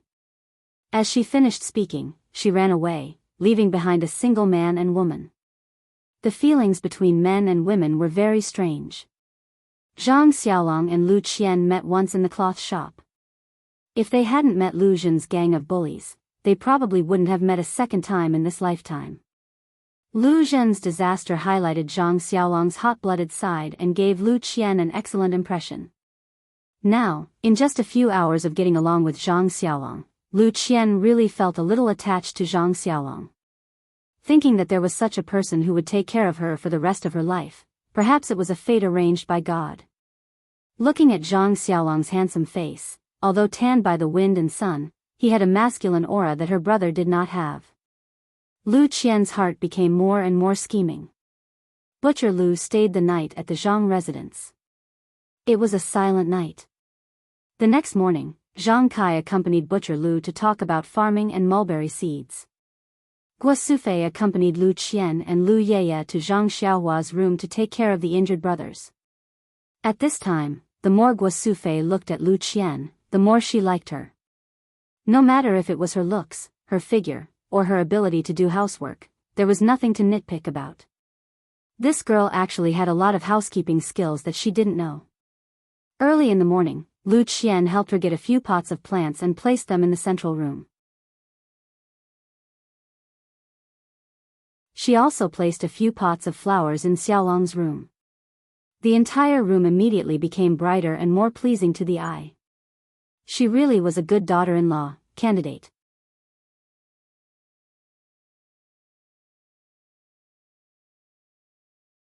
Chapter 17. When Lu Qian's father and brother arrived at the Zhang residence, it was already late in the morning. Butcher Lu was basking in the sun with Zhang Kai in the courtyard as they chatted. The walls of the Zhang residence's courtyard were too short, so Butcher Lu could see Mr. Lu and Lu Kai from afar. Both of them were dressed in new clothes. Lu Kai followed behind his father, holding a few huge gift boxes in his hands. Butcher Lu quickly got up and called out to Zhang Kai before going out to welcome his brother. Zhang Kai rushed into the house and shouted, "Mother, Lu Qian's father is here." When Lu Qian heard this shout, she didn't throw away her needlework like Lu Yeye and rush out of the house. Instead, she carefully placed her half-finished work on the table and waited for Guo Sufei to leave first before she came out. When Lu Qian walked into the courtyard, Butcher Lu and Lu Yeye had already escorted her father and brother to the gate of the fence. Zhang Kai was there to welcome them with his walking stick. After a round of introductions and greetings, Lu Qian walked in front of her father and brother and bowed. Mr. Lu held his daughter's hand and carefully looked at his daughter's expression. He saw that the familiar face didn't have any trace of what happened the day before yesterday. There was no panic or fear in her eyes, only slightly red eyes. Mr. Lu couldn't help but feel guilty. It was all his fault. He patted his daughter's shoulder and said, "It's been hard on you, child." Lu Qian wiped her eyes and said with a smile, "Daughter is fine." It's all thanks to Brother Xiaolong's family's help that we escaped from the tiger's den. Mr. Lu gestured for Lu Kai to hand over the gift boxes and said to Zhang Kai and Guo Sufei, I can't thank you enough for your kindness. These small gifts aren't enough to show my gratitude. I hope our benefactors will accept them. Zhang Kai hurriedly pushed the gift boxes back and said politely, we just happened to be there and didn't do much. In the end, it was someone else who helped us. Mr. Lu insisted on handing it over, saying, it's all thanks to you guys. If it weren't for your help, my family's child would have met with a calamity long ago. Those two Xiaoxia might not have been able to see them. When Butcher Lu saw the two of them pushing the gift back and forth, he couldn't help but feel anxious. He reached out to take it and said, you don't have to be so courteous. Old brother Zhang, my eldest brother's kind intentions, you don't have to refuse. After he finished speaking, he carried the gift box into the central room. Mr. Lu smiled and said to Zhang Kai, this second brother of mine has a fiery temper. I hope old brother Zhang doesn't mind. Zhang Kai also smiled and said, there's no harm in that. Your younger brother is a sentimental person. We're just being a little overboard. Please, let's talk inside. Zhang Kai led Mr. Lu into the central room. The central room of the Zhang family was very small and didn't have many chairs. Thus, there was no distinction between the host and the guest. Everyone sat down as they pleased. After Mr. Lu sat down, he once again expressed his gratitude for the Zhang family's kindness. He took out some scattered silver from his robes and placed it on the small table in the room, saying, old brother Zhang, your family's injuries were caused by the bullies saving my daughter. It's reasonable for us to take responsibility. You can take this silver to seek medical treatment. Our family is poor and can only take this much. Please forgive us, old brother. This time, Zhang Kai was determined not to accept it. He said, Xiaohua has already told you what happened. At the time, the bullies had already paid the silver, but we were afraid that they would come back and ask for more. We didn't dare to use it. That Xiaoxiawen who saved us has already given us a lot of silver. It's enough to treat our injuries and buy medicine. We absolutely cannot take this silver. Lu Kai said from the side, old Uncle Zhang, this is this and this is this. We should give this silver. We can't just stand by and watch you guys get injured while saving my little sisters. How can we not pay for the medical expenses? What kind of logic is that? Butcher Lu also scratched his head and said, old brother Zhang, you should just take it. In a few days, I'll also give you some silver and bring some meat over. Zhang Kai said, my two brothers, please don't do this. We didn't save people for the silver. Moreover, we already have the silver to treat our injuries. We absolutely cannot accept this. Thus, these people were given to each other by each other.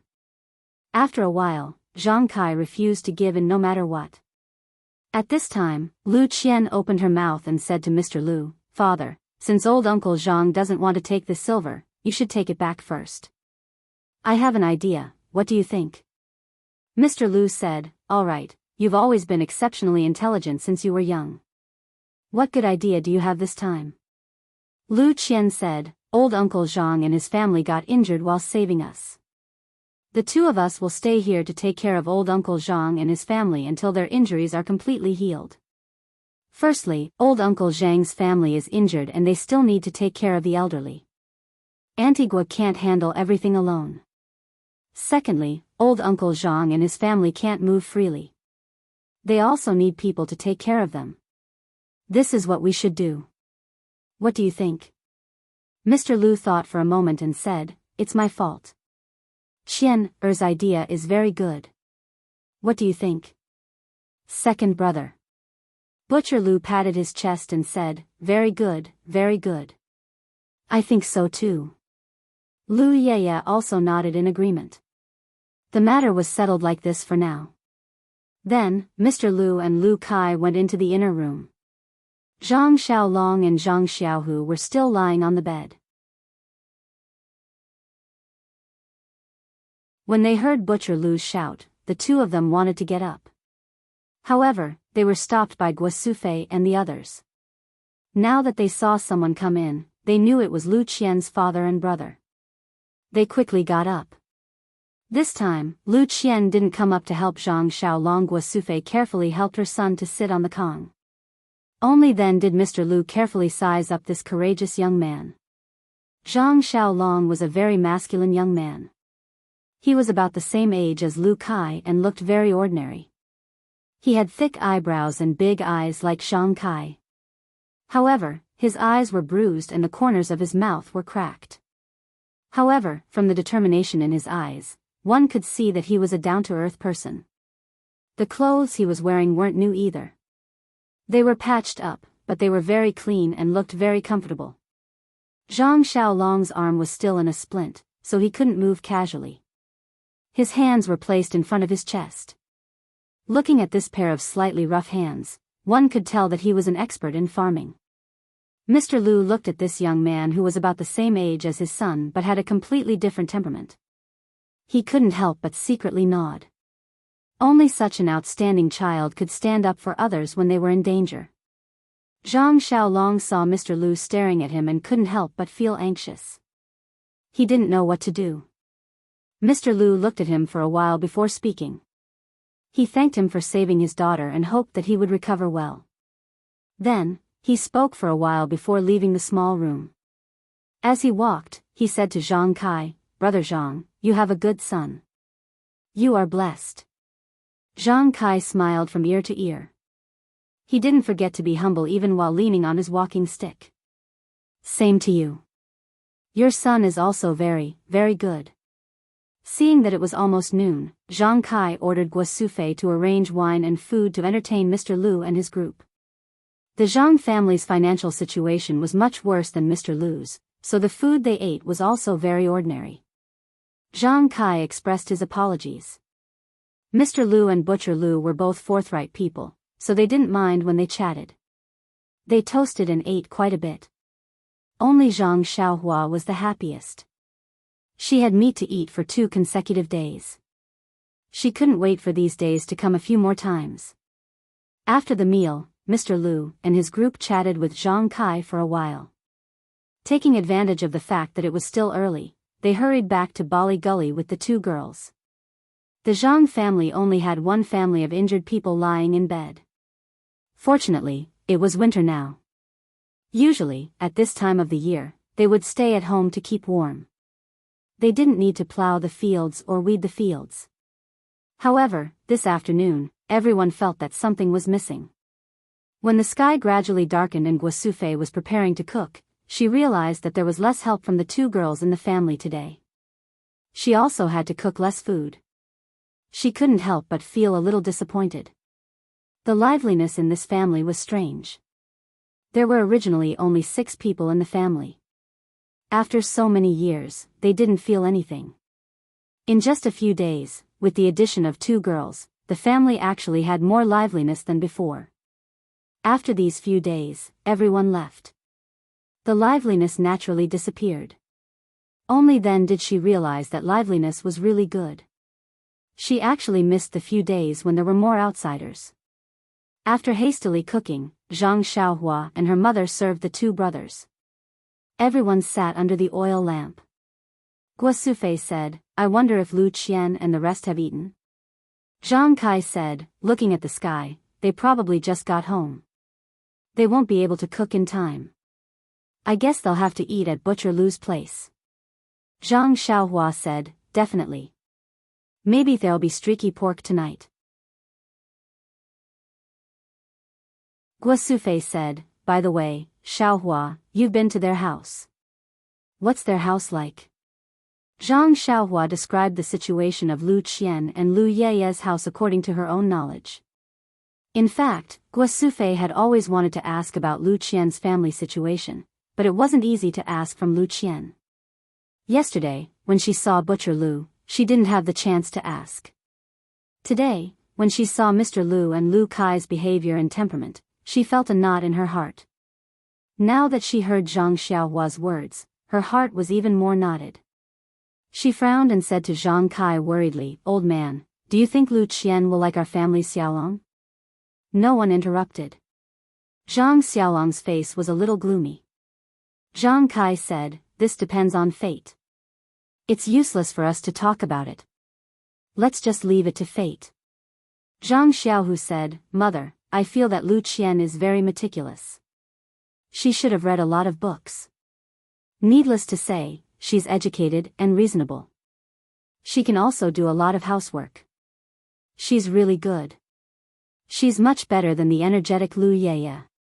Looking at how she takes care of Big Brother, she's a little interesting." Zhang Xiaohua said, "Second brother, this daughter-in-law has to be married one by one. Don't be too anxious. Even if you don't mention Lu Yeye, mother will consider it for you." Zhang Xiaohu's face was a little embarrassed. He kicked Zhang Xiaohua and said, "We're talking about Big Brother. Don't change the topic. There's nothing between me and Lu Yeye." Zhang Kai said, "Second brother, even if there's something between you and her, you have to think about your big brother first. Looking at our family's situation, it's already very difficult to find a wife.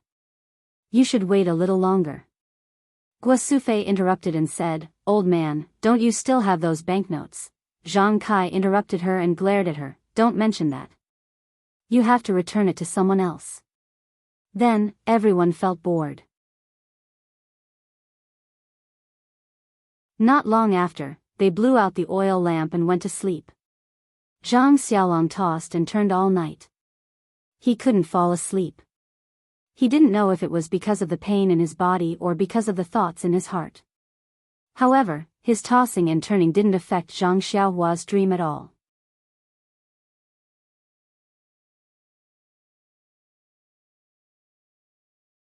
Chapter 18. When Wenhai was very tired, the whip in his hand mechanically whipped the horses but, hoping that it would run faster. Beside him, Xueqing's face was covered with a veil, so her expression couldn't be seen. She was also urging the horse she was riding. When Wenhai occasionally looked back at Xueqing and encouraged her, "Junior sister, hold on a little longer, we'll soon reach our territory, we can rest then." Xueqing replied, "I know, senior brother, let's go quickly."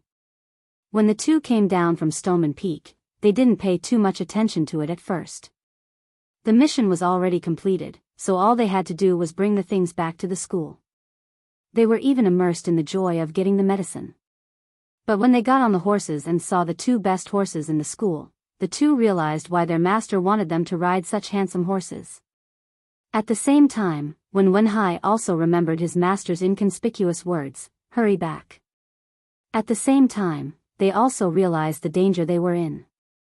Not to mention whether the other three factions had other intentions, even if a normal Jianghu sect got wind of the news or discovered the things they were carrying, those were priceless treasures in the eyes of Jianghu people. An ordinary man's wealth is his own ruin, and the two of them would have a hard time keeping their lives.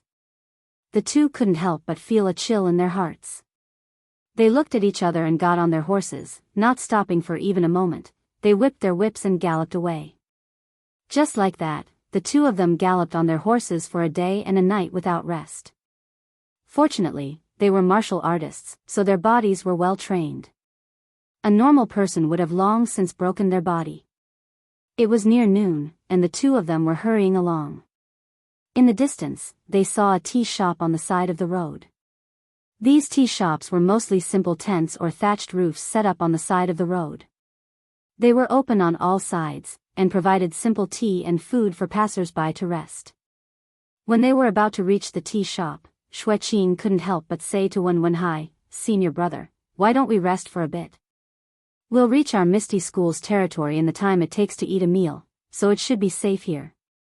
Wenhai was also a bit tempted, so he slowed down and gradually approached the tea shop. However, when Wenhai changed his mind and said to Xueqing with a smile, "Junior sister, it's only the time it takes to eat a meal, we'll be there soon. We've been on the road for so long, we don't have to worry about this little bit of distance. Let's hurry for a bit and rest when we reach our territory." Xueqing said, "All right, senior brother. We won't do things that will waste all our efforts. Let's go." After they finished speaking, the tea shops SSSS, and the horses, and their legs worse, SSSSS. The two of them were leisurely sipping tea from the rough teacups on the table. When Wenhai's and Xue Qing's horses slowed down in front of the tea shop and then sped up again, they saw it all. After Wenhai's horse passed, the man with the sword looked at the dark-skinned man opposite him and said with a smile, "Old Six, don't drink anymore. Let's go." I didn't expect Ah Hai to be so cautious. He didn't even enter this tea shop. Third brother has taken in a good disciple. Old Six said, "That's right, fourth brother. None of our disciples are as cautious as Ah Hai. It's a pity that his talent is limited and it's hard for him to make any progress in his martial arts. Otherwise, his potential would be limitless. AI, it's just a pity for these two good horses." After they finished speaking, the two of them threw down the money for the tea and brought their own horses to chase after them. However, they didn't know that the eyes of a plainly dressed passerby behind them flashed. He muttered in his heart, "What's going on? Two of the 6 misty tigers are actually here to receive them?" After the two of them left with their horses, he also paid the bill and quietly followed behind. On the other hand, when Wenhai spurred his horse forward, in the time it took to finish a meal, he saw that there were more and more people. The number of stalls on the main road had also increased. Pingyang City could be seen in the distance. Suddenly, he heard the horse below him whining. Its 4 legs gave way and it fell to the ground. When Wenhai felt his body sinking, he immediately patted the horse's back and used his body to jump off the horse. Seeing this, Xue Qing quickly pulled the reins and slowly stopped his horse. He saw that the horse was lying on the ground, foaming at the mouth. Its eyes were also slowly closing. It had died of exhaustion. Xue Qing also hurriedly looked at his horse. His horse was not in a better state. Its 4 legs were trembling non-stop. There was also some white foam coming out of the horse's mouth. It looked like it could not be ridden anymore. When Wenhai stood by the side of the road and looked at the horse lying on the ground, he also looked at the surrounding passers-by who were running away in panic. He thought for a while and took out a whistling arrow. He aimed it at the sky and shot it up. The whistling arrow flew into the air and let out a sharp sound. In the empty sky, it traveled very far.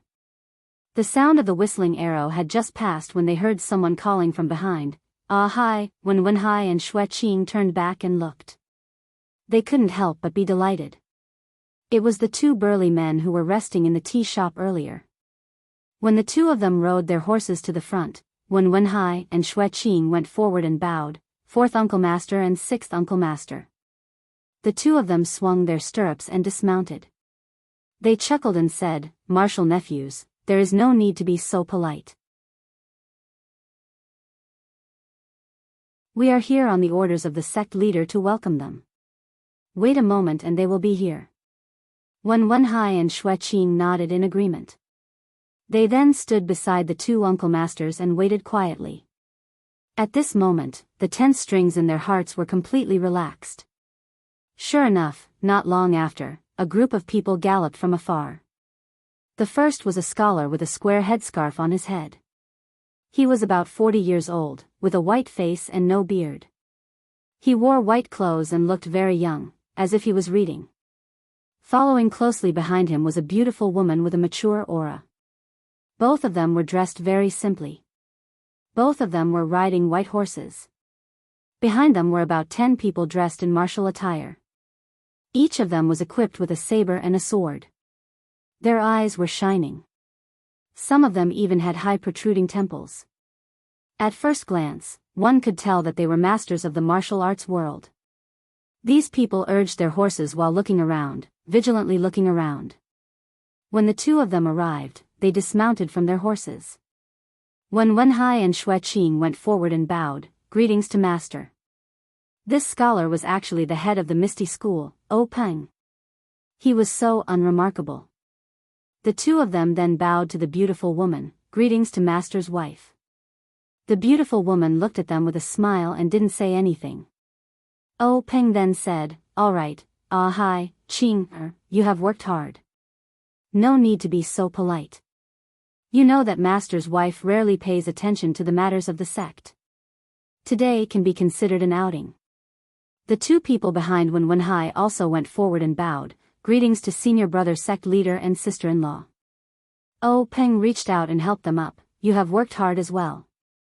The fourth brother stood up and said, it wasn't hard. We were just tasting tea. Your disciple didn't even enter the tea shop. He is very cautious. Wenwenhai then understood.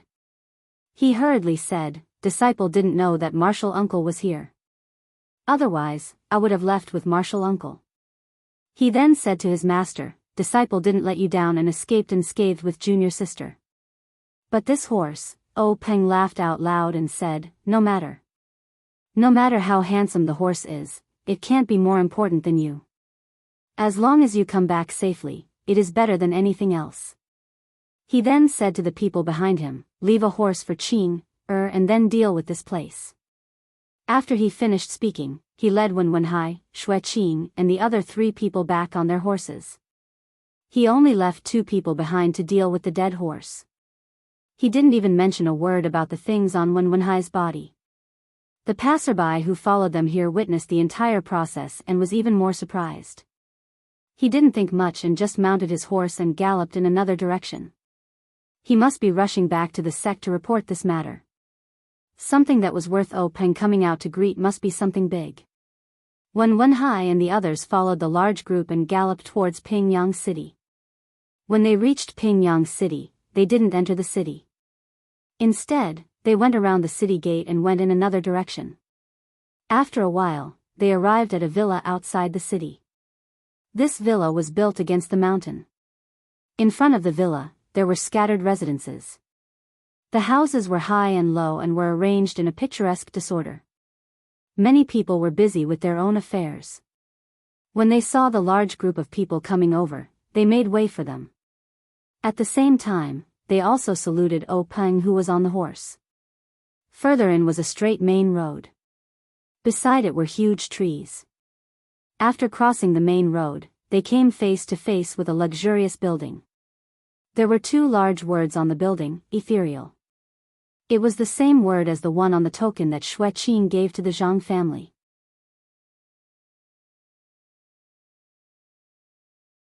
However, these two words were more indescribably elegant. After crossing the building, they saw a high platform. There were more than 10 steps leading to an open door. There were already more than 10 people who looked like disciples of the sect waiting respectfully in front of the door and on the steps. In front of the group was a young man with a fair complexion and a gentle temperament. He was about the same age as Wenwenhai. He was the eldest senior brother of the sect, Zhang Qingyue. When Peng and the others got down from their horses, Zhang Qingyue led the group and said in unison, welcome, sect leader. Peng and the others got down from their horses. Someone took the reins from their hands. Peng said, all right, everyone has worked hard. You can all disperse. Disciples who are participating in the advancement test, hurry up and practice. There's not much time left for you. All the disciples said, yes, we will follow sect leader's instructions. Then, Zhang Qingyue followed Peng and the others through the door. The others were busy with their own affairs. These disciples had been gathered together by the sect leader a few days ago. They were on guard day and night, thinking that something big would happen.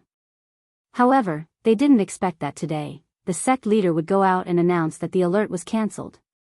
The disciples couldn't help but be confused. However, this was the sect leader's business. It was related to their future advancement test. If they could advance, their status and treatment in the sect would be different. They might even be able to learn more advanced martial arts. This was their business. As for other things, these disciples wouldn't ask too much. Peng led the group to the meeting hall. Peng's wife saw that they had matters to attend to and excused herself. The others followed Peng into the meeting hall.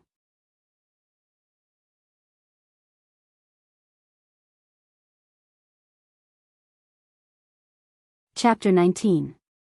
The conference hall was a large hall with many chairs. It was usually the place where the higher-ups of the sect came to discuss affairs. Today, there were very few people in the conference hall, but the atmosphere was particularly serious. Peng originally sent off his wife with a smile, but as soon as he entered the conference hall, he immediately changed his face and became very serious. The few people who followed behind also looked solemn. Although Wenhai and Xueqing were Peng's personal disciples and direct subordinates, they rarely came to the discussion hall. After entering, they naturally followed the rules and stood not far from the entrance, not daring to move recklessly. The fourth and sixth of the 6 Misty Tigers and Peng's chief disciple Zhang Qingyue stood in front of their seats according to the usual rules and waited for Peng to sit down first. Peng walked to the innermost part of the hall, where there was a large chair. He turned and sat down, facing the crowd. When they saw him sit down, they also carefully sat down in their own seats. Peng looked at the crowd, and then said to Wenhai and Xueqing, "Come over and find a seat." Wenhai and Xueqing said in unison, "Thank you, master." Then they found 2 chairs and sat down. Peng said, "You can tell me what happened." Wenhai and Xueqing looked at each other, and Wenhai said, "Yes, master, this is what happened." Later, Wenhai told Peng everything that happened after he and his junior sister left the Misty School and met the 2 martial uncles, no matter how big or small, including saving Zhang Kai's family. Xueqing didn't say anything about the token he gave to Zhang Kai and the 3 herbs they collected in the medicine garden in the secret plane, but then he added, "There are 2 more things that need to be explained. Please allow me to report later." After thinking about it, Peng nodded in agreement. Then, when Wenhai and Xueqing put a brocade box and a small flat box in their arms, as well as the herbs collected from the secret plane on the square table next to Peng. Peng did not open the box. Instead, he said to Lao Si, "You take care of the matter first. We will wait for you." Lao Si said, "Yes." Then, he got up and left in a hurry. Amongst the people present, only Wenhai and Xueqing revealed a puzzled expression while the others remained silent. Not long after, Old Fourth came back. He nodded at Peng and sat down again. At this moment, Peng said, "Everyone has worked hard. After such a long time of hard work, there is finally a reward. Let us see what treasures there are here."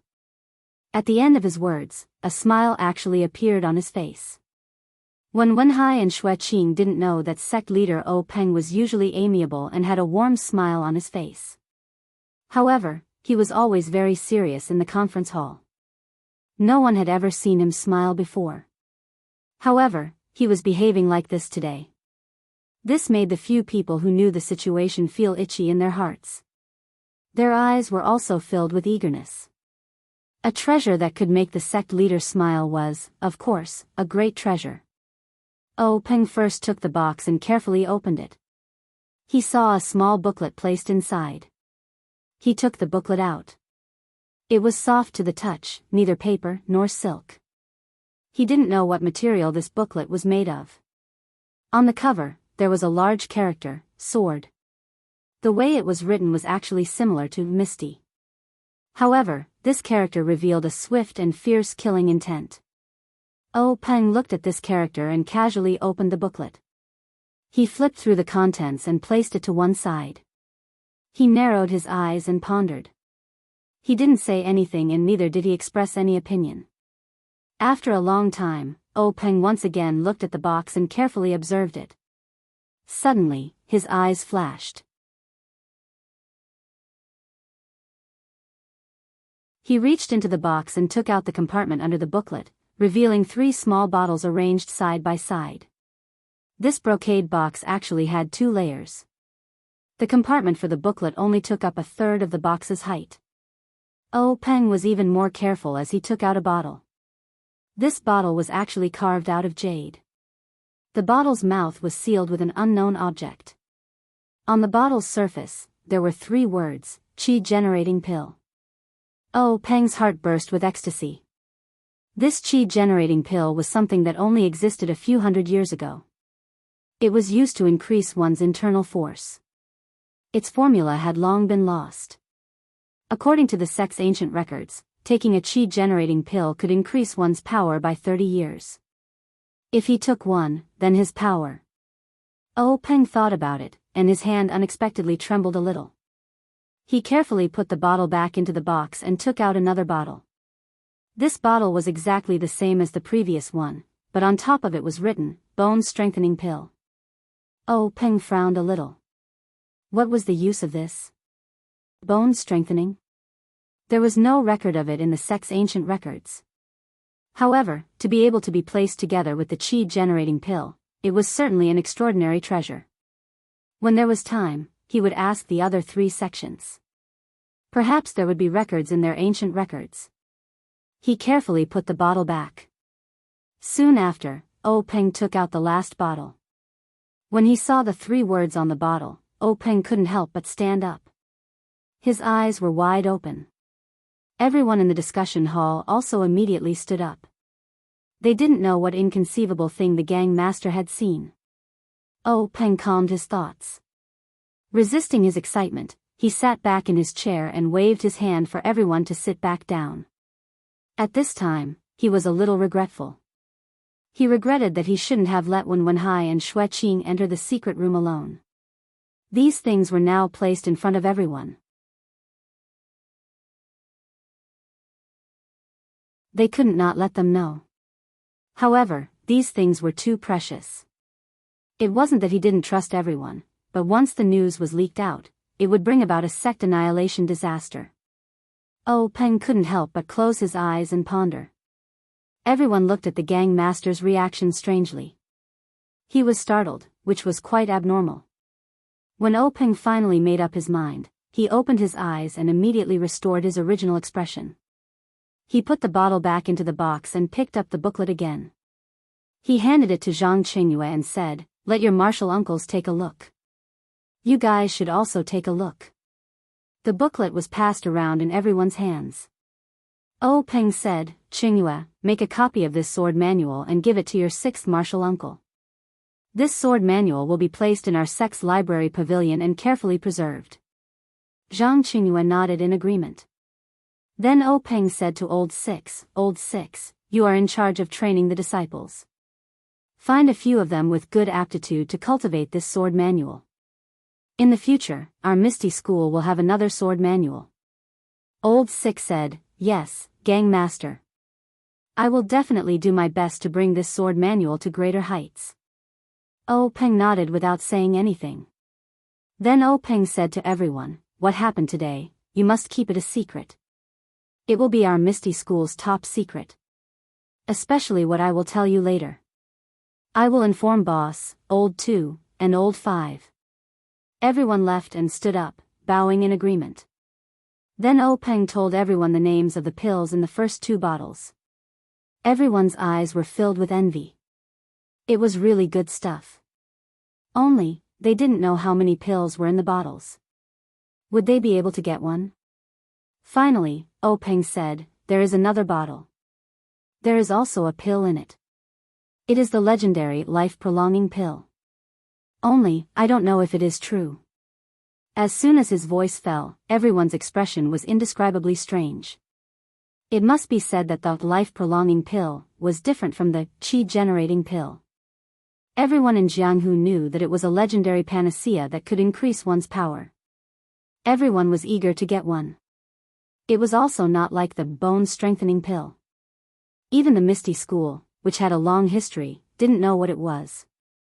The life-prolonging pill was not only known by Jianghu people, but also by ordinary people. It was a legend within legends. It was said that the life-prolonging pill could increase one's life by 10 years. But such a miraculous thing had been said for thousands of years, yet it had never appeared. In fact, smart people didn't even need to think to know how long a person's life was. No one knew if this life-prolonging pill could extend one's life by 10 years. If you took it, who knew if it really extended your life? Moreover, who would give such a miraculous medicine to someone who was about to die? Over time, everyone treated it as a joke. They treated it as leftover material compiled by storytellers. It was precisely this kind of senseless joke material that had suddenly appeared in the Misty School's conference hall's hall.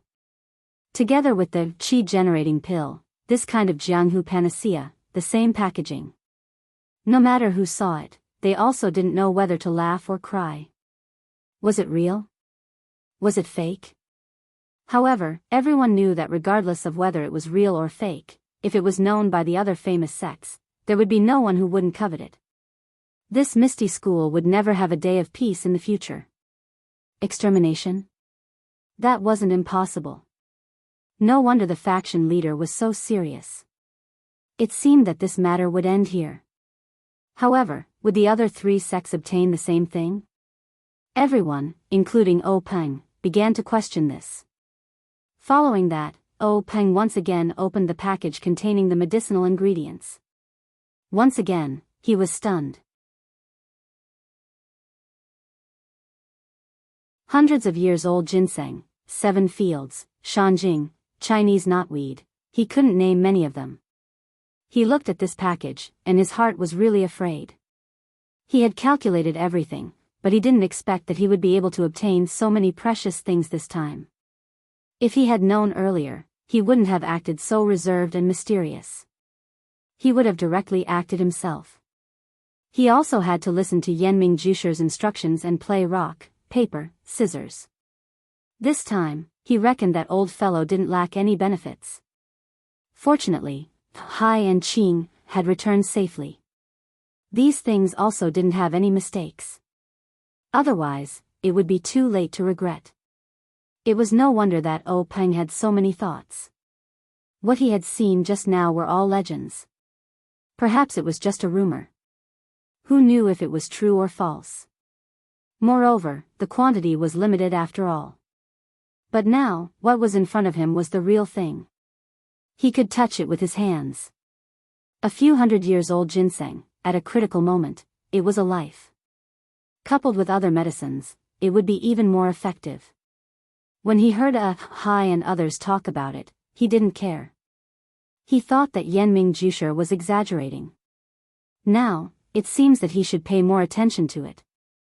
Moreover, there were still a lot of these medicines in the secret plane. He had to discuss it with several forces. Later, in the eyes of others, O Peng excitedly asked Zhang Qingyue to quickly inform the hall master and elders of the pharmacy hall to come to the conference hall.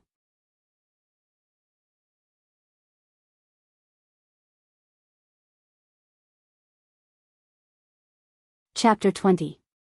While waiting for the pharmacy, O Peng helplessly picked up the last seemingly ordinary small box. His heart was filled with anticipation. In the short time it took to drink a cup of tea, he had seen a treasure that he had never seen before. He wondered what kind of treasure was in this box. Could it be something more magical than the life-prolonging pill? The box was cool to the touch and felt very heavy. O Peng placed it in front of his eyes and carefully observed it. The whole box was one piece. He didn't know what material it was made of. There seemed to be no trace of a lid. He didn't know where to open it. O Peng tried the 4 sides, pulling it up and pressing it down, but it didn't work. He couldn't bite it with his teeth, right? O Peng secretly laughed at himself. He put the box back on the table and then called everyone to come forward. Everyone looked around for a long time. Old 4 and Old 6 also came forward and tried several methods, but they didn't work. Zhang Qingyue frowned and said, "Master, do we need to use a key or something like that?" Old 6 rolled his eyes and said, "Martial nephew, if you want to use a key, there should be a keyhole. This box doesn't have a lock, and there's no secret lock or something like that. How do we use it?"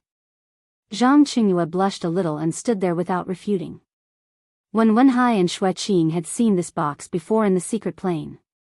When Wenhai had also tried to open it. At this time, seeing that his master and martial uncle couldn't open it, he didn't dare to propose a new idea. Instead, Xueqing looked at the box that he won with scissors, paper, scissors, and was very interested. He even shook it in his ear to hear if there was any sound inside. Unfortunately, it didn't work. Just when everyone was at their wits' end, the pharmacy hall's hall master Bai Dong and elder He Yunpu arrived at the meeting hall. After greeting the sect master and everyone else, Zhang Qingyue led them to the square table where the medicine was placed. The reaction of these two people was even more unexpected. It wasn't that they were not surprised, but that they were too surprised. From the moment the two of them saw the items in the package, their eyes didn't seem to move at all. Their feet seemed to be rooted to the ground, unable to move even half a step. Their fingers pointed at the medicinal herbs, their arms were trembling, and the saliva in their mouths was flowing, almost dripping to the ground. After the time it took to drink half a cup of tea, the two of them finally came back to their senses. They didn't pay attention to the laughing expressions of the people who were admiring their embarrassing state, and said to themselves, "This is a 600-year-old ginseng, this is a 600-year-old field 7, this is a 400-year-old field spirit, this is 700 years old golden thread grass." That's right, it was exactly the same as what was recorded in the Codex of Herbs. What about this? Am I seeing things? 1,000-year-old dragon-slaying grass? How could this be? However, the roots are mostly cord-like and curved. The stems are erect and grow alone or in clumps. There are vertical fine lines, hairless or white fine hairs at the tip. There are many branches on the upper part. The leaves are dark green on the top and lighter on the bottom. The leaves at the base have a stalk and are oval-shaped. The edges are blunt or serrated. 100 years have silver teeth, and 1,000 years have gold teeth. This gold teeth. Heavens, I'm not dreaming, am I? Hall Masterby said as he slapped his own face with all his strength. Then, he sucked in his own mouth from the pain. The other He Yunpu, Elder He, also muttered the names of medicinal herbs that no one understood. His face was also filled with disbelief. In the end, he picked up a medicinal herb that was the size of a palm and said, "What is this? A cactus?" Hall Masterby said, "Nonsense. According to the Codex of Herbs, cactus have thorns. Did it prick your hand? That's fish hand grass." Elder He was also unhappy and said, "The Codex of Herbs says that fish hand grass is in the shape of 3 fingers. This one clearly has 4. Hall Masterby looked carefully and also shook his head, saying, I don't know. And the remaining 4th and 5th grade medicinal herbs, I don't think I've seen them before. I just don't know if the Codex of Herbs has any records of them." Elder He also narrowed his eyes and thought carefully. He nodded in agreement, "I don't know. I've learned too little. Oh, Peng interrupted in time, "Hall Masterby, Elder He." This sentence woke the two of them up. Only then did they realize that they were in the discussion hall and not the medicine hall where they usually discussed knowledge. They hurriedly cupped their hands to everyone, "Seeing so many good medicinal herbs, I'm secretly delighted. I couldn't control myself. Please forgive me, Sect Master and everyone." Everyone returned the greeting and said it was fine. Oh, Peng said, "Two sirs, what are the value and effects of these medicinal herbs?" Elder He said, "I wonder where Sect Master obtained these rare medicinal herbs. This ginseng, tianqi, tianjing, Polygonum multiflorum, and other herbs are all common. It's just that the age of these medicinal herbs is truly shocking. 100-year-old is already extremely rare. Unexpectedly, the worst of these herbs are 300 years old. As for the golden thread grass, snake gall grass, and other herbs, they are good for treating external injuries. This snakebite grass, coral grass, and stone wind medicine are panaceas for treating internal injuries. The rest are all rare medicinal herbs. With the addition of other medicinal herbs, using the principle of a ruler and minister, and the principle of yin and yang to concoct medicine, it's certainly a rarely seen good thing." At this time, Hall Masterby sobered up and hurriedly said, "Sect Master, the place where these things were discovered must be kept strictly confidential. Among them, the dragon beheading grass and peacock grass can be used to concoct medicine similar to the qi-generating pill. It's recorded in our Misty Sect's ancient records." These words caused everyone's ears to perk up. Oh, Peng said, "Does the ancient records record how to concoct the qi-generating pill?" Hall Masterby said, "No, the formula for the qi-generating pill has long been lost. What's recorded in the ancient records are only a few similar pills. The effects are limited, and the required herbs are extremely rare. Peng said, Hall Master Bai, take these medicinal herbs to the pharmacy hall to study and see what effects they have. Also, take a detailed look at the formula for those pills similar to the qi-generating pill. Be prepared, perhaps. Peng hadn't finished speaking when Hall Master Bai had already understood tacitly. He immediately said, I'll follow Sect Master's instructions. Then, together with Elder He carefully carried the package and left the conference hall. Peng also instructed Zhang Qingyue to deploy more people to the pharmacy hall to protect it.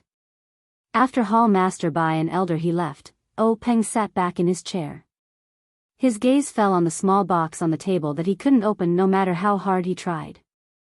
After thinking about it, he still instructed Zhang Qingyue to call Hall Master Shi of the Divine Engineering Hall. The Divine Engineering Hall was the place where the Misty Sect refined weapons and concealed weapons. Hall Master Shi was the master of forging weapons in Pingyang City. Not long after, Shi Yukuan arrived at the conference hall.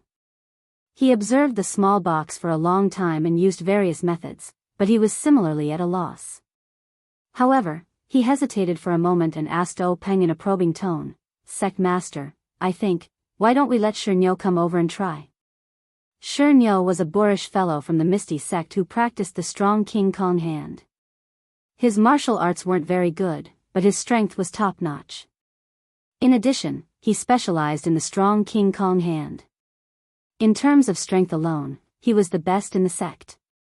Shi Yukuan's words enlightened him. The box was only a container to store things. In order to obtain the things in the box, it was good to keep the box intact.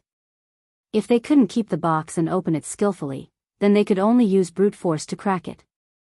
In the end, obtaining the things was the most important thing. Shi Niu also arrived at the conference hall. He was a rather tall and muscular man.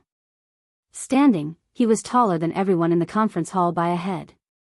His entire body was filled with strong muscles. Looking at his honest and simple smiling face, Peng didn't say much. He just passed the small box to him and gave him an order, open it. Shi Niu received the box and didn't say much. He used his two hands to pry the box open. The box didn't move at all. Then, Shi Niu placed the box on the ground and took a deep breath. His two arms suddenly became much thicker, and his two fingers became thicker. Then, Shi Niu shouted loudly. His eyes were fixed on the box, and he used his two hands to slap the box. There was a muffled sound as his two palm leaf fan-like hands slapped the box. The box didn't shatter as everyone expected. Instead, Shi Niu slapped it flat into the conference hall's stone floor.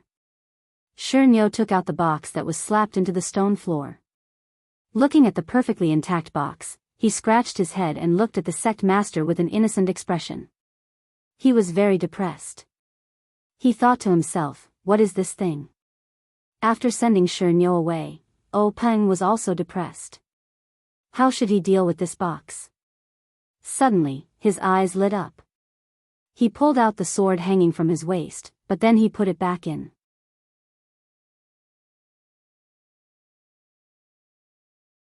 The eyes of the remaining people in the conference hall also lit up. They knew that the sect master had thought of a good way to open the box. Zhang Qingyue didn't wait for Peng's orders. He said to Shi Yukuan, doesn't Hall Master Shi have a broken water? Why don't you give it a try? Shi Yukuan glanced at Peng. Seeing that the sect master didn't have any objections, he said, Sect master and everyone, please wait a moment. I'll be back soon. Not long after, Shi Yukuan came back with a simple scabbard. He said to Peng, Sect master, let me try it first. Peng nodded in agreement. Shi Yukuan pulled out the sword from the scabbard. This sword wasn't as shiny as other swords. Instead, it had a dark surface. Occasionally, light would reflect off the surface of the sword. It was a bit dazzling, like black lightning. Shi Yukuan raised the sword and tried to cut at the corner of the box. The box didn't react. Then, he took a deep breath and raised the broken water again. He slashed at the corner of the box with all his strength. However, there wasn't the cracking sound that everyone expected. There wasn't even any sound. It was as if the sword had cut through cotton. The box was still there, undamaged.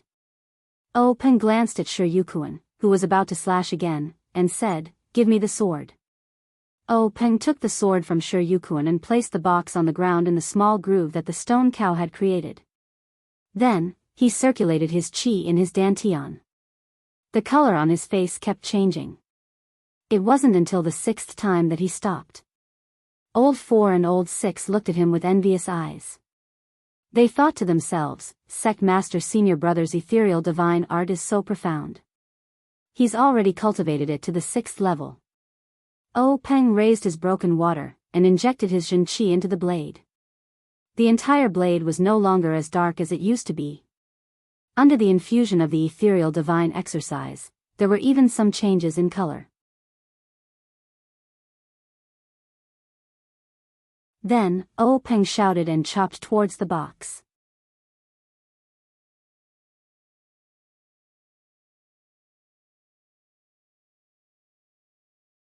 Chapter 21. The saber in Peng's hand was like a bolt of black lightning, carrying the colors of the ethereal divine art as it shot towards the corner of the mysterious box. It was a pity that this bolt of lightning didn't come from the heavens. Broken water landed on the corner of the small box, and just like before, there was no sound. However, it was different this time. The box actually emitted a layer of light that no one could detect. It overflowed slightly, and the saber in Peng's hand actually bounced back. That saber actually shot towards Peng's face like before. The back of broken water was about to chop Peng's face. Although it wasn't the tip of the saber, Peng had no doubt that his head would be chopped in half if he was hit. Peng was indeed worthy of being called one of the top experts in the pugilistic world. As the head of the Misty School, at this critical moment, he crossed his legs and immediately used the secret technique of the Misty School, ethereal steps. The 5-colored bolt of black lightning flashed past Peng's forehead, and, broken water, shot into the stone pillar in the meeting hall. There was no loud sound, and, broken water, was deeply inserted, as if it was a piece of tofu. From the moment Peng raised the saber to the moment it left his hand and entered the stone pillar, it happened in the blink of an eye. No one seemed to be able to react. Looking at broken water in the stone pillar, they all had the same thought, what a fast saber. Unfortunately, Peng didn't think so at this time. He looked at the few strands of hair in front of him, which were cut off by broken water from his forehead. His body broke out in cold sweat. After roaming the pugilistic world for so many years, it wasn't that he hadn't encountered any thrilling situations, but there was no time as dangerous as this. Thank you to the founder of the Misty School, thank you to his master, thank you to the ethereal steps. Without them, he wouldn't be standing here now. When the rest of the people came to their senses and looked at their sect leader, Peng's ashen face had recovered a little of its color. He looked at the box on the ground with lingering fear. It was an ordinary box that had fallen to pieces. He said to Zhang Qingyue, keep this small box and put it in the library later. Since we can't open it, let's leave it for fate. Then, he waved his hand and asked Zhang Qingyue to pick up the small box from the ground. It must be said that Peng was indeed an ambitious and ruthless person in Jianghu. This person had a breadth of mind and stratagem that others could not compare to. If it were someone else, they might not have placed this box in the sect. They would have definitely kept it in a secret chamber and secretly pondered over the treasures inside to themselves. But as soon as he saw that things weren't going his way, he immediately let go and gave the opportunity to someone else in the gang. This kind of behavior immediately won everyone's praise.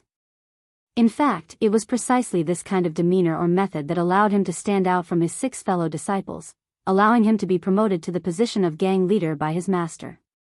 He was also admired by his fellow disciples.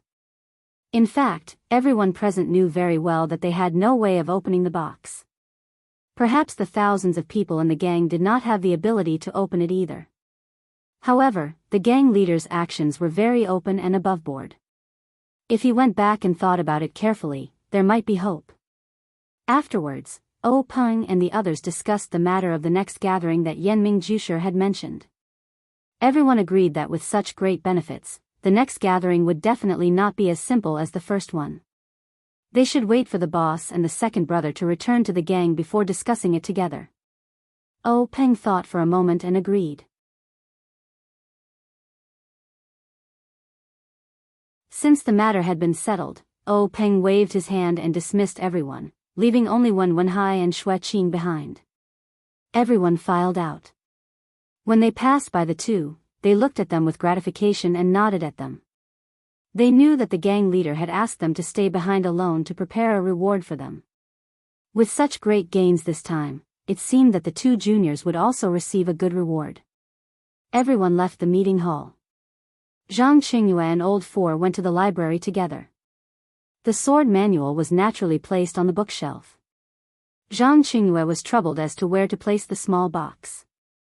There was no doubt that the box was very precious, but if it was of little value, it might not be able to achieve the gang leader's goal. In the end, Old Four pointed to the square table next to the bookshelf and said, "Marshal nephew, why don't you put it there first? We'll ask your master later." Zhang Qingyue felt that this was the only way for now. He casually placed the box on the table. In any case, there was a record of everything that went in and out of the library, so there was no need to worry about losing it. Even if he lost it, how many people in the world would be able to open it? Zhang Qingyue and Old Four left with peace of mind. The mysterious box settled down in the Misty School's library, quietly waiting for the fated person. In the assembly hall, Peng waited for everyone to leave before he opened his mouth. At this time, his face had already changed into his usual warm smile. Hi, Qing, you've done really well this time. What reward do you want? When Wenhai stepped forward and said, "Master, there are still two things that I haven't reported. I'll tell you about them now." Peng nodded in agreement. Then, when Wenhai told Peng about what Yanming Jusher had said in the secret plane, the treasures obtained by the disciples who carried out the task should belong to them.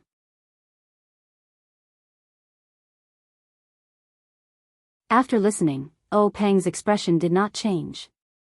He asked with a smile, "What treasures did you get?" When Wenhai and Xueqing came forward and put the 3 herbs they got from the secret plane in front of Peng. "We didn't find any pills or weapons. Yanming Jusher let us each pick 3 herbs from the herb garden for ourselves." Peng said with a smile, "This Yanming Jusher is a wonderful person.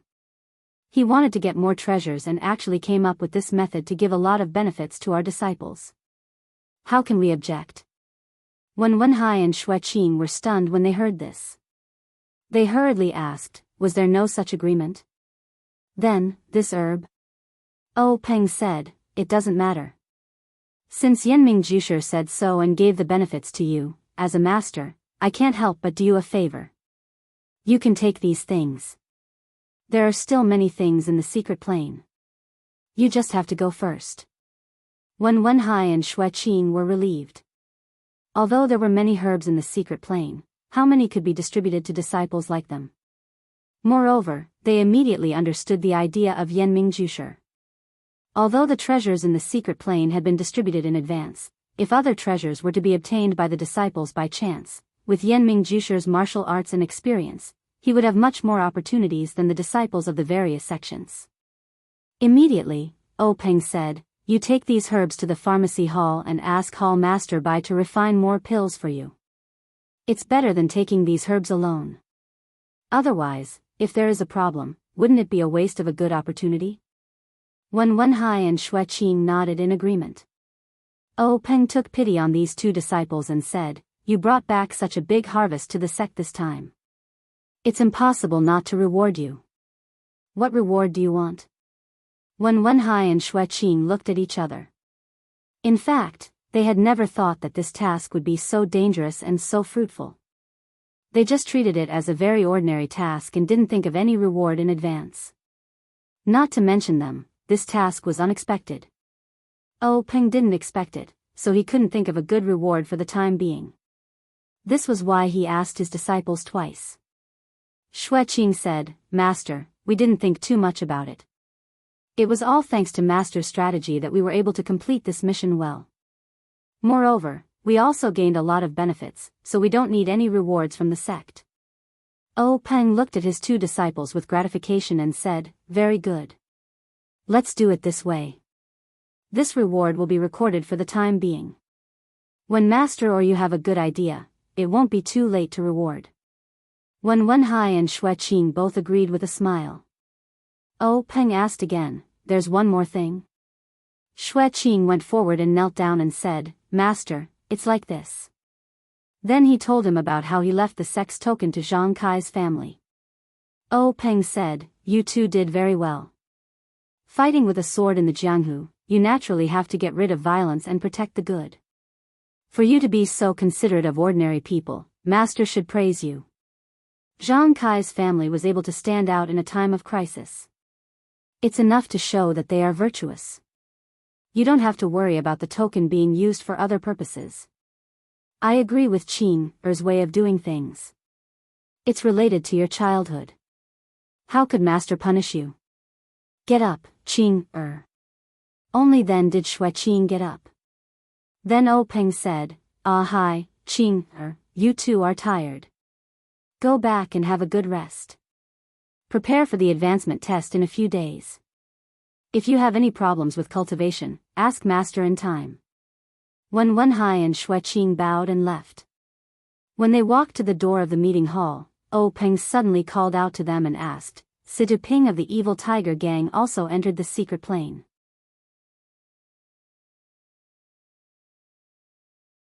Did she also take 3 kinds of herbs like you too? When Wenhai and Xueqing looked at each other and replied, yes, but we left first. I don't know how they dealt with it. Peng nodded and didn't say anything. His face was full of contemplation. Situ Ping of the Evil Tiger Gang wasn't in a good mood like when Wenhai and Xueqing. She was sitting in the meeting hall of Wanjian Peak and looked at Wanjian Peak's sword master Wan Qingjiu with an expression of disbelief. She asked again unwillingly, is there really no such agreement? Wanjian Peak's Wan Qingjiu was a short and strong man with a dark face. He said with a fake smile, Leader Situ, do I have to lie to you about this kind of thing? Xiangyang, give all the herbs you picked from the secret plane to your martial uncle Cheng. Give them to him to refine into medicine like before. Xiangyang lowered his eyebrows and said obediently, yes, master. Then, Wan Qingjiu said, Leader Situ, the herbs you picked will also be given to my Wanjian Peak to refine. After the medicine is refined, I will give you the priority of giving you the corresponding pills. Situ Ping didn't want to hand over the herbs at this time, but the situation was better than her. She thought for a while, gritted her teeth, and gave her herbs to Xiangyang. She was really not interested in Wan Qingjiu's promise. How could sharing pills with others be better than monopolizing them? Xiangyang was Wan Qingjiu's disciple. Who knew if the herbs he handed over would be taken back by him in a while? Forget it, forget it. Situ Ping shook her head and tried to expel the thoughts she shouldn't think about from her mind. At this time, Wan Qingjiu said, Leader Situ, you've done such a big thing for my sect. My sect should also repay you. What do you think of my Wanjian Peak's power?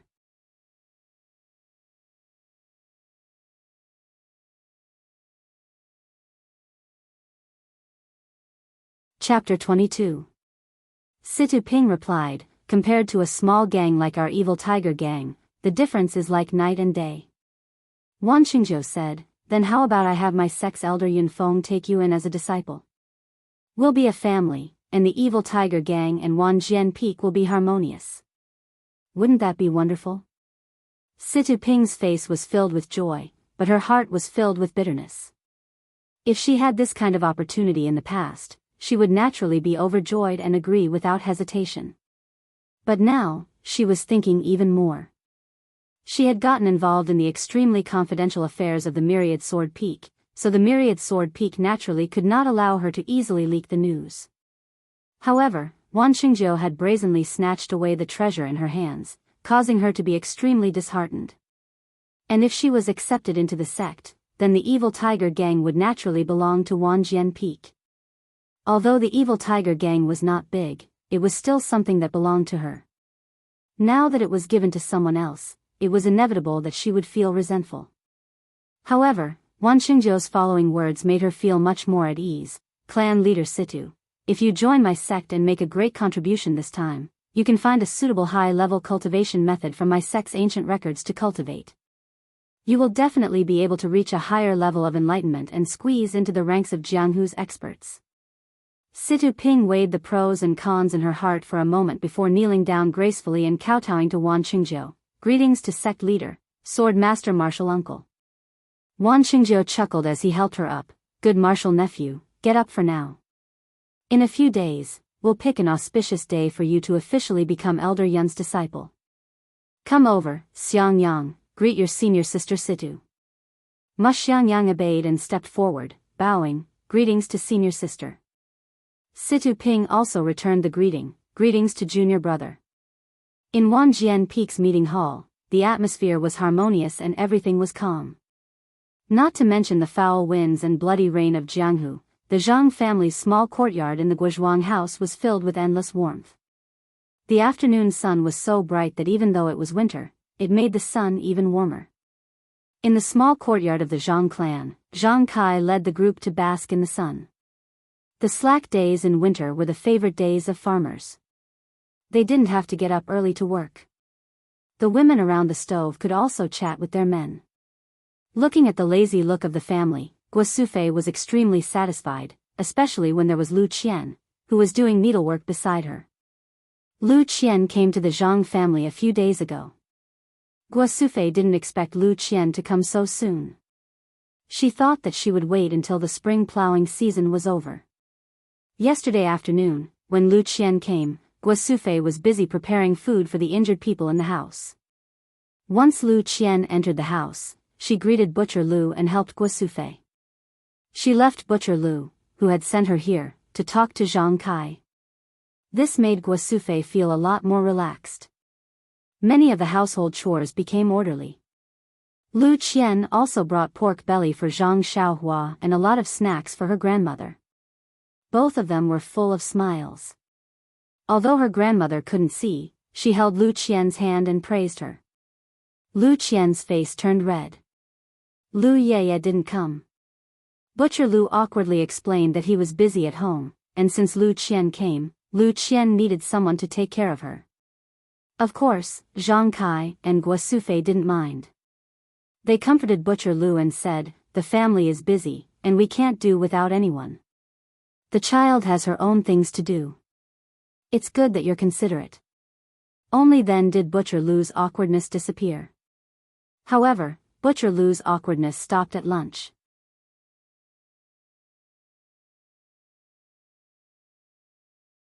When Zhang Xiaohua came back from getting wine, Butcher Lu pulled Zhang Kai to drink and put the matter at the back of his mind. When Butcher Lu left after eating and drinking, he kept reminding Lu Qian and asking Guosufei's family to take care of Lu Qian. Guosufei thought, do I need you to tell me that?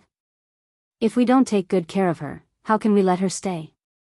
After Lu Qian came, not only did Guosufei feel relaxed and not in a hurry, the other family members also felt the changes in the house. Not to mention the small changes in the house and courtyard, not to mention the different cooking methods in the morning and evening, which increased their appetite. Just the addition of such a beautiful girl to the big family was enough to make them happy. Although a day didn't mean much, this beginning let the Zhang family smell the sweet taste of life. The Misty School's secret medicine was indeed effective. In just a few days, Zhang Xiaohu's bones and internal organs still hurt a little. His external injuries had basically scabbed. Zhang Kai still needed crutches, but his external injuries were the same as little tigers. Needless to say, Zhang Xiaohua was already running around energetically. Every day, she would hold a wooden stick and dance around. She seemed to be practicing martial arts, but looking at her unorganized appearance, it was just wild fox Zen. The most miserable Zhang Xiaolong was now the happiest. His internal and external injuries were more serious than the others. At this moment, there was only a little improvement. Needless to say, his arm was fixed for only a few days. There was still a long time before the next change of dressing. What made Zhang Xiaohu and Zhang Xiaohua envious was that every time Zhang Xiaolong had something to do, such as eating, Lu Qian would feed him. Although Guo Sufei and Zhang Xiaohua used to feed him, since Lu Qian came, the two of them stood aside. The first time Zhang Xiaolong and Lu Qian fed him, Zhang Xiaolong and Lu Qian both blushed and were very unnatural. When they finished eating, the food was cold. However, Lu Qian quickly got into the role and was generous. Zhang Xiaolong looked at Lu Qian's appearance. She probably served his father and brother at home. Since the girl was so generous, he didn't need to be too reserved, so the two quickly became familiar with each other.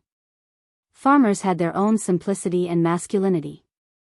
Although Zhang Xiaolong didn't read many books, didn't know many words, and his appearance was ordinary, his inherent temperament and steady behavior deeply attracted Lu Qian. Lu Qian admired him. She deeply felt that this Zhang Xiaolong was a piece of unpolished jade. He was born in this poor family and was unpolished. It was really God's will for her to meet such a person. Zhang Xiaolong was even more so. The beautiful and pleasant Lu Qian not only had the simplicity and practicality of a farmer, but also the knowledge and propriety of a pretty girl from a humble family. Zhang Xiaolong adored her from the way she handled the household chores to the way she conducted herself with elegance. He had never thought that such an excellent girl would appear in the countryside where he had lived for so many years. At this moment, he felt that he was living in heaven. He couldn't wait to recover from his injury for 1,000 years and watch the girl who had been engraved in his heart grow old with him. In short, Zhang Xiaolong and Lu Qian were a couple in love. They were attracted together like magnets. Zhang Kai and Guo Sufei saw it in their eyes and thought about it in their hearts. Although his son had the physique, Lu Qian was from a scholarly family after all. Her vision was naturally different from that of ordinary farmers. His son was illiterate, so how could he compare with the thousands of books in Lu Qian's heart? Moreover, although Mr. Lu's family lived in the countryside, his family was also well off. According to Zhang Xiaohua's description, the life of his family was far from what their family could compare. Even if the girl was willing, her father and brother at home wouldn't agree to it. This was really difficult. How could they probe the girl's mind? As a matter of fact, although the afternoon sun made people sleepy, Guo Sufei muttered in her heart while doing needlework. How could she beat around the bush to find out the girl's mind without leaving any traces? At this moment, Grandma said, "Sufei, I remember that Xiaolong is 19 years old this year, right?" Guo Sufei replied, "Yes, mother. After the new year, he will be 20 years old." Grandma asked again, "Some time ago, I heard that you were looking for a wife for Xiaolong. Why haven't there been any news recently?" When Guo Sufei heard this, her heart was happy. She was just about to doze off when someone sent her a pillow. Her own mother's eyes were really blind, but her heart was very clear. She quickly continued, "It's like this, mother. Before the new year, Zhang Kai and I had this idea. We searched through all the girls in the neighboring villages. In the end, we were willing, but they weren't willing. They were willing, but we didn't think they were suitable. Before we could find a suitable one for Xiaolong, this happened during the new year. We were no longer in the mood. When the weather is hot and Xiaolong's injury is healed, we will look for a good wife that can satisfy our family." After saying this, she didn't look at Zhang Xiaolong's sad eyes. She pretended not to care and said, "While Qian Qian, this female scholar, is still in our family, help us take a look and check." What kind of person was Lu Qian? Lu Qian's exquisite heart acupoint had already heard Guo Sufei's words. Her face turned red, but she didn't know how to respond. She lowered her head and didn't say anything. Grandma didn't intend to let it go and said, "Then you have to hurry up and look for a wife based on Qian's appearance." These few days, Qian took care of Xiaolong and even this old woman benefited from it. This child has a good heart and is careful. It's just that I can't see it. Sufei, if you find me a wife who is not as good as Qian, I won't be willing.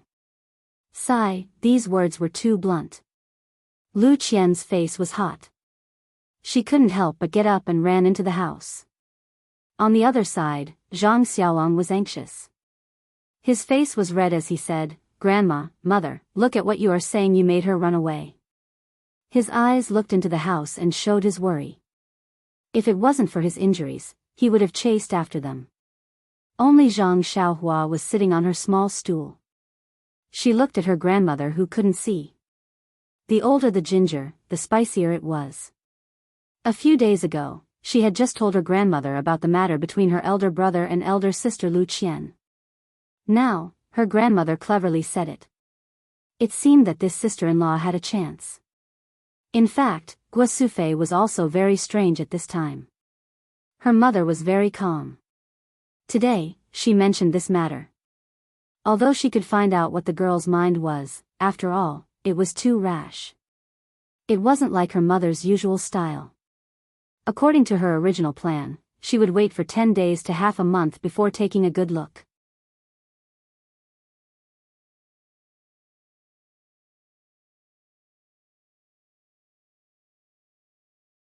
Chapter 23. Lu Qian hid in the small house with a red face. There was a trace of sweetness and a trace of anger in her heart. The sweetness was that her thoughts were guessed by others. Presumably, her sweetheart also knew. The anger was that she had only been at home for a few days. To speak like this, they were looking down on her too much.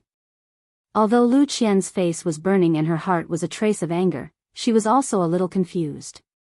After these few days of contact, her grandmother was a very reasonable person. How could she embarrass her in front of her face like this? However, that was not necessarily the case.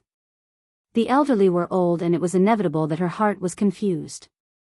She could understand, but how could she go out and meet them now? The people outside were also the same. Looking at the smiling grandmother, Zhang Xiaolong was very speechless. There was no other way. It was not suitable for him to go in at this time. Guosufei thought about it and pinched Zhang Xiaohua's ear and said, "It's all because of you. Go and call Lu Qian out." Zhang Xiaohua rubbed her ear and scratched her head. She muttered, "What does it have to do with me?" Guosufei smiled and pushed her and said, "If you didn't tell your grandmother about your brother and Lu Qian, how would your grandmother know?" Zhang Xiaohua said, "So you know." After that, she had to get up and walk into the house. As she walked, she thought about what to do. Lu Qian was in the house with a burning face.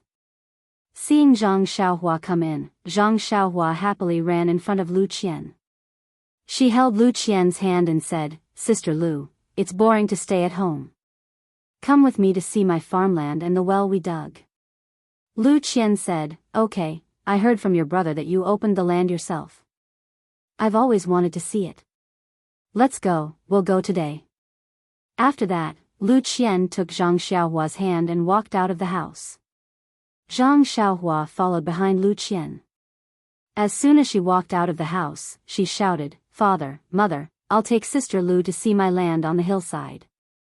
We'll be back in a while." Guosufei said, "Then you guys go and come back early. You're in a hurry to come back for dinner. Xiaohua, protect your sister well." Zhang Xiaohua giggled and said, "No problem, Nyangqin." Lu Qian walked in front of Guosufei and said in a low voice, "Auntie, I'll go out then." Guosufei smiled and said, "Come back early." Thus, Lu Qian and Zhang Xiaohua walked out of the Zhang family's small courtyard. Walking on the path of the Guozhuang house, from time to time, there were familiar villagers who came to greet them. The village was not big. If there was a small matter in any family, they would immediately know. Moreover, the Zhang family, which had always been low-key, suddenly had a beautiful girl. The neighbor who went to Balagu with Zhang Xiaohua had already been told by Zhang Kai not to say anything about Lu Qian. They only said that the children of their relatives came to stay for a period of time to take care of the sick and injured family. Of course, Zhang Kai was sick. Xiaolong and Xiaohu were naughty and injured. Although they were past the naughty season, it was common for people in the mountains to be injured. Everyone did not suspect anything else. It was no wonder that Zhang Kai was so careful. The lesson in the neighboring village was an example. It was better not to be too ostentatious. Although it was reasonable to say that she was a relative, in the eyes of the villagers, it was very thought-provoking. A girl who was prettier than all the other girls in the village came to serve Zhang Xiaolong. All of this could only mean that everyone knew a secret. It was just that no one said it out loud. Looking at Lu Qian, the way they greeted Lu Qian was ambiguous. Originally, Lu Qian came out to escape the awkwardness. In the end, the small path in the village was even more awkward.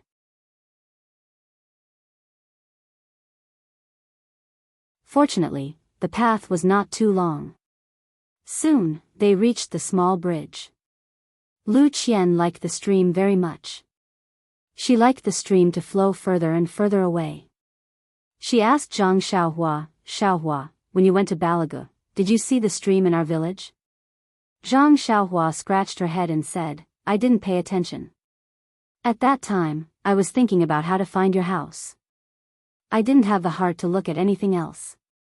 Lu Qian smiled and said, the river in Balagu is much bigger than the one in your village. There is also a lot of land by the river. Even my family has a medium-sized piece of land by the river. It's a pity that no one in my family cultivates it, so we rented it to someone else. Zhang Xiaohua said, it's a pity. If my family had this piece of land, we wouldn't have to open up a wasteland on the slope. As they spoke, they crossed the bridge. A winding path led up the slope. It was not a real path. As the saying goes, there are many people walking on it. This path appeared on the flat ground of the slope. Lu Qian walked lightly on this path. Her elegant demeanor was like a dancing musical note. Zhang Xiaohua could not help but praise, Sister Lu, you walk so beautifully. Lu Qian smiled and replied, you little rascal, why aren't you walking? Under the winter sun, the slope was filled with a rare warmth. Along the way, the two of them did not feel cold or bleak. Instead, there was the smell of spring. The newly opened farmland on the slope was lying there alone. Its owner had not come to see it for a long time. It was still the same. Lu Qian looked and said in surprise, Xiaohua, did you open this by yourself? It's a huge piece of land. Zhang Xiaohua raised her head and said proudly, that's right, Sister Lu. It was all done by me. Big brother and second brother also helped a little. Lu Qian praised her, you're really not simple. You're an amazing child. Then, she naturally saw the huge stone that looked like a bed under the tree.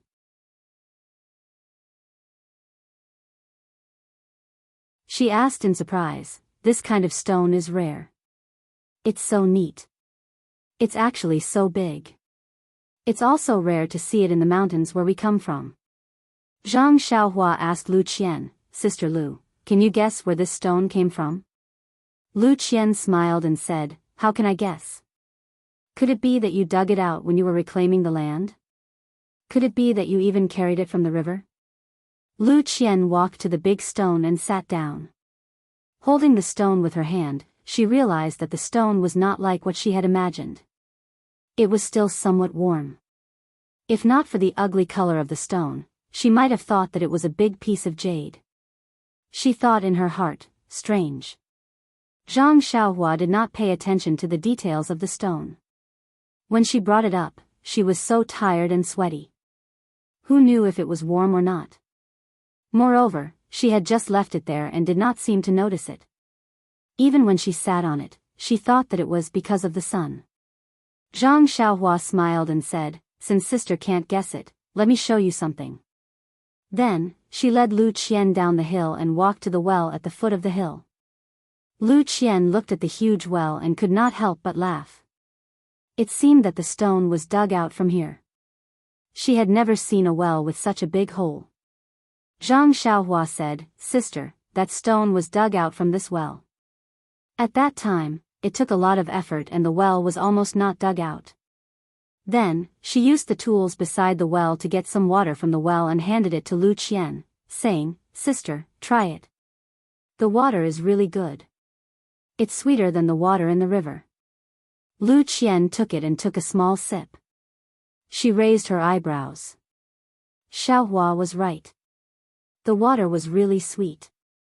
It was much better than the spring water she used to get from the hill. If she used it to make tea, her father would definitely like it. Thinking of this, she laughed in her heart. If her father knew, he would definitely stay in the Zhang family and not leave. Every day, he would get fresh spring water to make tea. At the very least, he would bring a few buckets home. Lu Qian asked again, "Is the spring water here so good?" Zhang Xiaohua shook her head and said, "No, the spring water on the hill is not so sweet." Lu Qian said, "Is it because of the well at the bottom of the hill?" Zhang Xiaohua shook her head again and said, "The village next door also dug a well on the south slope. I don't know if it's good or not, but no one cares about it." Lu Qian asked curiously, "Why?" Zhang Xiaohua told her what happened at Mr. Wu's house in the neighboring village. Lu Qian listened with a sad expression. After a while, Lu Qian looked at the sunset on the hill and said, "Xiaohua, get some water. We'll go back and make tea tonight." Zhang Xiaohua happily said, "Is it the one I drank at your house? Isn't it very bitter? I've tasted the one at old Guo's house in the east of the village. It's too bitter." Lu Qian said, "I didn't see the tea you drank, but it should be it. I brought some this time and didn't take it out. Let's try it today." Zhang Xiaohua energetically fetched a bucket of water from the well and carried it up the hill behind Lu Qian. They walked back home. As they walked, Lu Qian asked, "Xiaohua, why do you think that Mr. Wu from the neighboring village had such good luck?" Zhang Xiaohua thought for a while and said, "He got something good and bad people found out. He didn't have the ability to hold on to it." Lu Qian seriously said to Zhang Xiaohua, "Yes, Xiaohua. You have to remember, an ordinary man is innocent, but treasuring a jade ring is a crime." Zhang Xiaohua didn't understand and said, "Sister, what does this mean?" Lu Qian said, "The meaning of this sentence is that if a person is living a good life and has beautiful jade or good things in his possession, he will attract disaster. Xiaohua, you're still young and maybe you don't understand."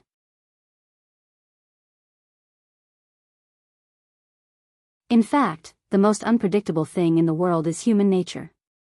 It's hard to guarantee that someone won't covet your jade. Mr. Wu's mistake is that although he dug out the treasure, if other people found out, those covetous people would come to snatch it. If no one saw when he dug it out, others wouldn't know that he had a treasure and naturally wouldn't come to snatch it.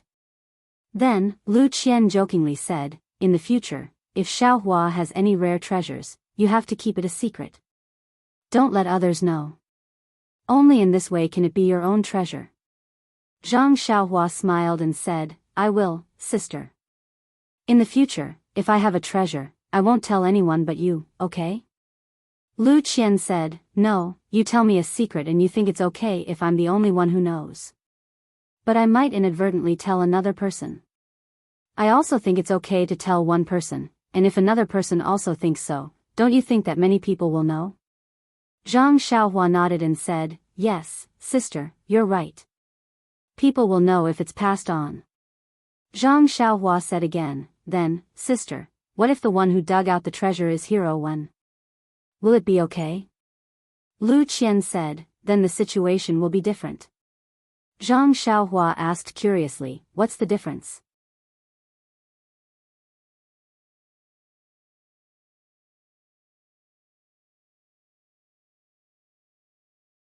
Chapter 24. Lu Qian continued to explain, "When Mr. Wu obtains the treasure, he is powerless and does not have the ability to protect it. That kind of situation is called being a fish on the chopping block. He has no power to fight back and can only bow his head and be captured. On the other hand, Grand Hero Wen was highly skilled in martial arts and had the strength to protect his treasures. Naturally, this depended on the opponent's ability. If the opponent was stronger than Grand Hero Wen, Grand Hero Wen's treasures would be snatched away, but Grand Hero Wen would not necessarily lose his life. If the opponent is weaker than Hero Wen, of course they will not be able to snatch away the treasure. In addition, this also depends on the value of the treasure. After all, there is always someone better than you. If the treasure's value is too great, there will always be someone who can restrain you and snatch it away."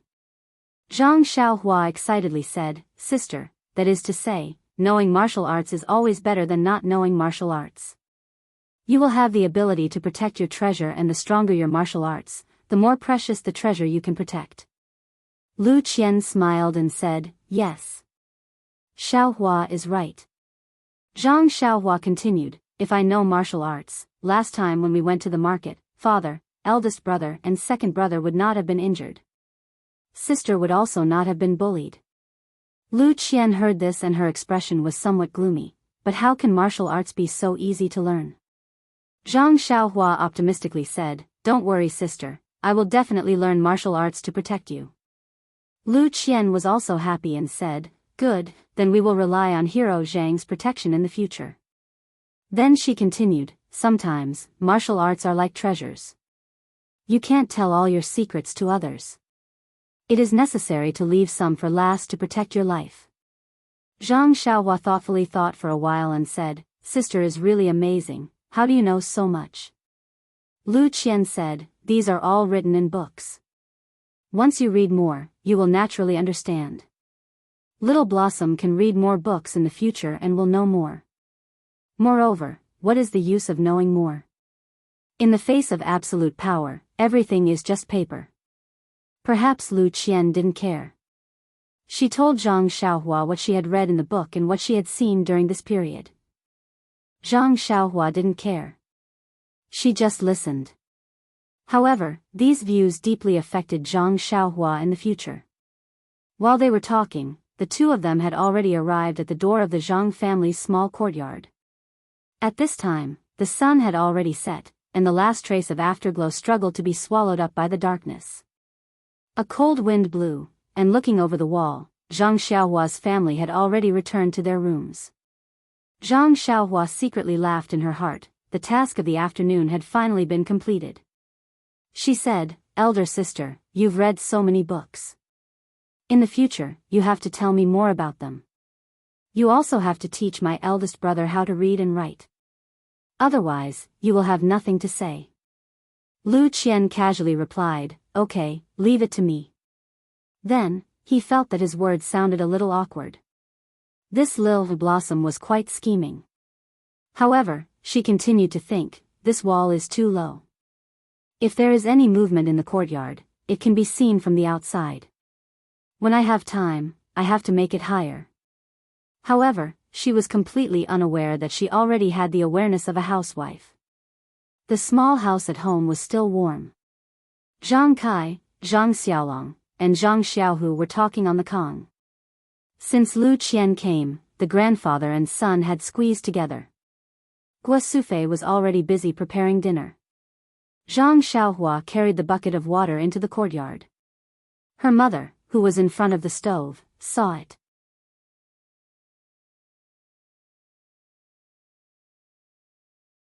She asked Xiaohua, why did you bring back the bucket by the well? Zhang Xiaohua said, Mother, this is the well water. Elder sister Lu said that she brought the tea from home and used this well water to drink. Guo Sufei said, what's so good about tea? It's so bitter. It's not as good as plain water. Zhang Xiaohua said with a smile, Mother, that's because you haven't drunk good tea. Do you think that all tea tastes the same as the tea from old Guo's house at the entrance of the village? The tea I drank last time at elder sister Lu's house was very good. Lu Qian also said, Aunt, you'll know when you taste it. Guo Sufei saw that Lu Qian said, so she also said with a smile, okay, since Qian said it's good, then we'll share the glory and taste it. Then, Lu Qian filled a pot with well water and put it on the fire to boil. The three people in the inner room heard Zhang Xiaohua's words and also stood up to see if there was anything they could help with. Soon the water boiled. The Zhang family didn't have a teapot, so Lu Qian had to put a few tea leaves into the bowl and boil it with water. Zhang Kai and the others looked at the freshly brewed light green tea. Smelling the faint fragrance of the tea, they couldn't help but be puzzled. Is this still tea?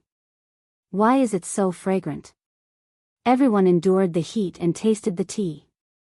In a few mouthfuls, they finished a bowl of tea and wanted to drink more. Lu Qian said, if you drink too much tea, you won't be able to sleep well at night. If you want to drink more, drink some after dinner.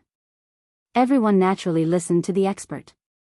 Lu Qian was very attentive and brought a small bowl of tea to her grandmother for her to taste. Dinner was still simple tea. Well, wrong. Today's tea was good tea. Everyone in the Zhang family drank it happily. At night, except for Grandma, Lu Qian, and Zhang Xiaohua, everyone couldn't sleep. Grandma and Lu Qian didn't drink much. Although Zhang Xiaohua drank the most, he counted sheep like everyone else before midnight.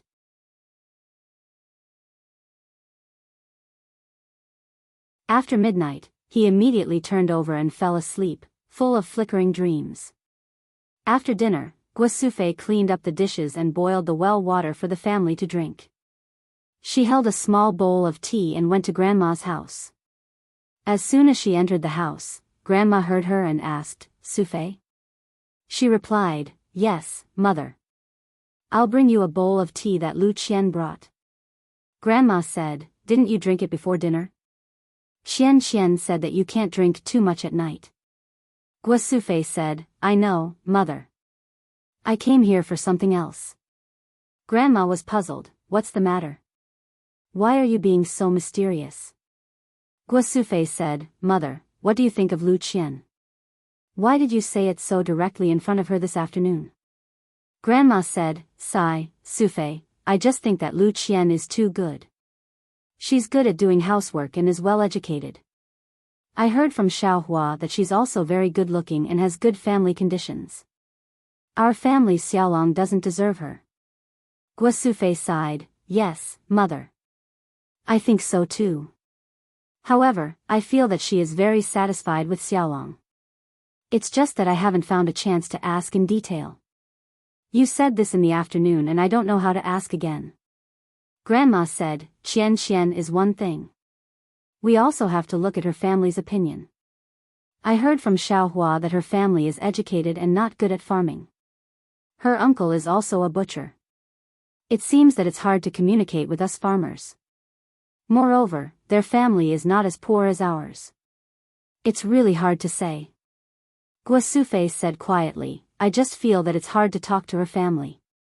That's why I want Xian and Xiaolong to be together more. After a long time, when they have feelings for each other, it may be good for us." Grandma was silent for a while. She sighed deeply and said, "Sufei, it's not that I don't know what you mean. However, I feel that my body is getting worse and worse. Many times at night, I've dreamed that your father came to find me and asked me to go down to accompany him. I feel that I don't have much time left. That's why I said this in the afternoon. I really want to see my grandson get married and even see us 4 generations live under the same roof." Before her voice fell, Guosufei's tears flowed out. She was a little choked with sobs. Wiping her tears, she said, "Mother, don't think too much. I reckon that you were just thinking of father, so you had the dream. There's nothing wrong with your body, so you'll definitely be able to see your great-grandson." Grandma stroked Guosufei's hair and said kindly, "Sufei, I know my own body. I've lived for so long and I've watched you grow up. I've watched you get married and have children. I've also watched Xiaolong, Xiaohu, and Xiaohua grow up. I'm already very satisfied. What I said in the afternoon was also on a whim. She's only been here for a few days and it's indeed inappropriate to mention this matter. If you guys treat her well, who knows, she might get together with our Xiaolong. That would be Xiaolong's fortune and our family's fortune." Guosufei said a few more words to Grandma before she got up and went out. She picked up the cold tea and tried it with her mouth. It was no longer drinkable. She had no choice but to splash it in the courtyard. She turned back to look at her mother's shadow in the dark room. Her heart was filled with bitterness and tears flowed down her cheeks again. She was very clear in her heart that ever since she had children, her entire body and mind had been placed on Zhang Kai and the other children. She rarely cared about or thought about her own mother. She always felt that she was under her mother's big tree and that she could rely on her mother. Now that she heard her mother's words, she realized that she had neglected too much and given too little to her mother. Everything was precious only when it was lost. Often, the ordinary things by one's side should be treasured even more.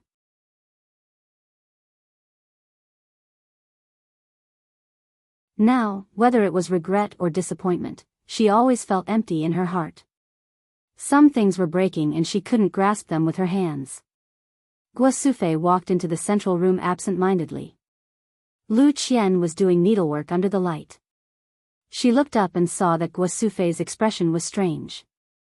She quickly got up and took the empty bowl in her hand. She asked, "Aunt, what's the matter?" Guo Sufei forced a smile and said, "It's nothing. I'm a little tired." Then, she went to Zhang Kai's hut to take a look. Lu Qian saw that she didn't say anything, so she sat down again. She worked while looking at Guo Sufei. Several men in the hut were drinking tea while doing farm work. There was also a man lying down to recuperate. Guo Sufei didn't say much. She just said, "When you're done, go to bed early. Xiaohua, take care of your grandmother at night." Everyone responded, "Okay." They didn't look up. Guo Sufei didn't care. She lowered her head and went straight back to her hut. She didn't do needlework in the central room. Lu Qian was even more surprised. She didn't know what happened over there. Since Guo Sufei didn't say anything, she couldn't force her to ask. When it was late at night, everyone cleaned up and went to bed. Lu Qian returned to her hut. The light in the hut was still on. Guo Sufei had already fallen asleep. Lu Qian blew out the oil lamp and lay down.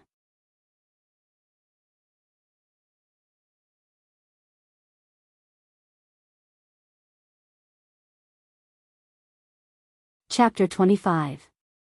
Lu Qian laid down with her clothes on. She could not fall asleep in the dark. Usually, it was Guo Sufei who tidied up the house and was the last one to go to sleep. Tonight, she lay on the Kong early and did not get up to settle the others down. The other men did not notice these details, but Lu Qian took it to heart. Especially when she saw the strange expression on her grandmother's face after returning to the house, it made Lu Qian even more suspicious. However, this was the Zhang family's matter after all. As an outsider, Lu Qian was not in a position to ask, so she could only keep it in her heart. In the dark, Guo Sufei also tossed and turned, occasionally sobbing. After a long time, Guo Sufei's mood calmed down.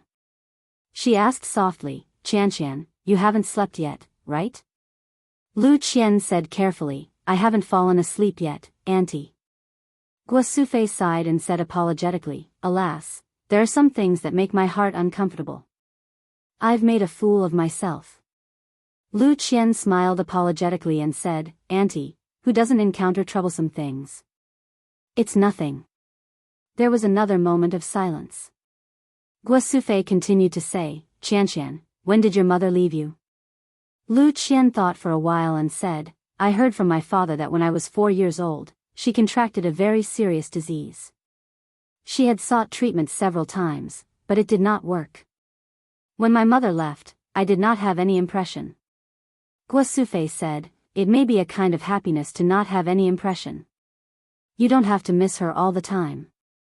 Lu Qian said, "Yes, auntie's words are very reasonable. My impression of my mother was told to me by my father. I heard from my father that my mother's family was very rich. At that time, my father's family was not well, but my mother was moved by my father's knowledge. My grandfather and grandmother were against it and firmly disagreed. In order to be with my father, my mother resolutely left home and cut off contact with my parents. Alas, my grandfather was also heartless. Until now, I still don't know where they are and have never come to see us. Father is very knowledgeable, but he doesn't like government affairs and disdains the intrigue of the officialdom. That's why he didn't leave home and lived in the mountain village, teaching for a living. Mother also lived there." After pausing for a moment, Lu Qian continued, "Mother's body was weak to begin with, and the doctor told her that it was best for her not to have a child. However, for the sake of father, mother still gave birth to my brother. At that time, her vitality was greatly damaged, and she only recovered after many years of recuperation. When she was pregnant with me, father also advised mother, fearing that something might happen to her. However, mother said that since she had a child, it was a gift from the heavens, and she was willing to give up everything for the child. When she gave birth to me, everything went smoothly, but mother's body collapsed, and she was in a terrible state until she passed away. At this point, Lu Qian's voice was choked with sobs. Guo Sufei comforted her and said, Qian, when you become a mother in the future, you will know that a child is everything in a mother's heart. If she can do 10% for her child, a mother will definitely not do 9%. Although you are still in mother's stomach, everything about you has already been branded in mother's heart. She will definitely not think about her own body and not want you. She will think about you early on and bring you safely into this world. Lu Qian said, That's right, Auntie. Sometimes, I am very grateful to my mother in my heart. Although I really only have a vague impression of my mother, she was not only able to escape the shackles of the family for her own happiness, she was also able to sacrifice her life for her child. Sometimes, when I think about it, a mother's love is so ordinary and great.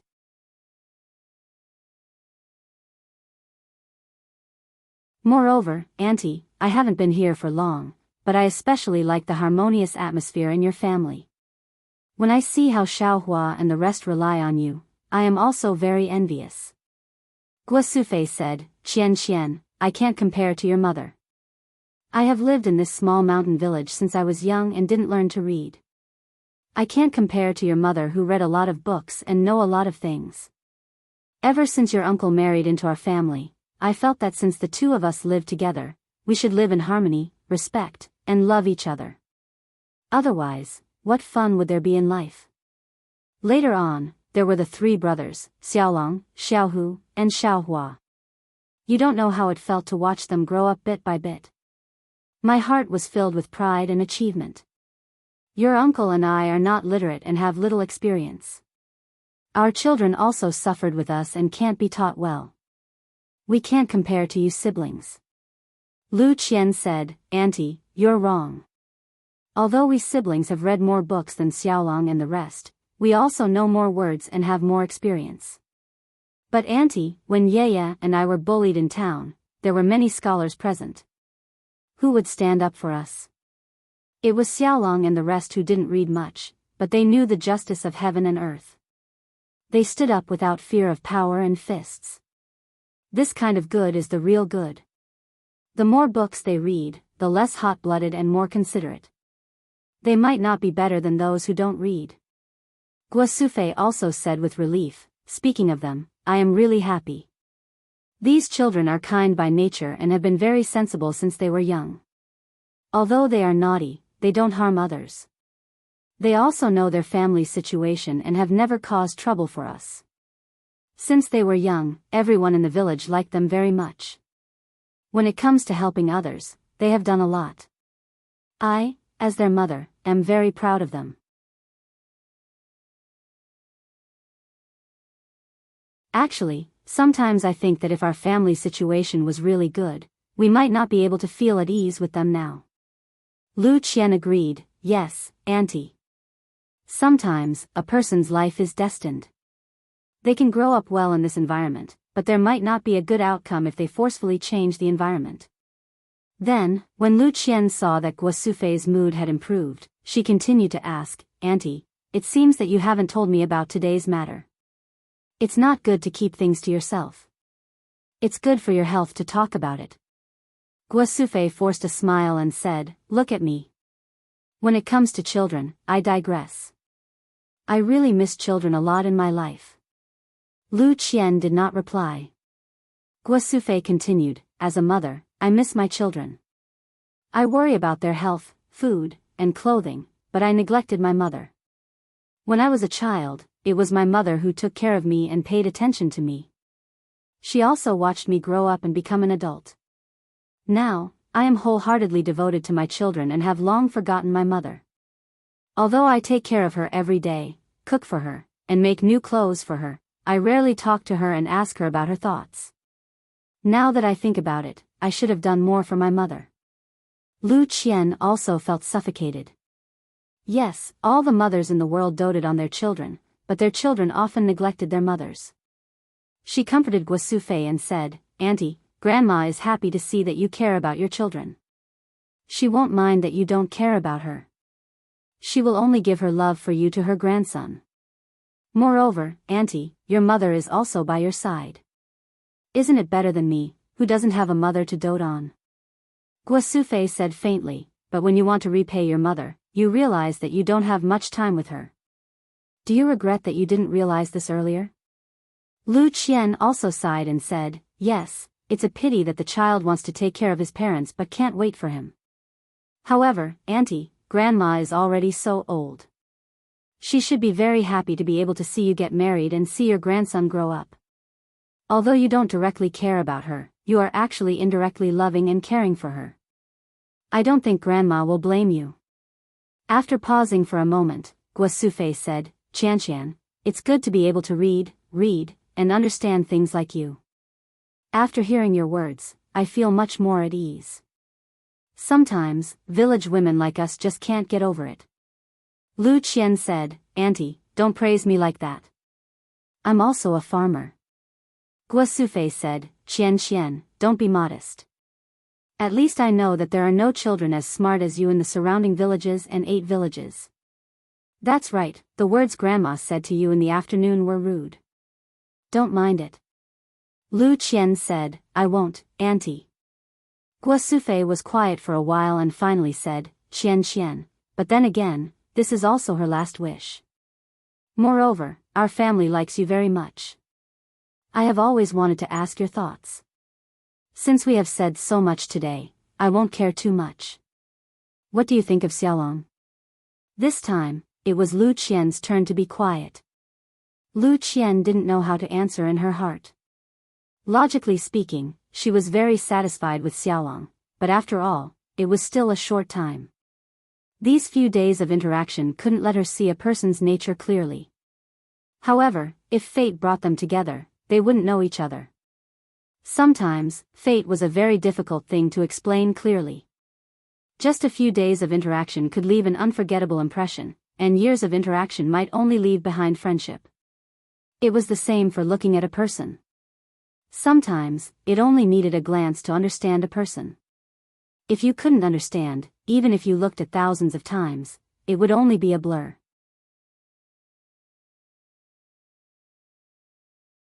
As for her and Xiaolong's fate, from the hero saving the beauty to the beauty repaying him with her body, it was really a story passed down from generation to generation.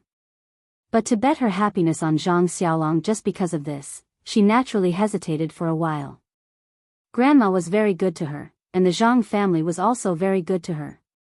She also liked Zhang Xiaolong very much. She also liked this poor but warm and harmonious family. This family was also very much like her own family, full of respect and love. She was also willing to join this family and was also willing to fulfill her grandmother's last wish to see her leave this world with no regrets. However, all of this seemed too immature. Should she be given a period of time to ferment and ferment? Lu Qian hesitated and found it difficult to answer. After a long while, she said, Auntie, it's too late today. Let's talk about it another day. Guosufei also sighed softly and didn't speak anymore. In the small courtyard of the Zhang family, the moonlight was shining. How many people were sleeping soundly?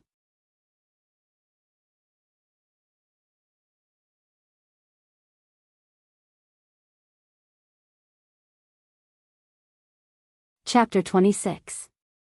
Under the same night sky, no one was sleeping in the meeting hall of the Misty Mountain Villa. In the meeting hall at night, countless butter candles as thick as a boy's arm were lit. The whole meeting hall was as bright as day. Compared to the hustle and bustle during the day, there were only 6 people in the meeting hall. Yes, there were 6 of them. They were the famous Misty 6 Tigers in Jianghu. Oh Peng was still sitting in the chair of the faction leader. On his left was the eldest, Hu Yuni, and the second, Li Jian. On his right was the 4th, Shengguan Fenglu, the 5th, Lu Qingyang, and the 6th, Su Peihua. The eldest, Hu Yuni, was a robust middle-aged man. He was dressed plainly and even looked a little mature.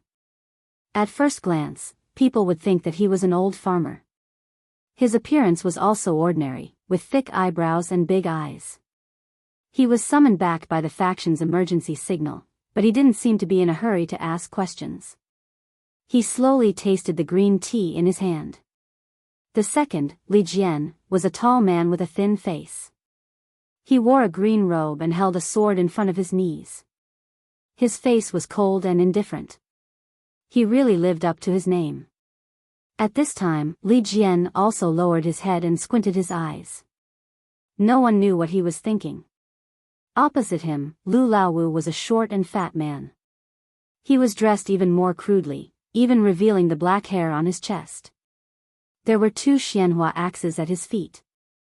On the table beside him was not tea, but a small wine pot.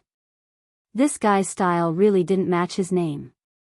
At this time, he didn't pick up the small wine pot to take a sip.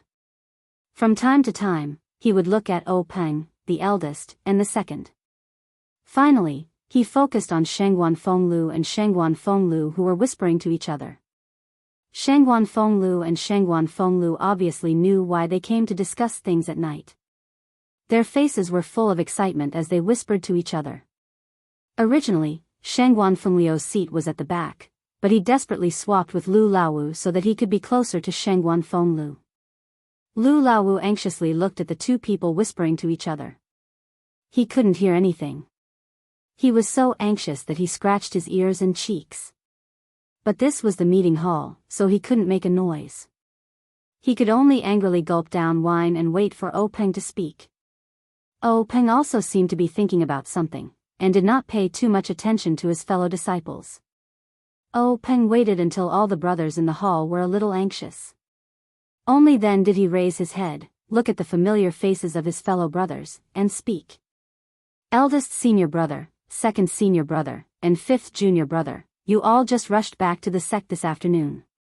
The journey must have been tiring, and we didn't have time to let you rest. However, I do have an important matter to discuss with you.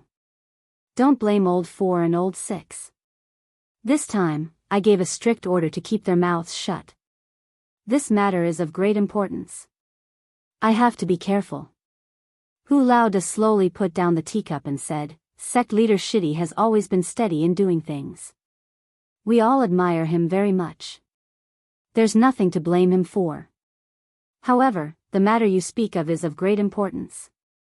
I want to listen carefully. Recently, the Jianghu has been peaceful. Several large sects have been concealing their strength and biding their time. The demonic sect has also ceased all activities. It's as if they've all returned home to farm. This is an opportunity for our Misty School to increase our power. Could it be that Shidi has a good idea? Li Laowu disagreed and coldly said, in the Jianghu, strength speaks. Without good martial arts, any strategy is useless. I think it's better not to use any schemes and tricks. It's better to practice more swordsmanship. Hu Laoda knew that this second junior brother was cold on the outside but warm on the inside. He didn't consider other people's thoughts when he spoke. His words were not directed at him, and what he said made sense. He naturally ignored it. Lu Laowu echoed and raised his axe, saying, Third brother, which bastard is looking for trouble? I'll go chop him up. Shangguan Laowu and Su Laowu smiled and looked at them, but didn't speak. Peng didn't know whether to laugh or cry. He waved his hand at Lu Laowu and said, Laowu, sit down. Don't be impatient. It's not as bad as you say. Then he said to Hu Laoda and Li Laowu, eldest senior brother, second senior brother, this time it's not a matter of fighting over territory with any sect. There's no need to use any schemes. He deliberately paused and said, this time I called all of you here because there's a good thing. The 3 of them couldn't help but be confused. They all frowned.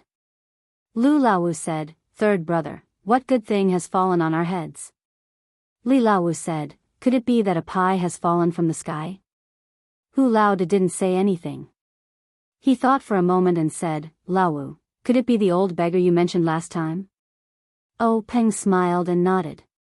Lu Laowu laughed, his grandmother, that old beggar really didn't lie? I threw this matter to the back of my mind. It's already been a year. Who still remembers? Li Laowu said with a straight face, when did you go out? You seem to have been in the sect this year. How come I didn't know you went out? Oh Peng said, I didn't go myself. Lu Laowu interrupted at this time. He pointed at Shangguan Laowu and Su Laowu and said, I was wondering why these two people were whispering the moment they came in. So it was you guys who went. Why didn't you say anything in advance?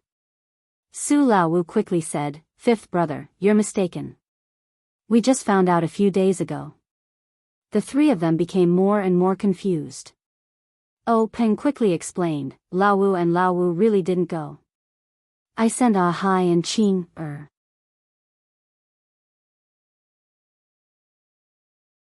When Lu Laowu heard this, he immediately jumped up. You actually sent two disciples for such an important matter? Aren't you afraid that something will go wrong? Hu Laoda glared at him and said, Don't be so surprised, okay? Aren't the two of them safe? Otherwise, how can we sit here and discuss things peacefully? Su Laowu thought for a moment and said, That's true. Oh Peng smiled and explained, It's like this. In order to not let the spies of the other sects notice our movements and give them a chance to loot a burning house, I, the Tan family's master, and the Wanjian Peak's sword master didn't go. We only sent the second-generation disciples of our sect to the place we chose in advance. Yanming Jusher, who few people in Jianghu paid attention to, took them there. Li Laowu said, This Yanming Jusher's martial arts are average. He's smart, but he's shrewd. Ah Hai will be at a disadvantage if he goes with Qing, Hu Laoda said, Since Laowu and the others let him take them, they naturally have a way to guard against him. Oh Peng rubbed his nose and said, Eldest senior brother is right. Before he left, all three of us sent people close to him to his Yanming mountain villa. He also sent people to escort his wife and children to our sections.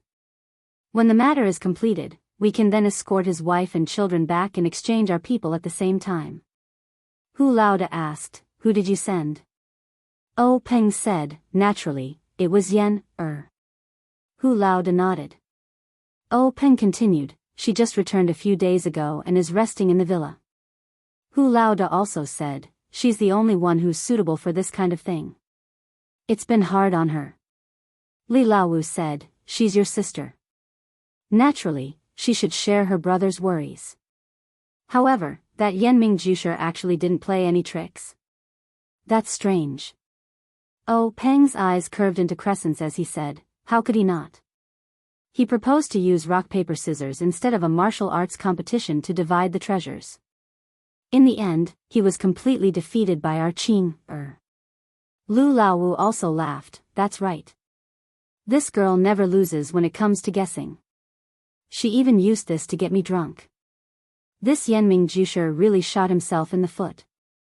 Oh Peng said again, the most ridiculous thing was that he even faked an imperial edict, saying that the extra treasures were up to fate. Whoever got it would get it.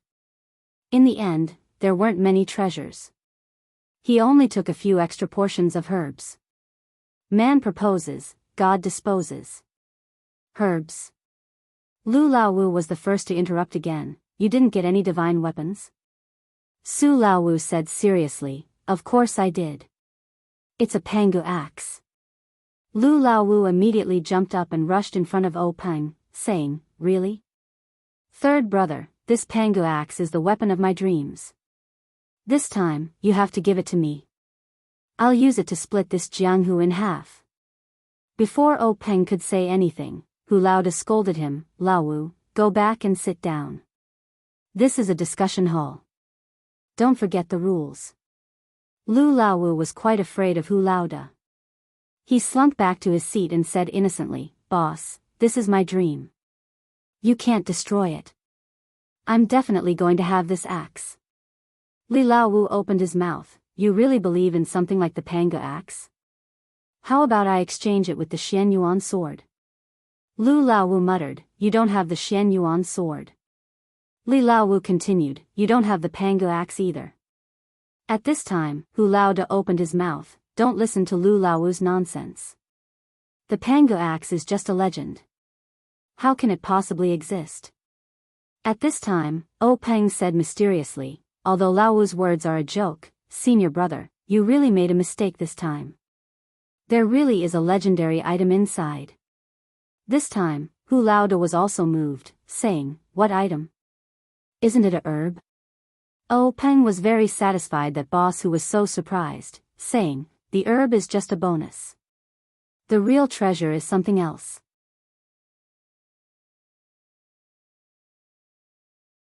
Lu Laowu was not happy. If it's not the Pangu axe, what legendary item is there? Could it be the Xianyuan sword? The Cultivation God's Heaven's Recommendation Seal? The Elixir of Immortality?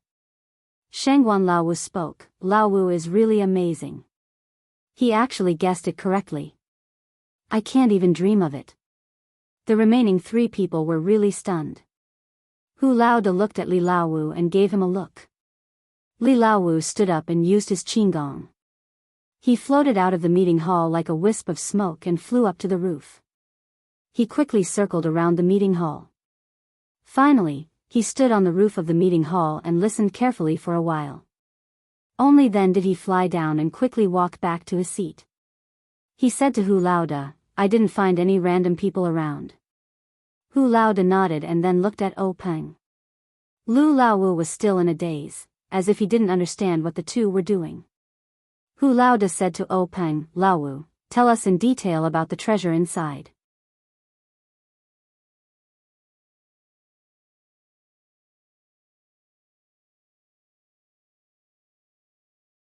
Chapter 27. Peng then took out a small porcelain bottle from his arms and handed it to Boss Hu. Boss Hu took the small porcelain bottle and carefully looked at the words on it. Even if he was a calm person, his hands trembled. He was so frightened by the 3 words that he almost dropped the bottle. Boss Hu sat there holding the bottle and didn't speak.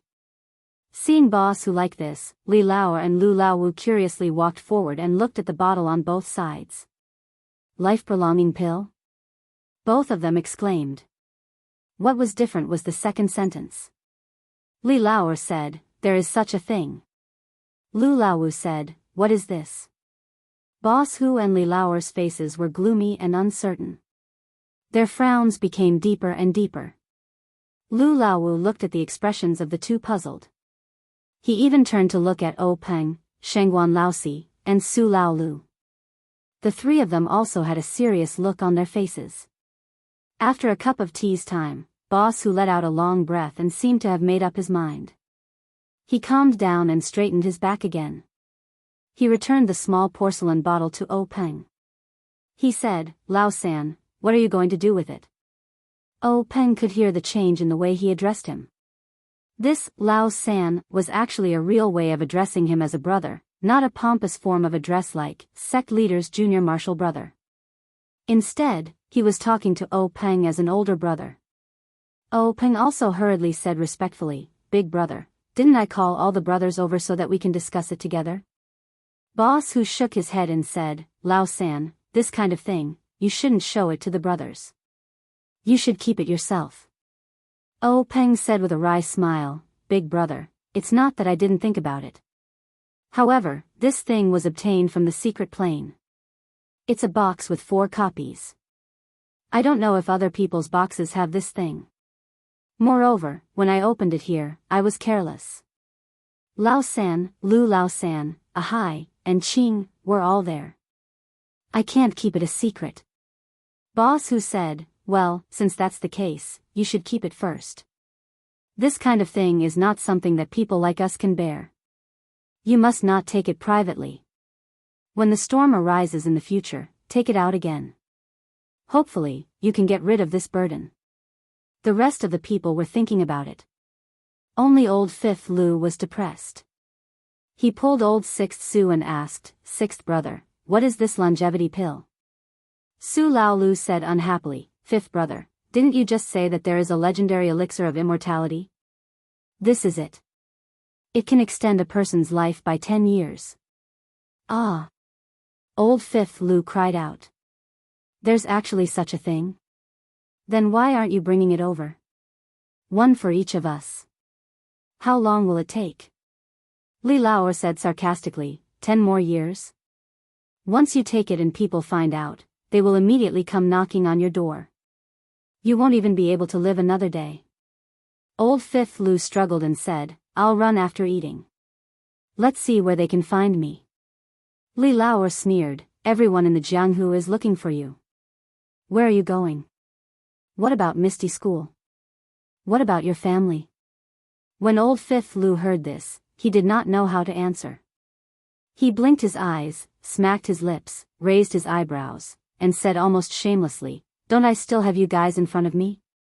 What am I afraid of? Li Lao also curled his lips and ignored him. Hu Laoda glared at old Fifth Lu and said, Old Fifth, you're not young anymore. Can't you use your brain when you're in trouble? Who knows if this thing is real or fake? Even if it's real, who will the 6 of us give it to? Didn't your second brother just say that even if we take it, we will be hunted down by the entire Jianghu? Who can stand it? Why don't we just put it aside and wait for things to change? If someone we can't afford to offend comes knocking, we'll tell the Jianghu and give them this hot potato.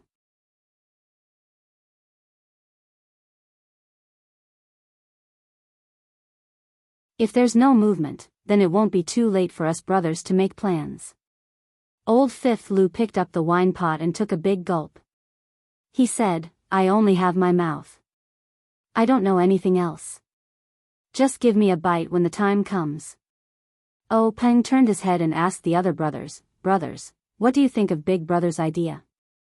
Shangguan Laosi stroked his beard and said, Big Brother's idea is very much to my liking. I've been thinking about this for the past few days. Instead of hoping for an unreliable life of 10 years, it's better to live the life we have now. Don't ruin the great foundation of our Misty School. Also, if there's any trouble when the time comes, third brother, you must deal with it well. If you don't handle it well, it might backfire. Li Lao nodded and did not say anything. Su Laolu said with a smile, I'll listen to Big Brother and fourth brother. Old Fifth Lu ignored O Peng's gaze and continued drinking. O Peng's gaze also swept past him and directly ignored him. O Peng saw that no one had any objections and said, Then I'll take care of this thing. We'll see how the situation develops in the future. Old Fifth Lu saw that O Peng ignored him and muttered in a low voice, I'm ignoring you. You should ask for my opinion. Hu Boss looked at him muttering and asked, Old Fifth, do you have something to say? Old Fifth Lu quickly stood up and said, No, I just want to ask. Did you find these things in the secret plane that look edible but can't move your mouth? Hu Boss kept a straight face and no longer paid attention to him. He turned his head and looked at O Peng. This time, O Peng was smiling like a flower. He took out 2 small porcelain bottles from his bosom and handed them to Hu Boss. Hu Boss took the porcelain bottles and carefully looked at them. Suddenly, he was surprised again. Qi-generating pill? There really is such a treasure. It hasn't appeared in Jianghu for many years.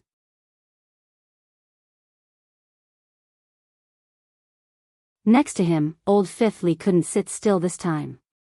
He put away that deadpan face and came over. Only Shangguan Laosi, Su Laolu, and Lu Laowu didn't move. The first 2 already knew, but the last one heartlessly asked again, Qi-generating pill? What's this thing? Coincidentally, Hu Boss words also came out at this time, bone-strengthening pill. What's this thing? O Peng arched his eyebrows and said with a grin, this Qi-generating pill, everyone knows that it's a legendary panacea for increasing one's power. Those who take it can increase their power by 20 years. However, this is only for those who cultivate internal martial arts. In other words, all the brothers here, except for Old Fifth and Old Sixth, so long as they take this Qi-generating pill, their internal strength will double, saving 20 years of bitter cultivation. However, according to my investigation of the gang's ancient records, it seems that there are some flaws, but it's not clearly stated. Listening to this, Su Laoyo's face became somewhat unnatural. He originally thought that he could get a share of the soup, but after listening to O Peng, this Qi-generating pill instead had no fate with him. He still asked, Third brother, is it true that we can't take external martial arts? Lu Laowu was also depressed, his grandmother, why is my life so bad? O Peng was still smiling as he said, I've carefully looked into it. Sixth brother, external martial arts really aren't effective. Su Lao Lu slumped in his chair, speechless. Shangguan Laosi followed up, third brother, how many qi generating pills are there in this bottle? We have 4 people, It might not be enough. What should we do? Oh Peng forced a smile and said, I also didn't dare to open it. I only dared to open it when all the brothers were here. Hu Laoda's eyes flickered, and he also nodded without saying anything. Oh Peng looked at the somewhat dispirited Lu Laowu and Su Lao Lu, and then said, this bone-strengthening pill isn't recorded in our Misty School's ancient records. I informed the disciples under the gang to have the spies placed in each sect pay more attention. As a matter of fact, yesterday, news came from the Daolan Temple, saying that there is a little record in the ancient records of the Daolan Temple. Oh Peng drank a mouthful of green tea. Ignoring Lu Laowu's resentful gaze, he still leisurely said, according to the ancient records of the Daolan Temple, this bone-strengthening pill is the exact opposite of the qi-generating pill. It's specially prepared for those who cultivate external martial arts. It's useless for those who cultivate internal martial arts. For those who cultivate external martial arts like Lao Wu and Lao Lu, after taking it, it will promote the strength of their bones, skin, and muscles. It will also increase the precision of their external martial arts. However, Hu Laoda's figure flashed and dodged. He angrily said, what are you doing, Lao Wu? Why are you so careless? Seeing this, Lu Laowu embarrassedly smiled and said, I'm in a hurry. I want to see what this thing looks like. Hu Laoda scolded, sit there obediently. In a moment, I'll naturally give it to you. Lu Laowu obediently sat back down. Su Laoyo's expression was also abnormally excited. Anyone who had experienced such a great change in mood would be so excited that they wouldn't be able to sit still. He also covetously looked at the small porcelain bottle. Hu Laoda took the 2 small porcelain bottles and didn't return them to Oh Peng. Instead, he sat down on a chair. He looked at Oh Peng with a smile and said with a very gratified tone, Lao San, you're good, really good. Laoer, it's not wrong that we didn't fight with Lao San for the position of headmaster back then. To be able to obtain so many good things without anyone noticing, your contribution is comparable to the founder of the headmaster school. The 2 of us can't do it.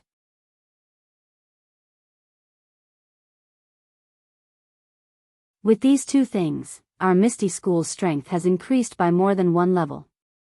Hu Laoda looked at the 2 porcelain bottles in amusement and continued, even if there's only 1 pill in here, we can have 2 more peerless experts. Although there's still a gap between us and the top schools like the Daolan Temple, in the middle schools, we can definitely be ranked at the top. Oh Peng looked at Hu Laoda's excited expression and also said, Big brother, you're overpraising me. This little brother really can't accept it. It's just that my luck is good, it's just a fluke. Hu Laoda said, luck is also a part of strength. Third brother, you don't have to be modest.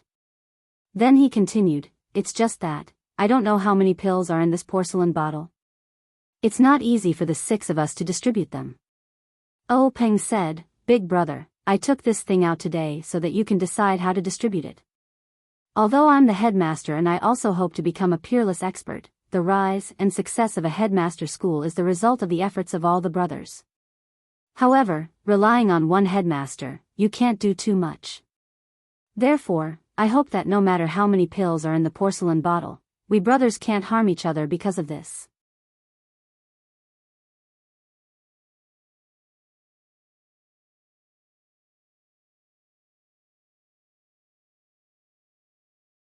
Chapter 28. After saying this, Oh Peng once again took out a slightly larger porcelain bottle from his bosom. This time, Shangguan Laosi and Su Lao Lu were also stunned.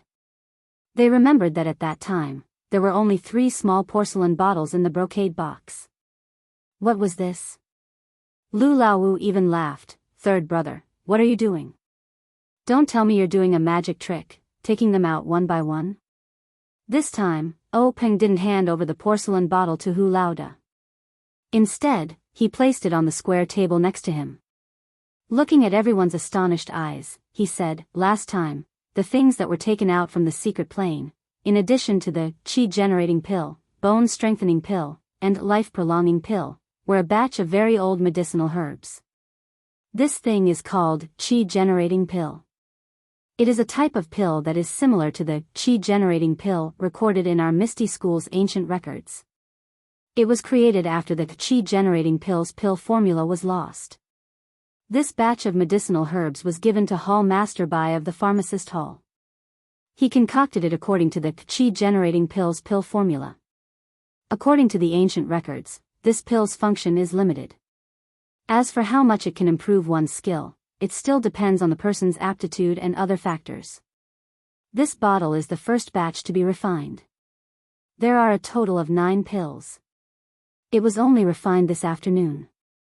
The medicinal herbs from last time should still be able to refine a few batches. Hu Laoda was very happy to hear this. He clapped and said with a smile, "Good, with this pill, even if some of US brothers didn't take the qi-generating pill, we can still take this qi-generating pill. It's not too regrettable.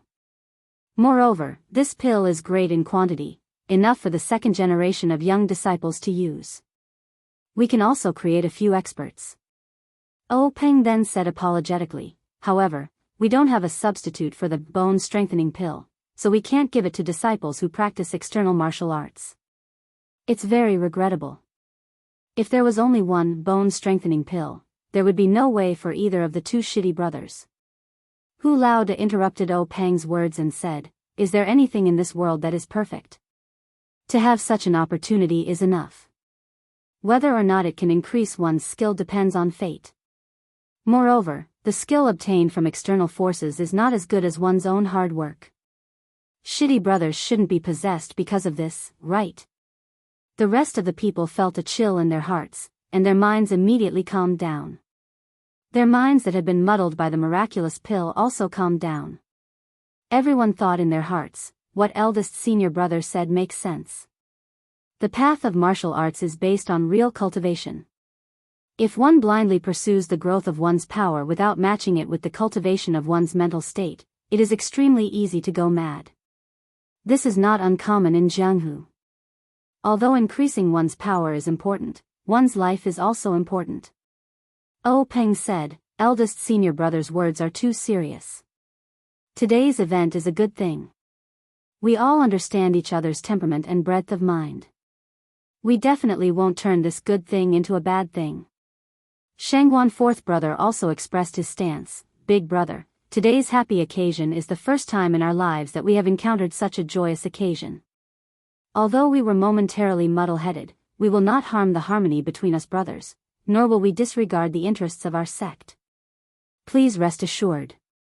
If there is only one pill of this qi-generating pill, I suggest that third junior brother take it. First, his ethereal divine art has already reached great success. If he has the help of this pill, he will certainly be able to complete it. Second, he is our sect leader.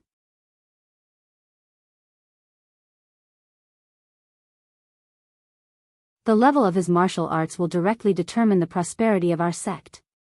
Third, this pill was originally obtained by third junior brother.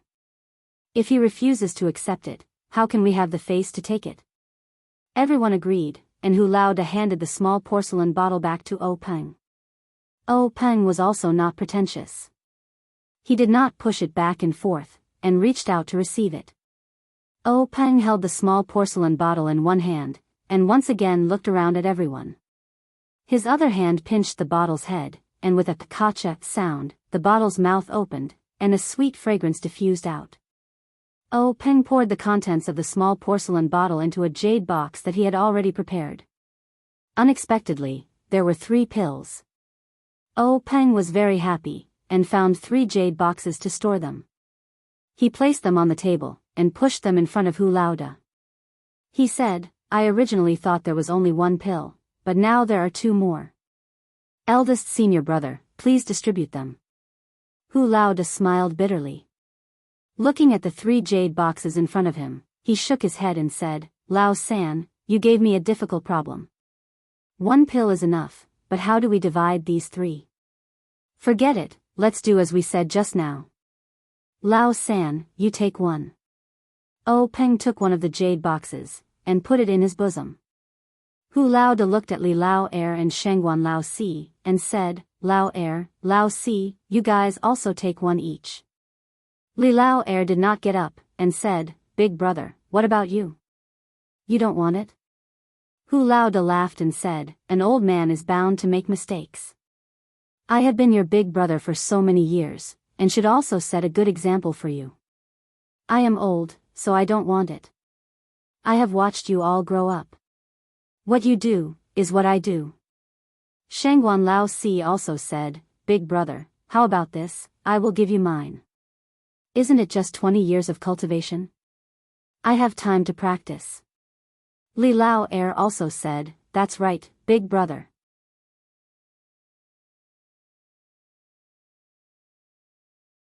You are already old, and you may not be able to reach great heights by relying on your own cultivation. Lao Si and I have plenty of time. I think you should take one of these pills first. Oh, Peng also wanted to take out his own qi-generating pill, but he knew that he needed this pill, and his need was also the need of the gang. He could not give up the gang's benefits because of his brotherhood, so he did not open his mouth. Hu Lao De looked at his group of brothers with gratification. They were such good brothers, ah. Although they were not biological brothers, ever since Master brought them to the Misty School, they had grown up together.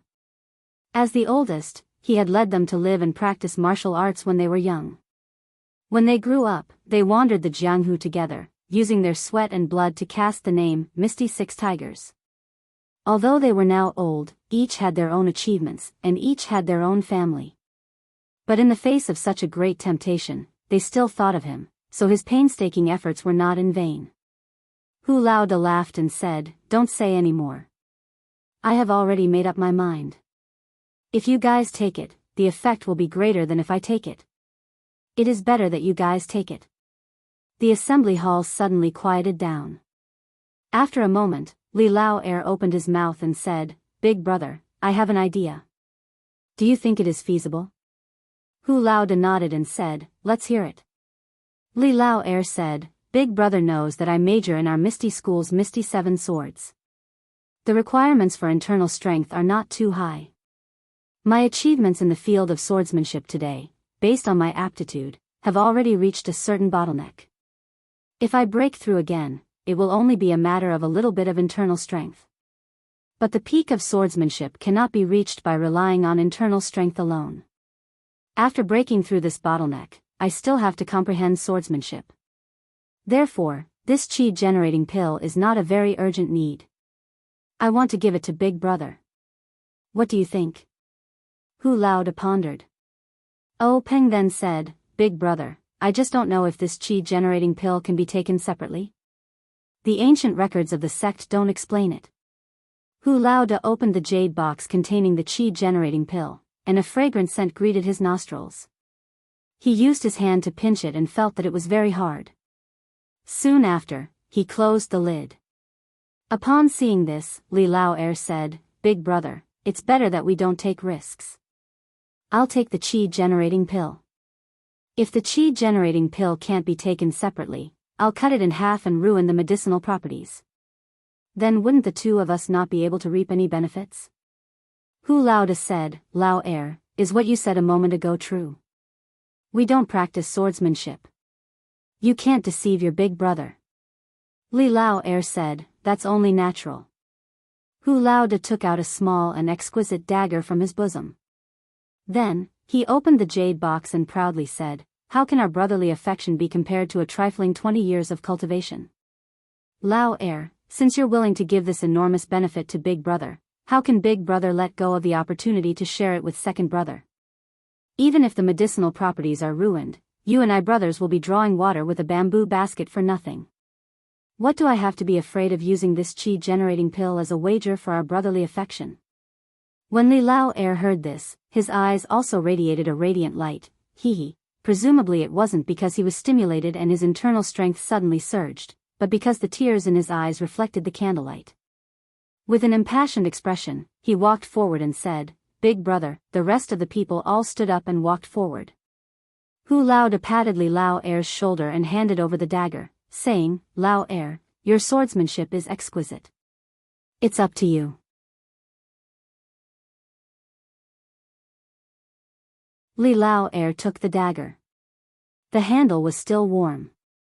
Looking at Hu Lao Da's encouraging expression, he smiled and nodded. Then, he slightly circulated his internal energy and raised his hand to chop at the jade box. In everyone's eyes, they only saw an arc as the dagger fell on the chi-generating pill.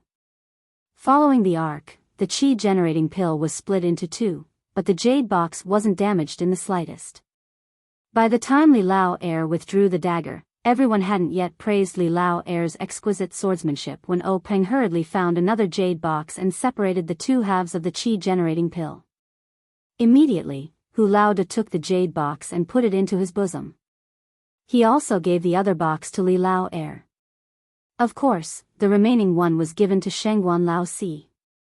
After the chi-generating pill was distributed, Lu Lao Wu and Su Lao Lu stared at the bone-strengthening pill in Hu Lao Da's hand. Because there were 3 chi-generating pills, the two of them weren't worried about the number of bone-strengthening pills.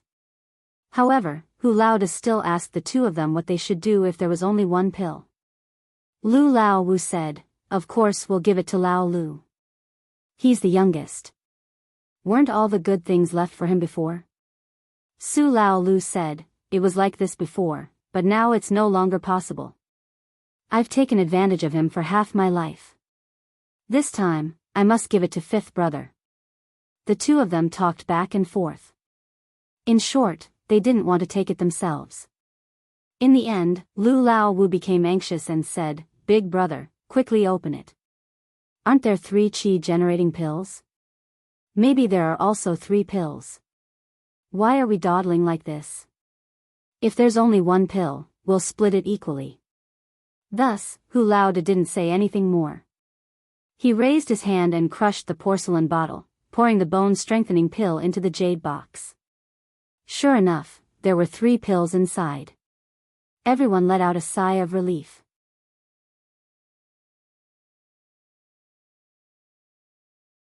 Hu Lao Da put the bone-strengthening pills into 3 jade boxes and handed one to Lu Lao Wu and Su Lao Lu. The two of them received it and put it into their bosom. Hu Lao Da handed the last jade box to O Peng and said, "Third Shitty, I'll give this last one to you. You decide who to give it to." O Peng nodded and took the jade box. However, he didn't put it into his bosom. Instead, he placed it on the table.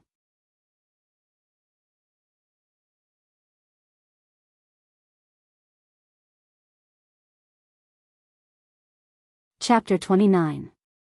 O Peng looked at the bone-strengthening pill on the table and said, "This medicine is only effective for those who practice external martial arts.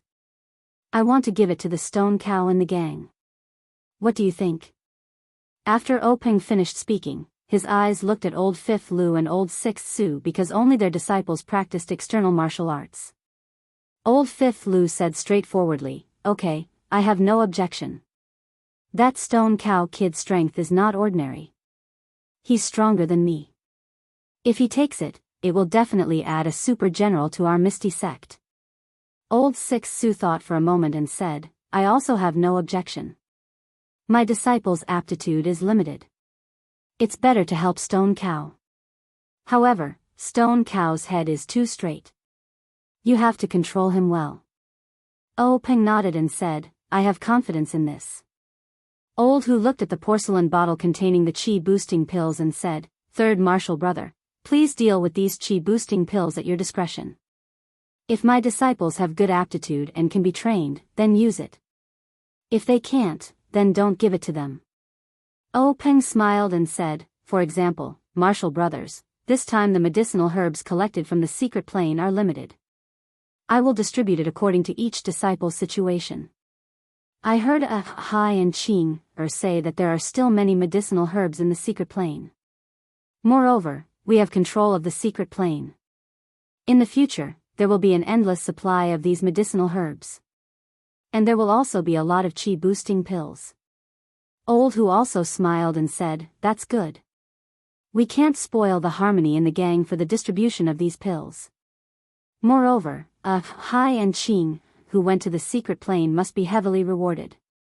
O Peng said, "I have the same idea as Senior Martial Brother."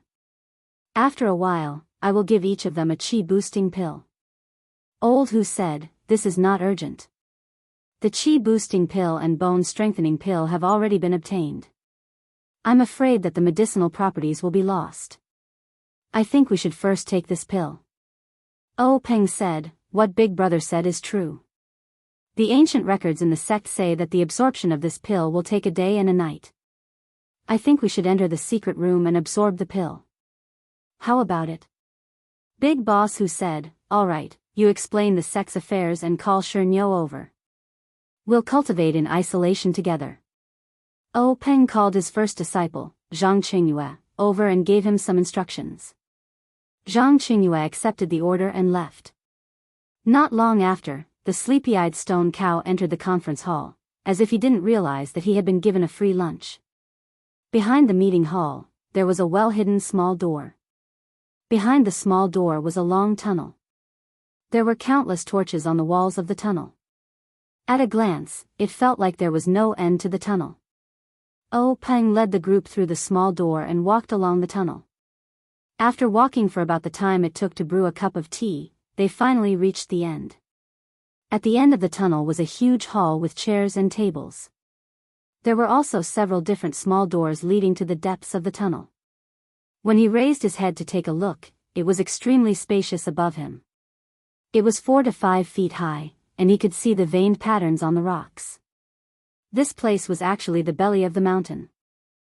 Peng handed the jade box containing the bone-strengthening pill to Xianxia. He pointed to one of the small doors and said, go in, find a small room, and take the pill inside. Then, according to your usual cultivation method, practice 9 times 9 81 times. Xianxia took the jade box and didn't say anything. He turned his head and left. The others walked towards another small door and each found a small room to cultivate in seclusion. Peng found a private room and sat down cross-legged. He first operated the ethereal divine art and adjusted his state of mind.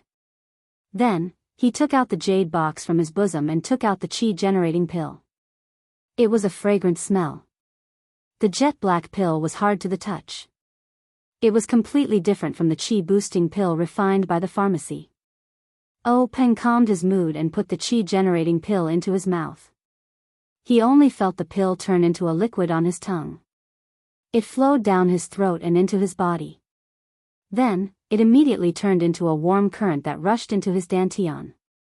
At this time, Peng didn't dare to think too much.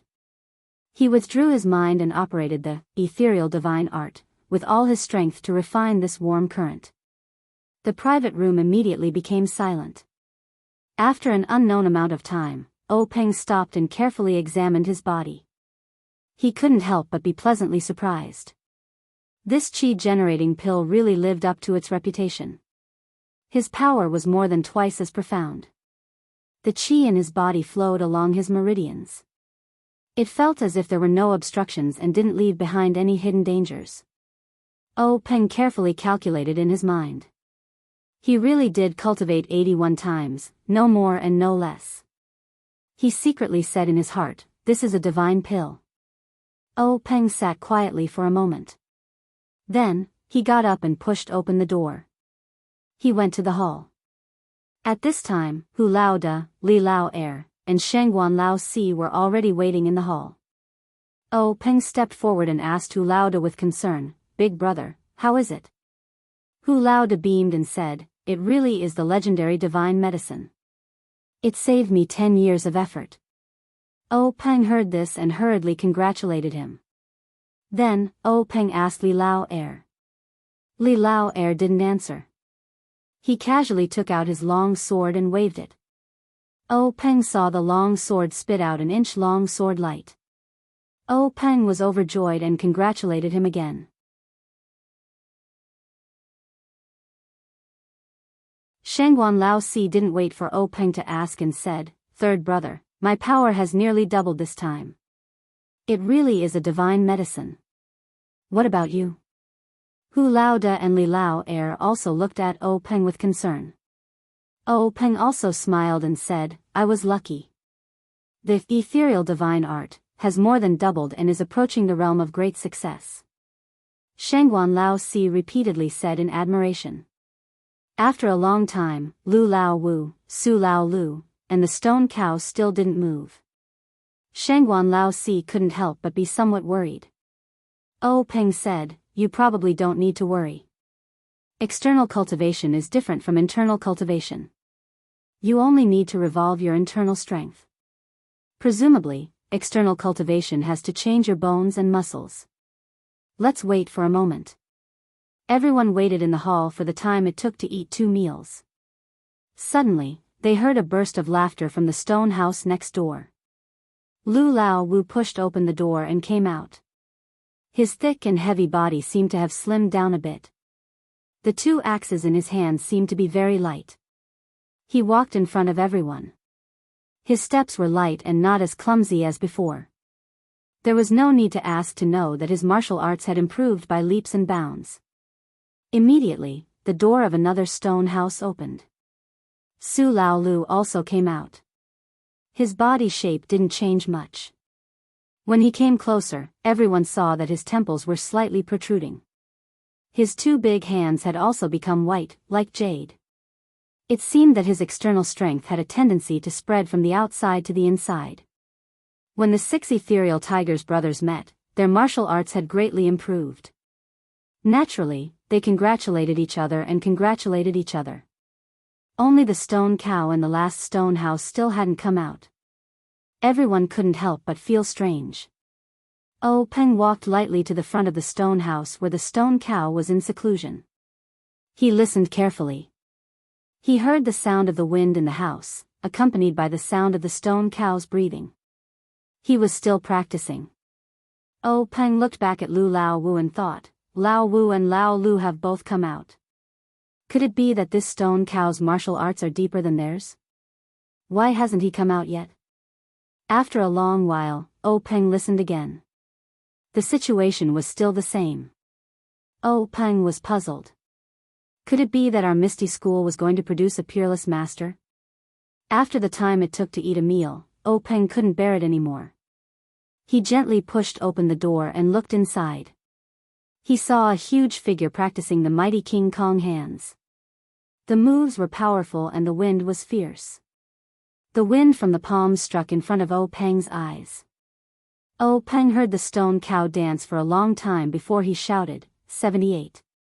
Then, he started from the first move of the mighty King Kong hands again. At this time, the stone cow's eyes happened to see Oh Peng. He didn't stop punching and shouting, Leader, wait a moment. I've just practiced 78 times. I'm not far from 81. His voice was clear and his breathing was steady. It didn't affect his punches and kicks. His martial arts were exquisite. Without 30 to 50 years of hard work, it wouldn't be like this. Oh Peng couldn't help but be shocked. Was this how to take the bone-strengthening pill? He didn't know how Lao Wu and Lao Lu practiced. He wanted to ask them, but after thinking about it, he decided not to. It was all in the past. Even if the method of taking the pill was wrong, it wouldn't change anything. It would only add to his worries. So Oh Peng returned to the group and chatted with them, waiting for the stone cow to finish practicing 81 times. Everyone just stood there. Their legs were a bit sore. Fortunately, they had just had a fortuitous encounter, so they didn't care. Just as they were complaining in their hearts, the stone door finally opened. They saw the stone cow walk out. His body was 3 times larger than before. His skin was faintly glowing. His aura was also soaring. He walked in front of everyone, giving them the feeling that he was a giant spiritual god. When the stone cow saw Oh Peng, he shouted, Leader, what did you give me? Why is it so fragrant? It's better than eating 10 bowls of rice. Normally, after practicing the mighty King Kong hands 3 times, would be sweating profusely and gasping for breath. After eating this little pill, I practiced 81 times and didn't feel tired. I still feel strong, so it's okay to practice a bit more. Everyone secretly laughed. Oh Peng asked, Stone cow, how do you feel compared to before? The stone cow scratched his head and said, I don't know. I feel stronger now. Before I could kill a cow, now I can kill a bear. Lao Wu stepped forward and said, Stone cow, come, hit me with all your strength. When the stone cow heard this, he didn't hold back. He took a deep breath and waved his hand. Lao Wu also raised his fist to meet the attack. He originally used 80% of his strength, but before the fist even came close, the wind from the fist was already blowing. It was biting cold. Not only was he shocked, he felt that he had used all his strength. The two large fists collided with a peng sound. The stone cow took a step back, leaving a deep footprint on the stone floor. Lao Wu took 5 steps back, each step leaving a footprint on the stone floor. Lao Wu held his slightly painful fist and walked in front of the stone cow and said, You little brat, you've improved a lot. I'm afraid I'm not your opponent. When the stone cow heard this, he grinned foolishly. Su Lao Wu said from the side, Fifth brother Imo Ziqian, the stone cow is a martial artist. You use a weapon. I'm afraid he's not your opponent. Lao Wu patted the stone cow's sculpted muscles and said, Of course I know this. Come, stone cow, let's go drink.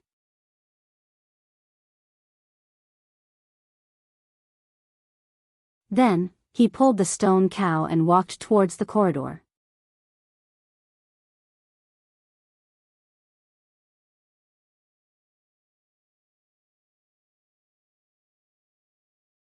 Chapter 30.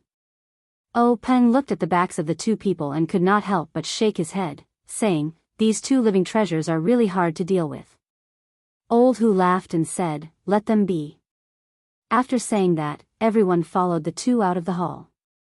When they stepped into the meeting hall again, it was still the time when the lamps were lit. Peng and the others were surprised. The records in the ancient books were indeed correct, 1 day and 1 night. However, this time was different from the past. In just 1 day's effort, the difference in their martial arts was like heaven and earth. The word opportunity was unfathomable. When everyone was seated, Zhang Qingyue went forward to salute and briefly reported the situation in the sect during this period to Peng. Peng listened and nodded with satisfaction. Then, Zhang Qingyue stood at the side. Peng did not ask much.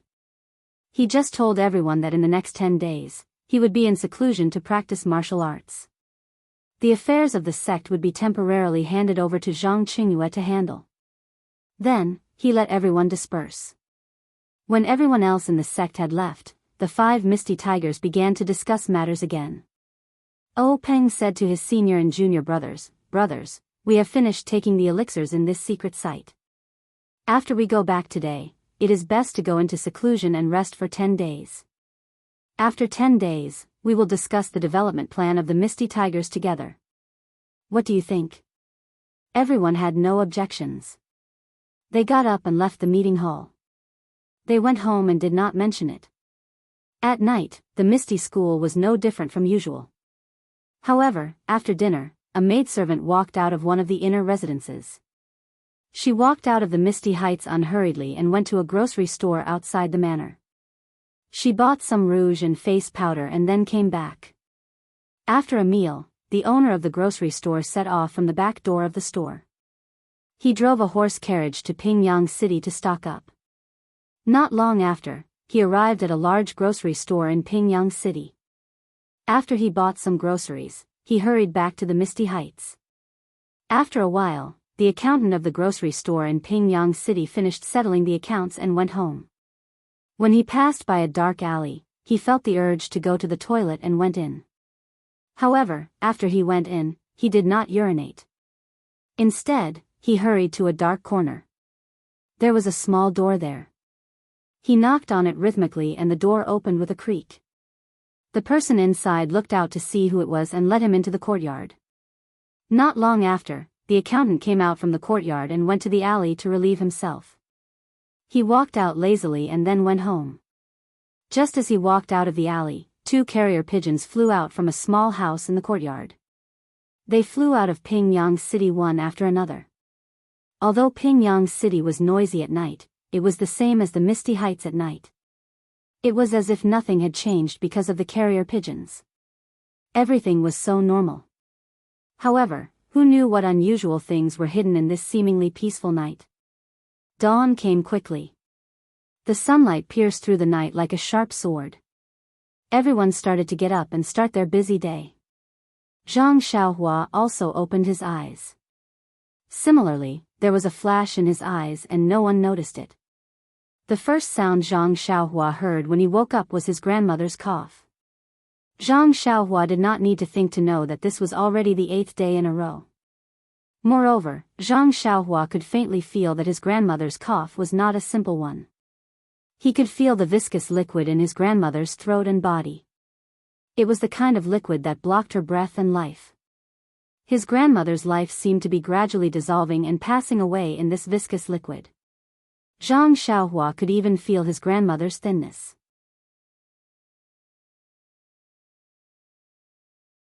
This thinness was not the thinness of her body, but the thinness of her spirit. Zhang Xiaohua was very scared. He did not dare to tell his mother that other than his grandmother's cough, there was nothing wrong with her body. She ate a lot of food every day. The village vet, Old Chen, also said that it was just the cold weather and her body was cold. His grandmother was old and could not adapt to it. She would be fine when spring came. However, Zhang Xiaohua did not dare to believe it. His grandmother coughed violently again. Her back was bent and she was in great pain. Zhang Xiaohua hurriedly got up and massaged his grandmother's back. He then poured some water from the teapot on the table, tested the temperature of the water, and brought it to his grandmother's mouth. His grandmother drank the water and then heaved a sigh of relief. She said kindly, "Xiaohua, why are you awake so early? Why don't you sleep a little longer? Did I wake you up?" Zhang Xiaohua said, "No, Grandma. I don't know what's going on. Recently, I've been waking up at dawn and can't sleep anymore." His grandmother said, "Xiaohua has grown up and is sensible. I don't want to wake you up. Last night, I endured it for a long time. At dawn, I really couldn't stand it anymore and started coughing. Tomorrow, I will go to the courtyard. I won't wake you up." Zhang Xiaohua said, "Grandma, it's true. I'm not lying. I've been sleeping very well at night recently. I didn't hear you cough at all. When I woke up in the morning, I really couldn't sleep. You must not go to the courtyard. It's too cold outside." His grandmother smiled and did not say anything. Zhang Xiaohua got up and went out of the room. The sky outside was filled with the rising sun. It did not look dazzling and was as cute as a duck's egg yolk. Zhang Xiaohua mischievously opened his mouth and took a bite of the rising sun. Unexpectedly, he really felt something warm flowing down his throat and into his body.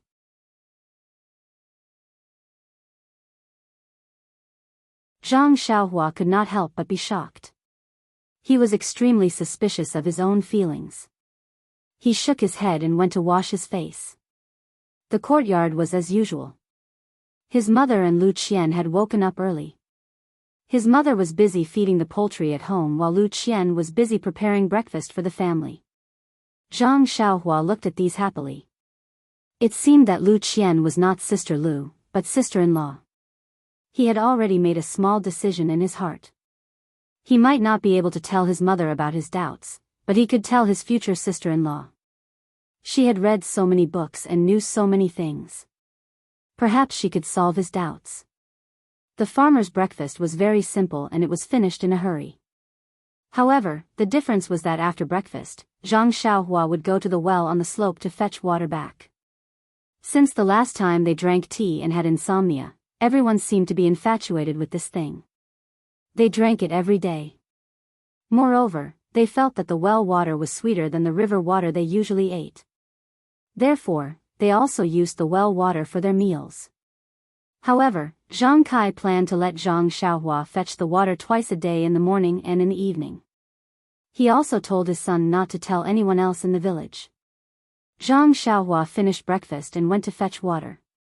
Before going out, he said to Lu Qian, "Sister Lu, do you want to go to the mountains with me today?" Guosufei heard and said happily, "Yes, Lu Qian. You should go out for a walk. These few days have been tiring for you." The other people in the Zhang family also agreed. Lu Qian thought for a moment and put down the bowl and chopsticks that she was cleaning and said, "Then I'll have to trouble Auntie to clean up. I'll go out for a walk." Then Lu Qian followed behind Zhang Xiaohua and went to the river. Zhang Xiaohua walked to the river and did not go forward. Lu Qian caught up and asked him, "Xiaohua, do you have something to tell me?" Zhang Xiaohua forced a smile and said, "Sister Lu, you're so smart. You guessed that I have something to tell you." Lu Qian said, "You little brat, if you have something to say, sister will help you." Zhang Xiaohua was silent for a moment. He looked at the flowing river and said, "Sister Lu, do you think that people in this world can never die?" Lu Qian frowned and said, "I can't answer you. Some books say that there is no immortal in the world. The grave is the end of everyone. But some books say that ordinary people will die, and some people will not die." Zhang Xiaohua asked curiously, "Who are those people?"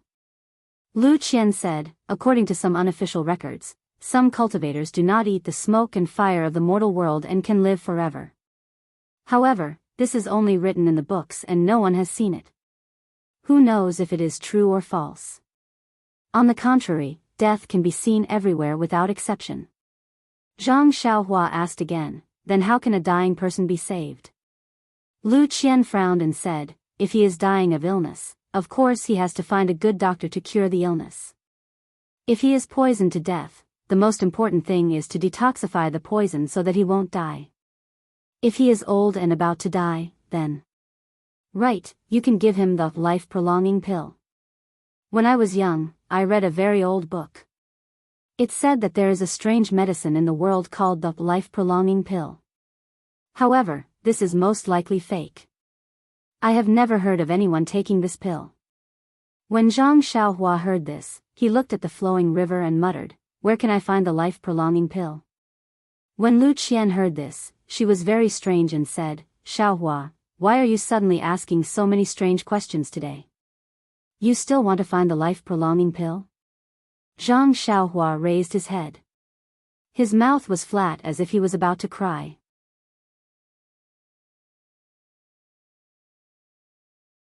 His voice was a little hoarse as he said, "Sister Lu, I feel that Grandma is about to leave me. She is about to die."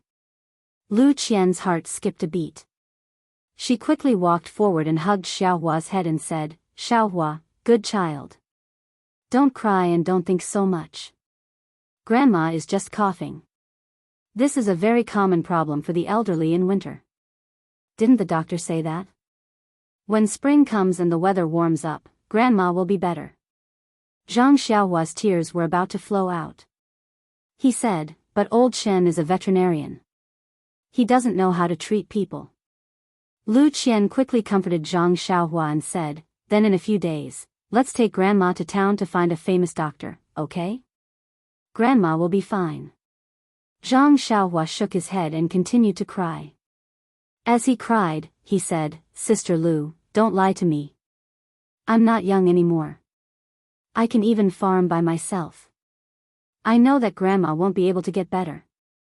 I can feel that there is something sticky in Grandma's body that makes her unable to breathe properly. That's why she coughs. Moreover, I can also feel that there is something in Grandma's body that is running out every day. Grandma is getting thinner and thinner." When Lu Qian heard this, she was also sad. She could no longer calm down and comfort Zhang Xiaohua. He was really a sensible child. Only a strong family relationship and a love that originated from blood could feel the passing of life. Lu Qian hugged Zhang Xiaohua's head and tears couldn't help but flow down.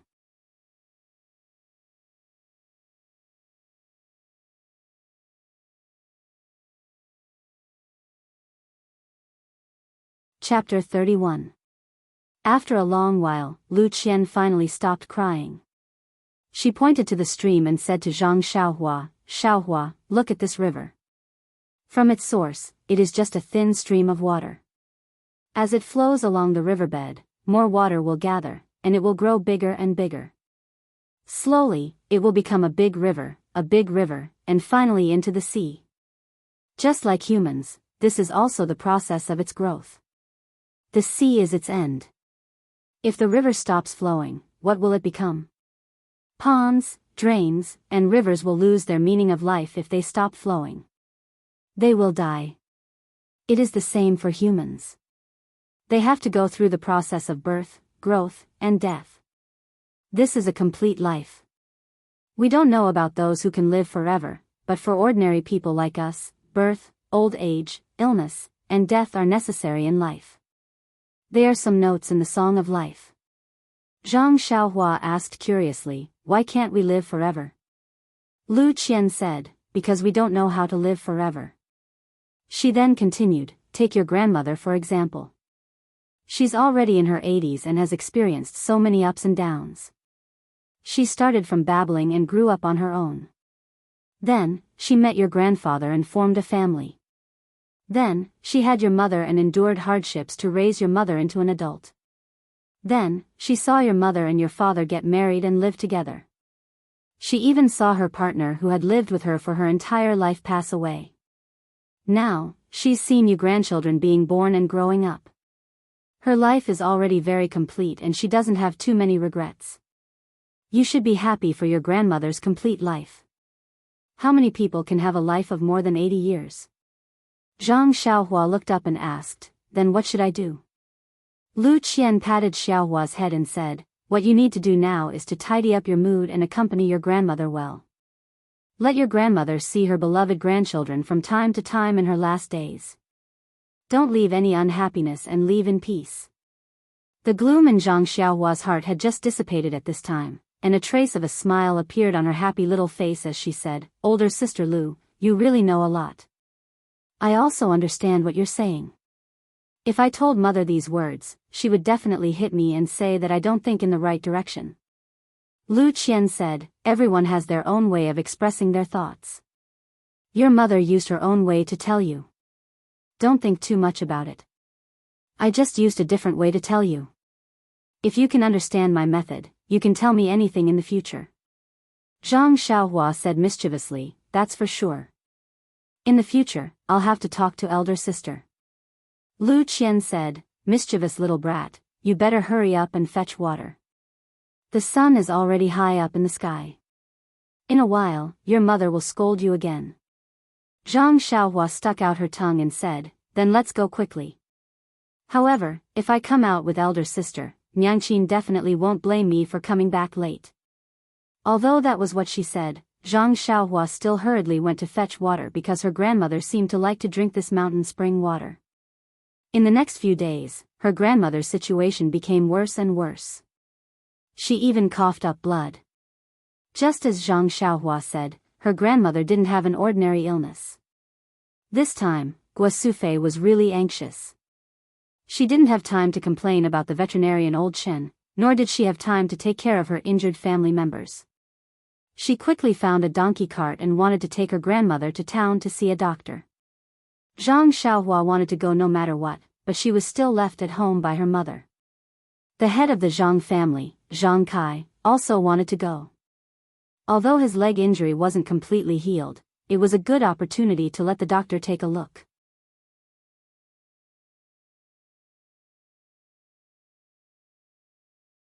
The donkey cart had limited space, so she could only let her most beloved grandson stay at home. The group of people on the donkey cart set off in the morning. Zhang Xiaohua helped Lu Qian take care of her two injured brothers and helped her with the housework. Unfortunately, his mind was still thinking about her grandmother, so he peeked outside from time to time. Although Lu Qian wanted to tell him that their grandmother wouldn't come back until it was dark, but when she saw Zhang Xiaohua, Zhang Xiaolong, and Zhang Xiaohu's three brothers' absent-minded and anxious expressions, she held back. She just considerately did the chores at home and didn't say any comforting words. Time passed little by little, and the sky gradually darkened. Finally, Zhang Xiaohua saw the donkey cart that was late. Zhang Xiaohua immediately jumped down from the chair. He didn't call out to his two brothers and rushed out of the house. In a hurry, he tripped over a small stool by the door and almost fell. He didn't care about the small stool that was kicked aside and ran out of the door. When he ran out of the small gate, the donkey cart was near. He saw the driver jump down from the donkey cart and walk a few steps forward with the reins of the donkey. Then, he stopped in front of Zhang Xiaohua's courtyard. He pulled the reins and stopped the cart in front of the Zhang family's courtyard. There were 3 people in thick clothes sitting at the back of the cart. Their faces couldn't be seen clearly in the twilight. Before the donkey cart came to a stop, Zhang Xiaohua heard one of the people coughing heavily. He walked to the front of the donkey cart with heartache and called out obediently, "Grandma." Unfortunately, his grandmother was coughing with difficulty and couldn't respond to her grandson's greeting. Guo Sufei got down from the cart first and called Zhang Xiaohu, who had rushed over, to help Zhang Kai down first. Then, with Lu Qian and Zhang Xiaohua, he carefully helped his grandmother, who had just finished coughing, down.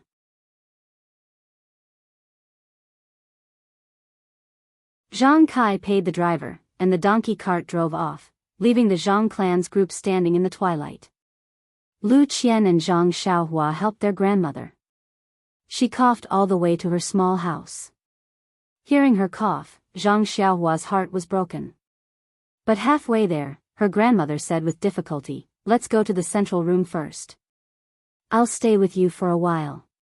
The 2 followed her words and helped her into the central room. Guo Sufei followed in absent-mindedly.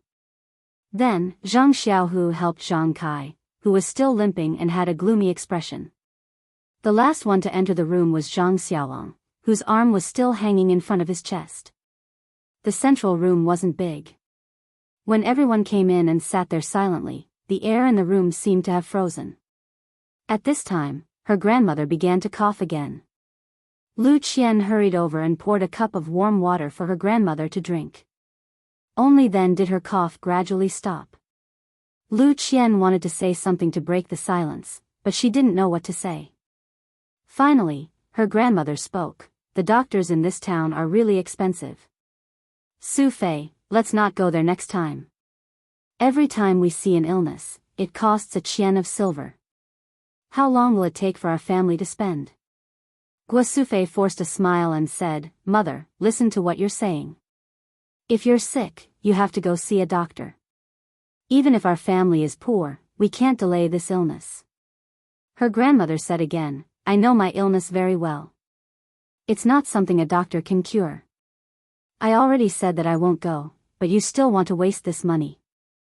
Guo Sufei's eyes were a little red at this time and said, "Mother, you don't have to worry about us. Doesn't Zhang Kai also need to see a doctor?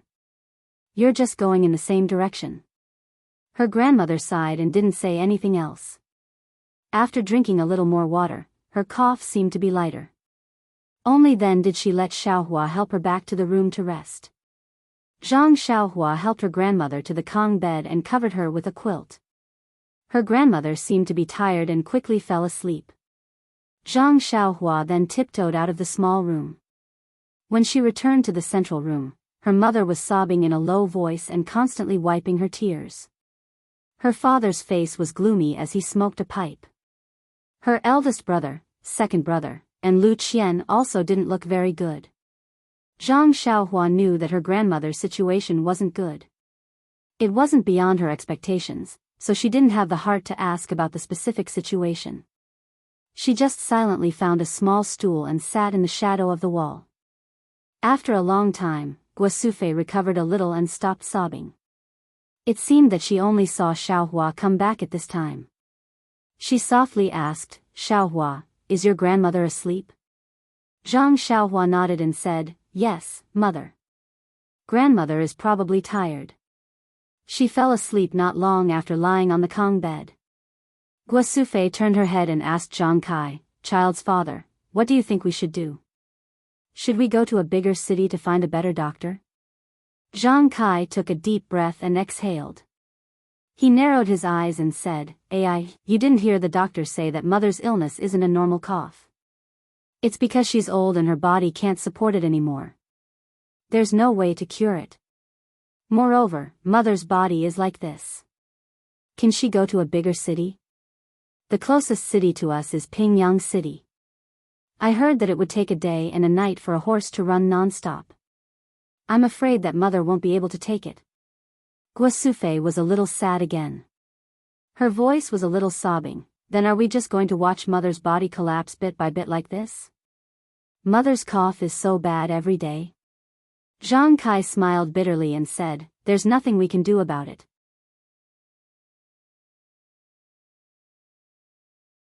Didn't the doctor also say that he rarely sees people as old as mother? Moreover, mother's body is considered good for 80 years old.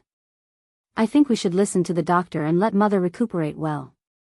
She should rest well, eat well, and live a good life. Guosufei also didn't have any other choice. She knew that her mother had reached the end of her life, but she still had hope in her heart. She tried to find a doctor for a long illness, trying to grasp onto something. However, in the face of this cruel reality, how valuable was a little bit of hope? Guosufei stared weakly at the flickering flame on the oil lamp. She seemed to be deep in thought. Suddenly, she asked Zhang Kai, that's right, child's father. What did the doctor say that mother ate? Why don't I know about it? Hearing this, Zhang Kai also raised his head and looked at Guosufei in confusion. Everyone asked in unison, what did she eat? Zhang Kai knocked on the pipe and said, at that time in the medical hall, the doctor had just diagnosed that your grandmother was already at the end of her life. There was nothing to diagnose. Moreover, this cough was only a kind of illness on the surface. Her body was already in a mess. However, later on, your mother begged him bitterly. After a careful diagnosis, he found that although your grandmother's body was already at its worst, there was a kind of essence energy in her body. However, this essence energy was too little to sustain your grandmother's life. The doctor said that your grandmother must have eaten something good like ginseng recently. Everyone was stunned. Ginseng? How could the family have the money to buy that?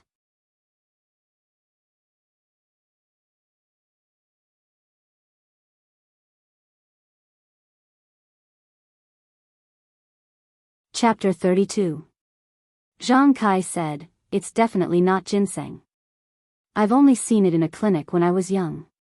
Since I came to the Guozhuang house, I haven't seen it again. Everyone was even more confused. What could it be? Usually, everyone ate from the same pot, and they ate the same farmhouse food. There was nothing special about it. Everyone was puzzled. Seeing that it was late, Zhang Kai and Guosufei had been busy the whole day. They were both physically and mentally exhausted. Everyone left. Zhang Xiaohua tiptoed back to his grandmother's hut. His grandmother was already asleep. Although she coughed softly from time to time, she was still very tired. She was still in a deep sleep and did not notice Xiaohua's movement. Zhang Xiaohua burrowed into her blanket and listened to her grandmother's suppressed coughs and intermittent breathing. Her heart ached, and she couldn't help but think of her grandmother's kindness to her. Bits and pieces of her memories flashed in her mind. Usually, when she was free, she didn't feel that she had deep feelings for her grandmother. But now, she found that her grandmother's memories were deeply engraved in her mind. There were so many, so fine, and she couldn't forget a single bit. Zhang Xiaohua's heart sank. Thinking about it, Zhang Xiaohua shed tears. Tears flowed down his face and slid onto the pillow. Gradually, he fell asleep. Zhang Xiaohua's flickering dream came as scheduled. In the dream, Zhang Xiaohua seemed to be living in a breathing world that flickered rhythmically. His breathing, his body, and everything about him followed the flickering. They flickered unconsciously, gradually becoming one with the world. The next morning, when the first ray of sunlight shone into his grandmother's hut, Zhang Xiaohua opened his eyes on time. The same flickering light flashed in his eyes. The first thing Zhang Xiaohua did after opening his eyes was to listen to his grandmother's voice. However, there was no cough or breathing. He hurriedly got up, only to find that his grandmother was not in the room. When he got up and walked out of the room, he saw his grandmother sitting on a chair in the courtyard. The morning wind was still very cold, blowing his grandmother's white hair in the sun. Zhang Xiaohua's eyes were blurred. He quickly ran over and said to his grandmother, "Grandma, you should go back to your room quickly. The wind in the morning is very cold. Your body is not good to begin with, so don't come out in the morning in the future. Grandma's hand groped for Zhang Xiaohua's head and said lovingly, Xiaohua, Grandma is old and doesn't sleep much. I can't sleep anymore, so I came out to get some fresh air. I'll go back now, okay? Zhang Xiaohua didn't say anything. She just silently helped her grandmother back to the warm house.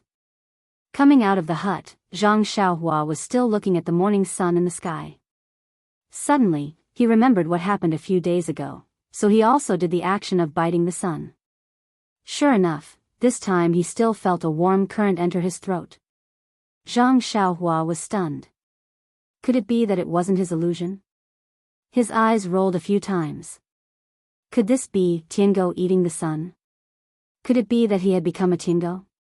After pondering for a while, he still couldn't think of a reason.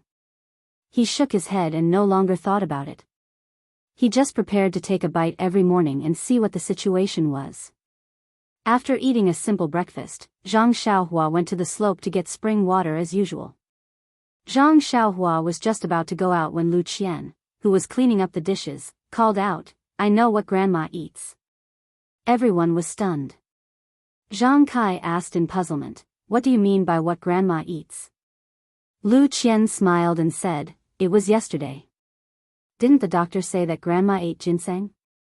Only then did Zhang Kai come to a realization.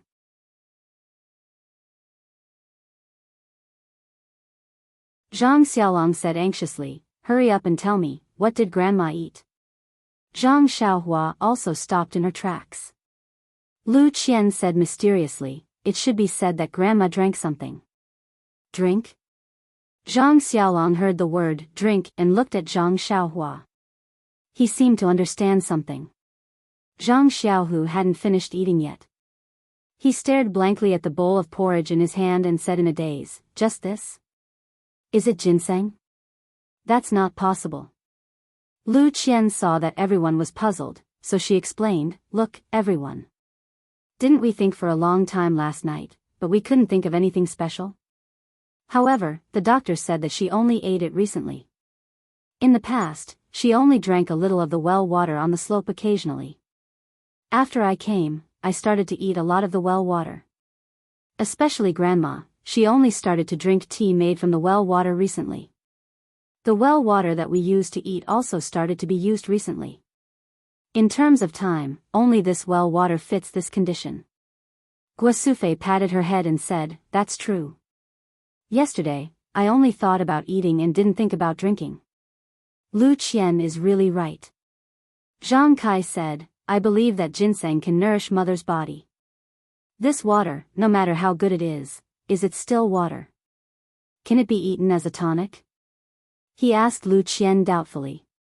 Lu Qian didn't know how to answer and said, Uncle, I don't know about this. Why don't we get a pot of water and send it to the town's medical hall and let them take a look? Guosufei said, okay. Why don't we let Xiaohu bring a pot and run to town to let the doctor take a look? Zhang Xiaohu said excitedly, okay, I'll immediately eat and prepare. My injury is almost healed, so it won't be a problem for me to make a trip. Zhang Xiaohua also said, I'll go get some water right away. I also want to go to town with second brother. After saying that, she prepared to run up the slope. At this moment, Zhang Kai spoke up. He said, no, you mustn't go. Everyone was stunned again.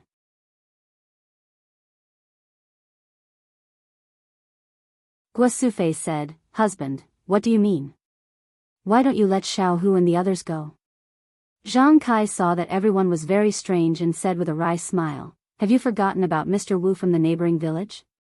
Suddenly, Lu Qian and Zhang Xiaohua understood, but the others were still confused. Zhang Xiaohu said curiously, Father, of course we know about Mr. Wu. He was killed by the bandits because he dug out a treasure.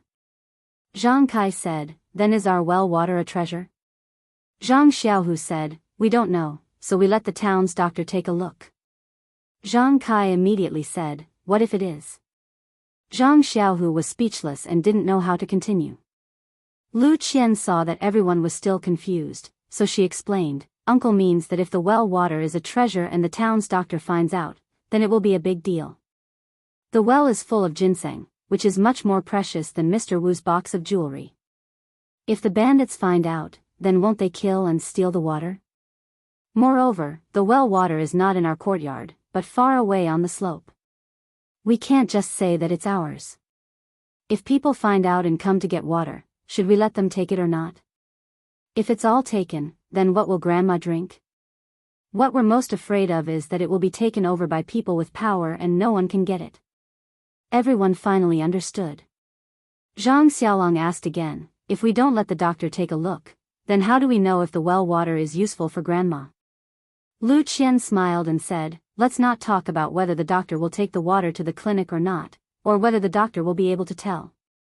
Even if the well water is useless and we don't know if it's useful for Grandma's body, it won't be a loss to us. Don't we still need to drink this water and use it to cook?" Then, Lu Qian said seriously, "If this water is useful, then we might not be able to drink this water in the future. Grandma won't be able to drink it either. She might even be killed." Guo Sufei quickly said, "Lu Qian is right. We can't go to town to find a doctor. Moreover, everyone must keep the well water a secret. Don't tell anyone." Everyone nodded. Zhang Xiaohua shook her head as she went to get the water. She muttered to herself, "In this world, people's hearts are not what they used to be. No matter what you do, you have to protect yourself first. It's so hard to be a human." Since that day, Zhang Xiaohua had been fetching water from the slope more often. All the water in the house, including food, drink, and washing, were replaced with the well water. They no longer used the river water by the village. It seemed that everyone was hoping for a miracle to happen to Grandma. Grandma's body was still weak, and her coughing did not seem to ease. However, Zhang Kai, Zhang Xiaolong, and Zhang Xiaohu's injuries were rapidly recovering day after day. Especially Zhang Xiaolong. When he went to the veterinarian Old Chen to change his medicine for the first time, Old Chen could hardly believe his eyes. He looked and touched Zhang Xiaolong again and again. Finally, in front of the facts, he had to believe that Zhang Xiaolong had really recovered more than half. His broken bones were about to be healed. He completely ignored Guo Sufei's face full of joy and thanked him profusely. He hurriedly sent them away and ran into his own pharmacy. He carefully kept the medicine that he had made for Zhang Xiaolong only once. He was secretly proud. Who said that he could only be a veterinarian? This was the first time he made the medicine and it had such an effect. Could it be that he had the potential to be a miracle doctor? It seemed that he had to change his profession someday. He would open a miracle doctor's clinic in the bustling area of Lu Town.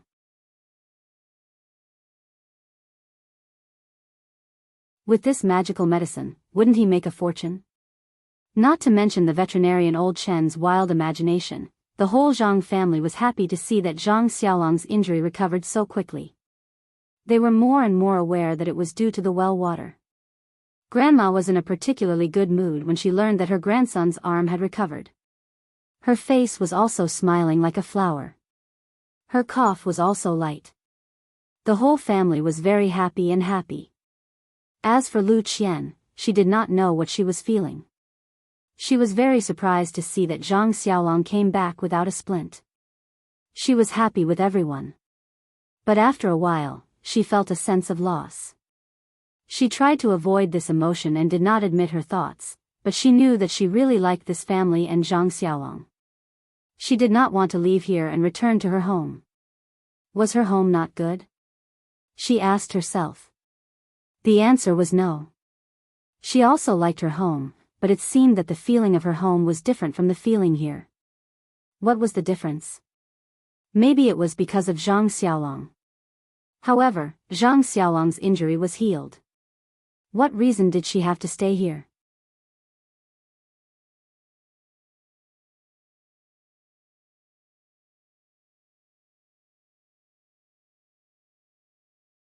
Chapter 33. That night, the Zhang family was very lively. It had not been so lively since the new year. The stone in everyone's heart was temporarily thrown away. During dinner, Zhang Kai even poured himself a few cups to celebrate his son's recovery. After dinner, everyone was busy with some farm work under the oil lamp. They were also happily talking about how to cultivate the crops in the fields after spring, how to fertilize the newly opened fields on the slope, and how to divide the work among Zhang Xiaolong, Zhang Xiaohu, and Zhang Xiaolong's 3 brothers. It was as if the next day was the spring plowing, and their eyes were full of hope.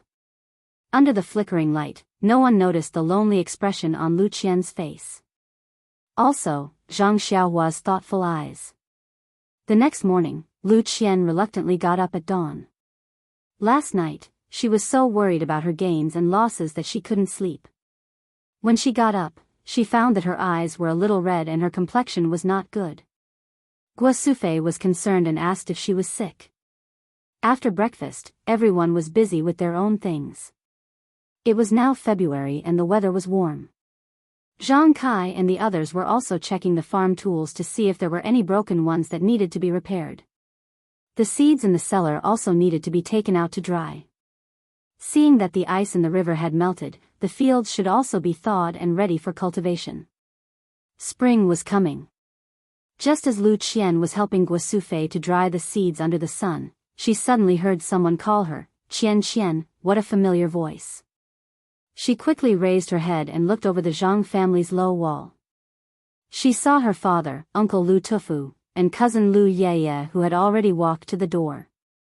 She cried out in surprise, "Father," then, like a swallow, she flew to the door and took her father's hand. How could she not miss her family after not seeing them for almost half a month? So, when she saw them, her eyes were red and her nose was sour. Lu Yeye said, "Sister, I'm here too. Can't you see me?" Lu Qian also took her hand and said, "I see you. How can I not see you? I only have such a beautiful sister. How can I not see you?" Lu Yeye giggled and said, "Sister, look at you. You haven't seen father for a few days and your eyes are already red. Don't say that I'm crying in the future. You're not any better. Aya, your complexion is so bad. Could it be that you suffered at their place? But, that's not right. Your skin seems to be more delicate than before. It's also a lot whiter. You're also a little fatter than before. Why is it that after not seeing you for 10 days, your beauty has actually caught up to mine?" Lu Qian rebuked, "You little girl, you're just using nice words to scare me." Lu Yeye panicked and said, "It's true, sister. I'm not talking nonsense. If you don't believe me, look in the mirror." Lu Qian's heart skipped a beat, but she did not continue the conversation. How could Mr. Lu and Butcher Lu notice this? He thought it was just 2 children playing around. At this time, Zhang Kai also came out with his family to welcome them. Mr. Lu hurriedly went forward to salute and asked Zhang Kai, "Brother, I haven't seen you for a long time. Are you feeling better?" Zhang Kai also returned the salute and said, "Thanks to brother, I'm already better now. Look, I even threw away my crutches." Then, he had Zhang Xiaohu and Zhang Xiaohua come up to greet him. The last time Mr. Lu came, he saw everyone. However, at that time, the 2 brothers were lying on the sickbed. Meeting them this time, looking at the 2 dignified young people, he couldn't help but praise in his heart, these 2 children, although their looks are ordinary, it's rare that they're so introverted. They've never studied before, but they actually have such a temperament. Children can be taught.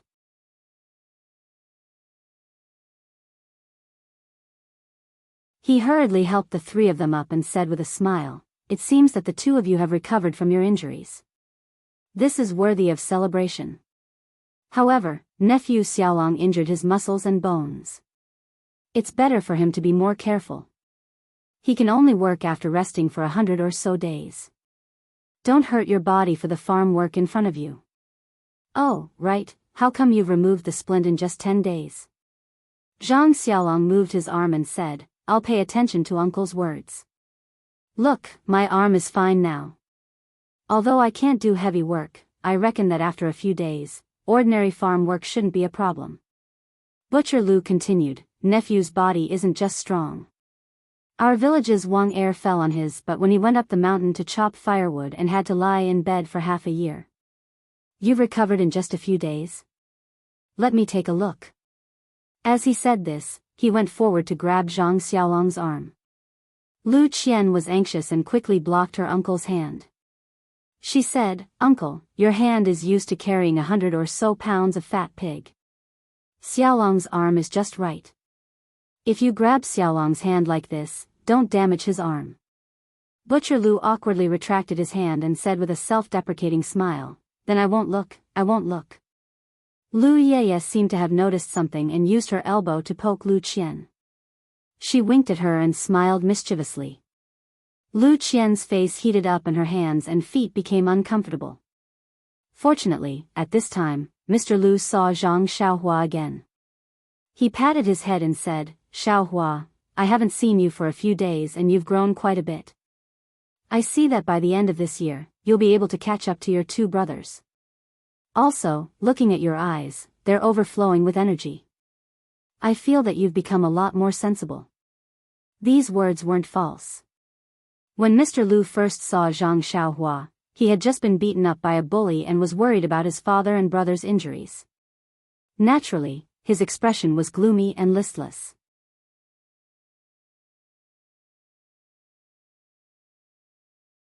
Now that his family's injuries were mostly healed, his mood was naturally good. Moreover, there was also an unknown reason, so he naturally looked different. Zhang Xiaohua was also obedient. He raised his head and said, "Uncle, this is all thanks to Sister Lu. Not only did she take care of Big Brother and help our mother with the housework, she also taught me a lot of principles and taught me to recognize many words. With her influence, I naturally became more sensible." These words made Mr. Lu's heart very happy. He laughed loudly and said, "Good child, good child. Brother, I envy you for having such good children." Zhang Kai said modestly, "We've neglected to discipline them. They also don't know how to read and write." "Brother, you must be joking." Mr. Lu disagreed, "That's not true. This is innate temperament and not something that can be cultivated. Even if your family has a lot of money, it's rare to have such good children." Butcher Lu said, "You two stop flattering each other. We're all familiar with each other. After walking for an entire morning, my throat is so thirsty that it's about to smoke. Let's go in and drink some water." When Zhang Kai and Mr. Lu heard this, they both laughed loudly. Zhang Kai quickly led everyone into the central room. Everyone sat down to talk. Guo Sufei and Lu Qian went to boil water and make tea.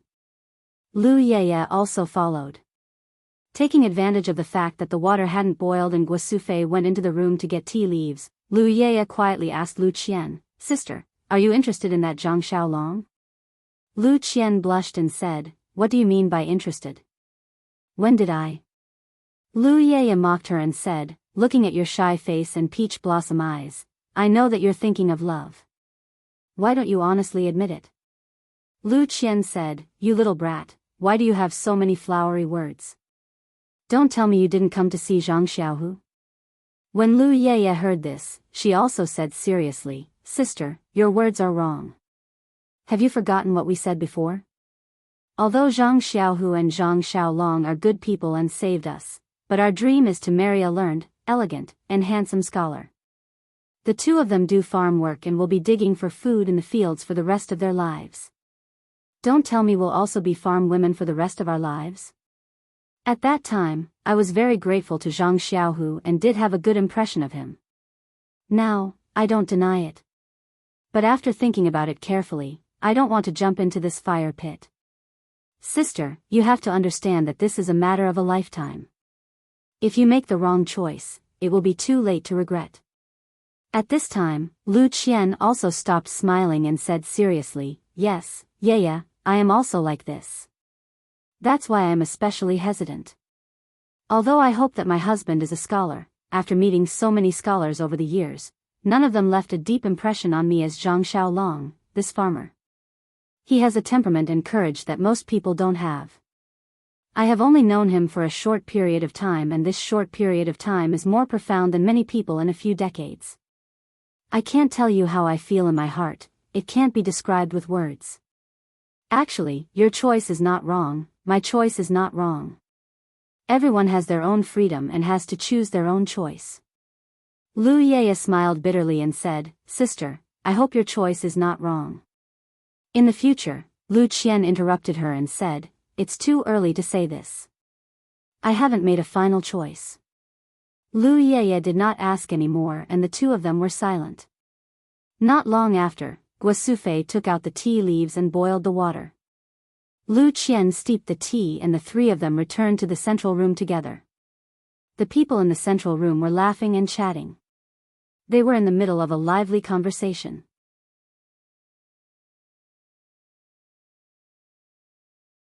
Lu Qian poured the tea for everyone and sat down without saying a word, thinking about her own worries. The members of the Zhang family were used to drinking this tea, so they did not mind. Butcher Lu gulped it down like a cow and did not taste anything. As for Lu Yaya, she seemed to have something on her mind. She took a sip absent-mindedly and put it down. She did not even notice Zhang Xiaohu's casual glance. Only Mr. Lu inadvertently drank a mouthful and then his expression changed greatly. He did not believe it and drank a second mouthful. He frowned deeply. Then, he smelled the tea fragrance floating from the teacup and drank a third mouthful. Only then did he become surprised and was about to speak. Zhang Kai saw Mr. Lu drink 3 mouthfuls of tea and hurriedly asked, Brother, is there a problem with this tea? Is it not tasty? Mr. Lu said, No, it's not that it's not tasty, it's too tasty. Brother, what kind of tea is this? Zhang Kai said awkwardly, Brother, I don't know. Our family never drank tea before. This is the tea that Lu Qian brought from your family. Mr. Lu turned his head and asked Lu Qian, Qian, is this tea from home? Lu Qian was thinking about her own worries. When she heard her father ask her, she hurriedly said, What is it? Father, what are you asking me?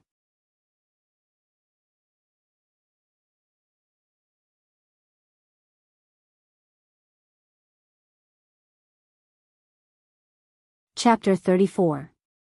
Mr. Lu asked with concern, Qian, are you feeling unwell? Lu Qian smiled and said, Father, it's nothing. I'm just a bit distracted. What did you ask me just now? Mr. Lu said, Did you bring this tea from home? Lu Qian understood her father's meaning and said, Yes, father.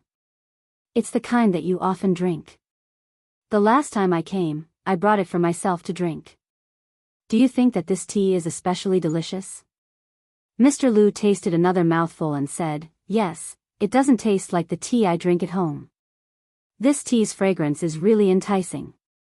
Mr. Lu didn't have any hobbies in his life, but he liked to drink tea. He drank a lot of different types of tea and had prepared a lot of them at home. Otherwise, Lu Qian wouldn't like to drink tea.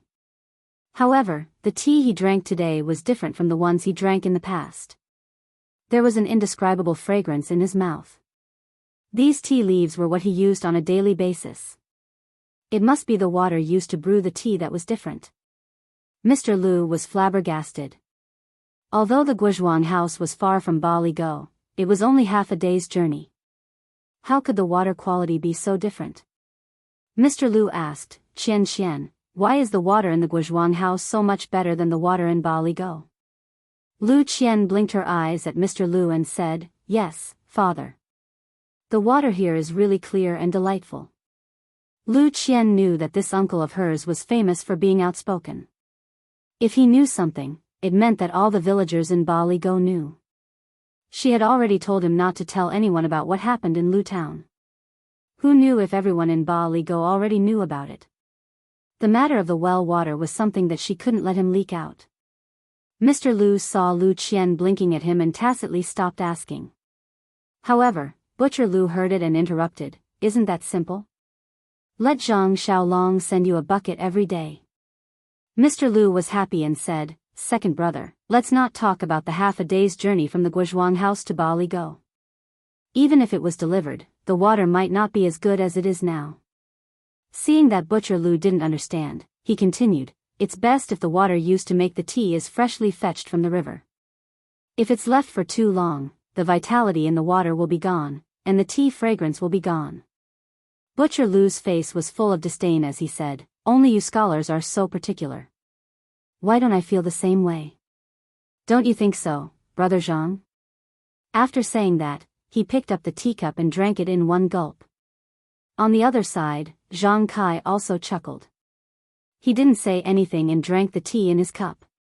Lu Qian went forward and poured another cup for everyone.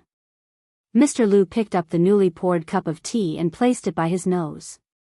He sniffed it carefully and then sipped it with his mouth. He also tasted it carefully. There was an indescribable sense of satisfaction.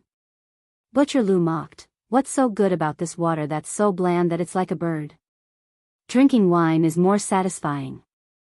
Mr. Lu pursed his lips and said, "How can you know my joy? Our interests are different, so we don't talk much. Unfortunately, after drinking this tea today, how am I supposed to taste tea in the future?" Butcher Lu was happy and said, "Isn't that simple? You can move to the Guozhuang house and live there. I heard that the Guozhuang house doesn't have a teacher.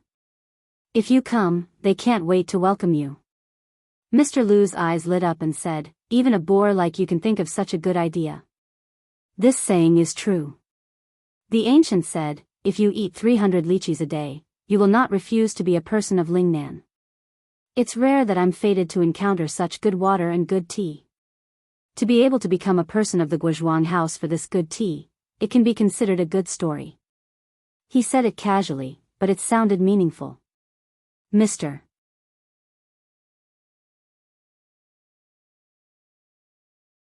Lu's words, "It's rare that we're fated," woke Lu Qian from her daydream. It was like a bolt of lightning that struck Lu Qian's heart, splitting open the knot in her heart that had been tangled in her heart for many days. Yes, it's rare that we're fated. A few days ago, she still felt that she was fated with Zhang Xiaolong. Now that she had walked into a dead end, she actually doubted this fate. Now that she thought about it carefully, from the moment she met Zhang Xiaolong, he was injured in order to save her. She took care of his injuries to repay his kindness. Then she discovered the precious well water, and now her father was willing to come to the Guozhuang house. She completely dispelled her last layer of apprehension that she was unwilling to marry far away in order to take care of her father. She was clear that this well water was only available in the Zhang family. She couldn't drink it anywhere else in the Guozhuang house. Thinking about the miraculous uses of the well water, she was even more moved. This was a guarantee for her father's health. Didn't all of this mean that she was fated with Zhang Xiaolong? This fate was predestined by the heavens. Wasn't it enough for her to be proud of? A single thought leads to everything. The large stone in Lu Qian's heart was lifted by the heavens. At this time, she finally noticed everyone's reaction after her father finished speaking. Seeing that everyone didn't understand, Lu Qian explained, "This lychee is a very delicious fruit in the legends. It only grows in a place like Lingnan. After the ancients ate this lychee, they couldn't forget it. They sighed and said that if they could eat lychees every day, they would be willing to move to Lingnan." Only then did everyone understand. Zhang Kai said in surprise, "If Mr. Lu wants to move to our Guozhuang house, we'll definitely welcome you. I'll go back and report to the Guozhuang house's Guo clan head to arrange a place for my brother."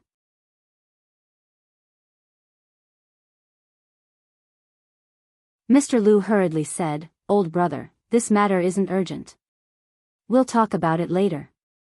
Let's leave it for fate, Then, Mr. Lu took another sip of tea and said the real purpose of his visit to the Zhang family.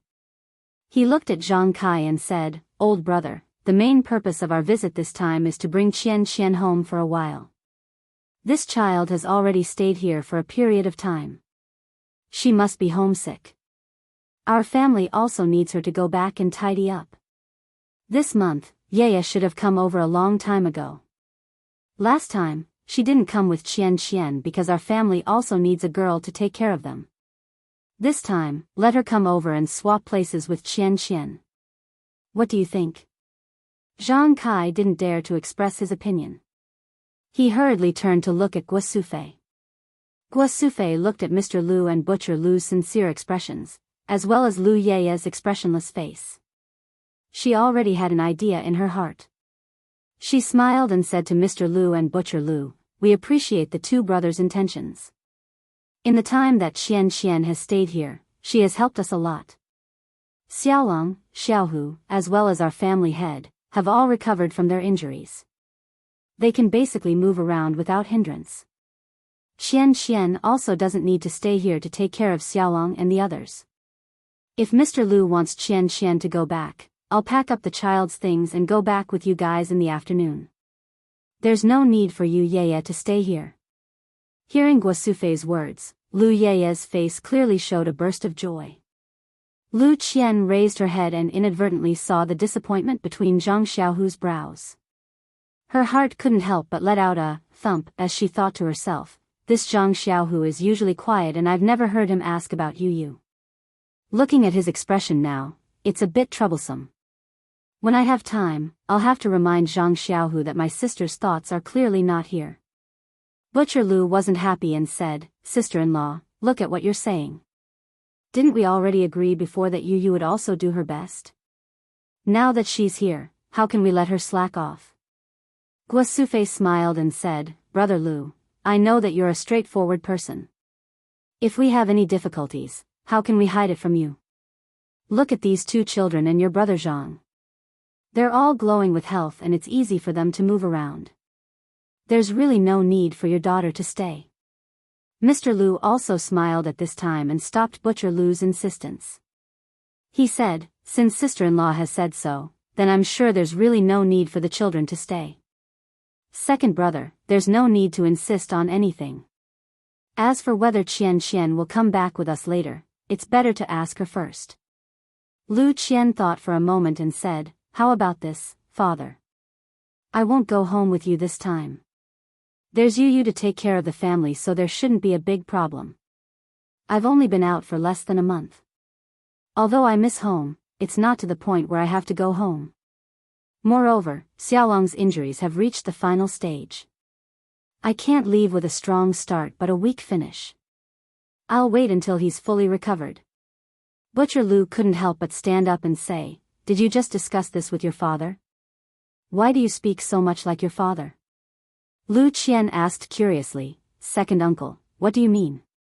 Before Butcher Lu could speak, Lu Yu spoke up, "Sister, on the way here just now, the two elders made a bet. Your father said that you definitely won't go home, but my father said that you will. My father asked why and your father said that Xian has never liked to leave with a strong start.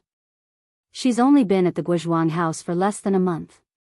Presumably, Zhang Xiaolong's injuries haven't healed yet. Under these circumstances, she definitely won't go home. See, what you said is very similar to what your father said."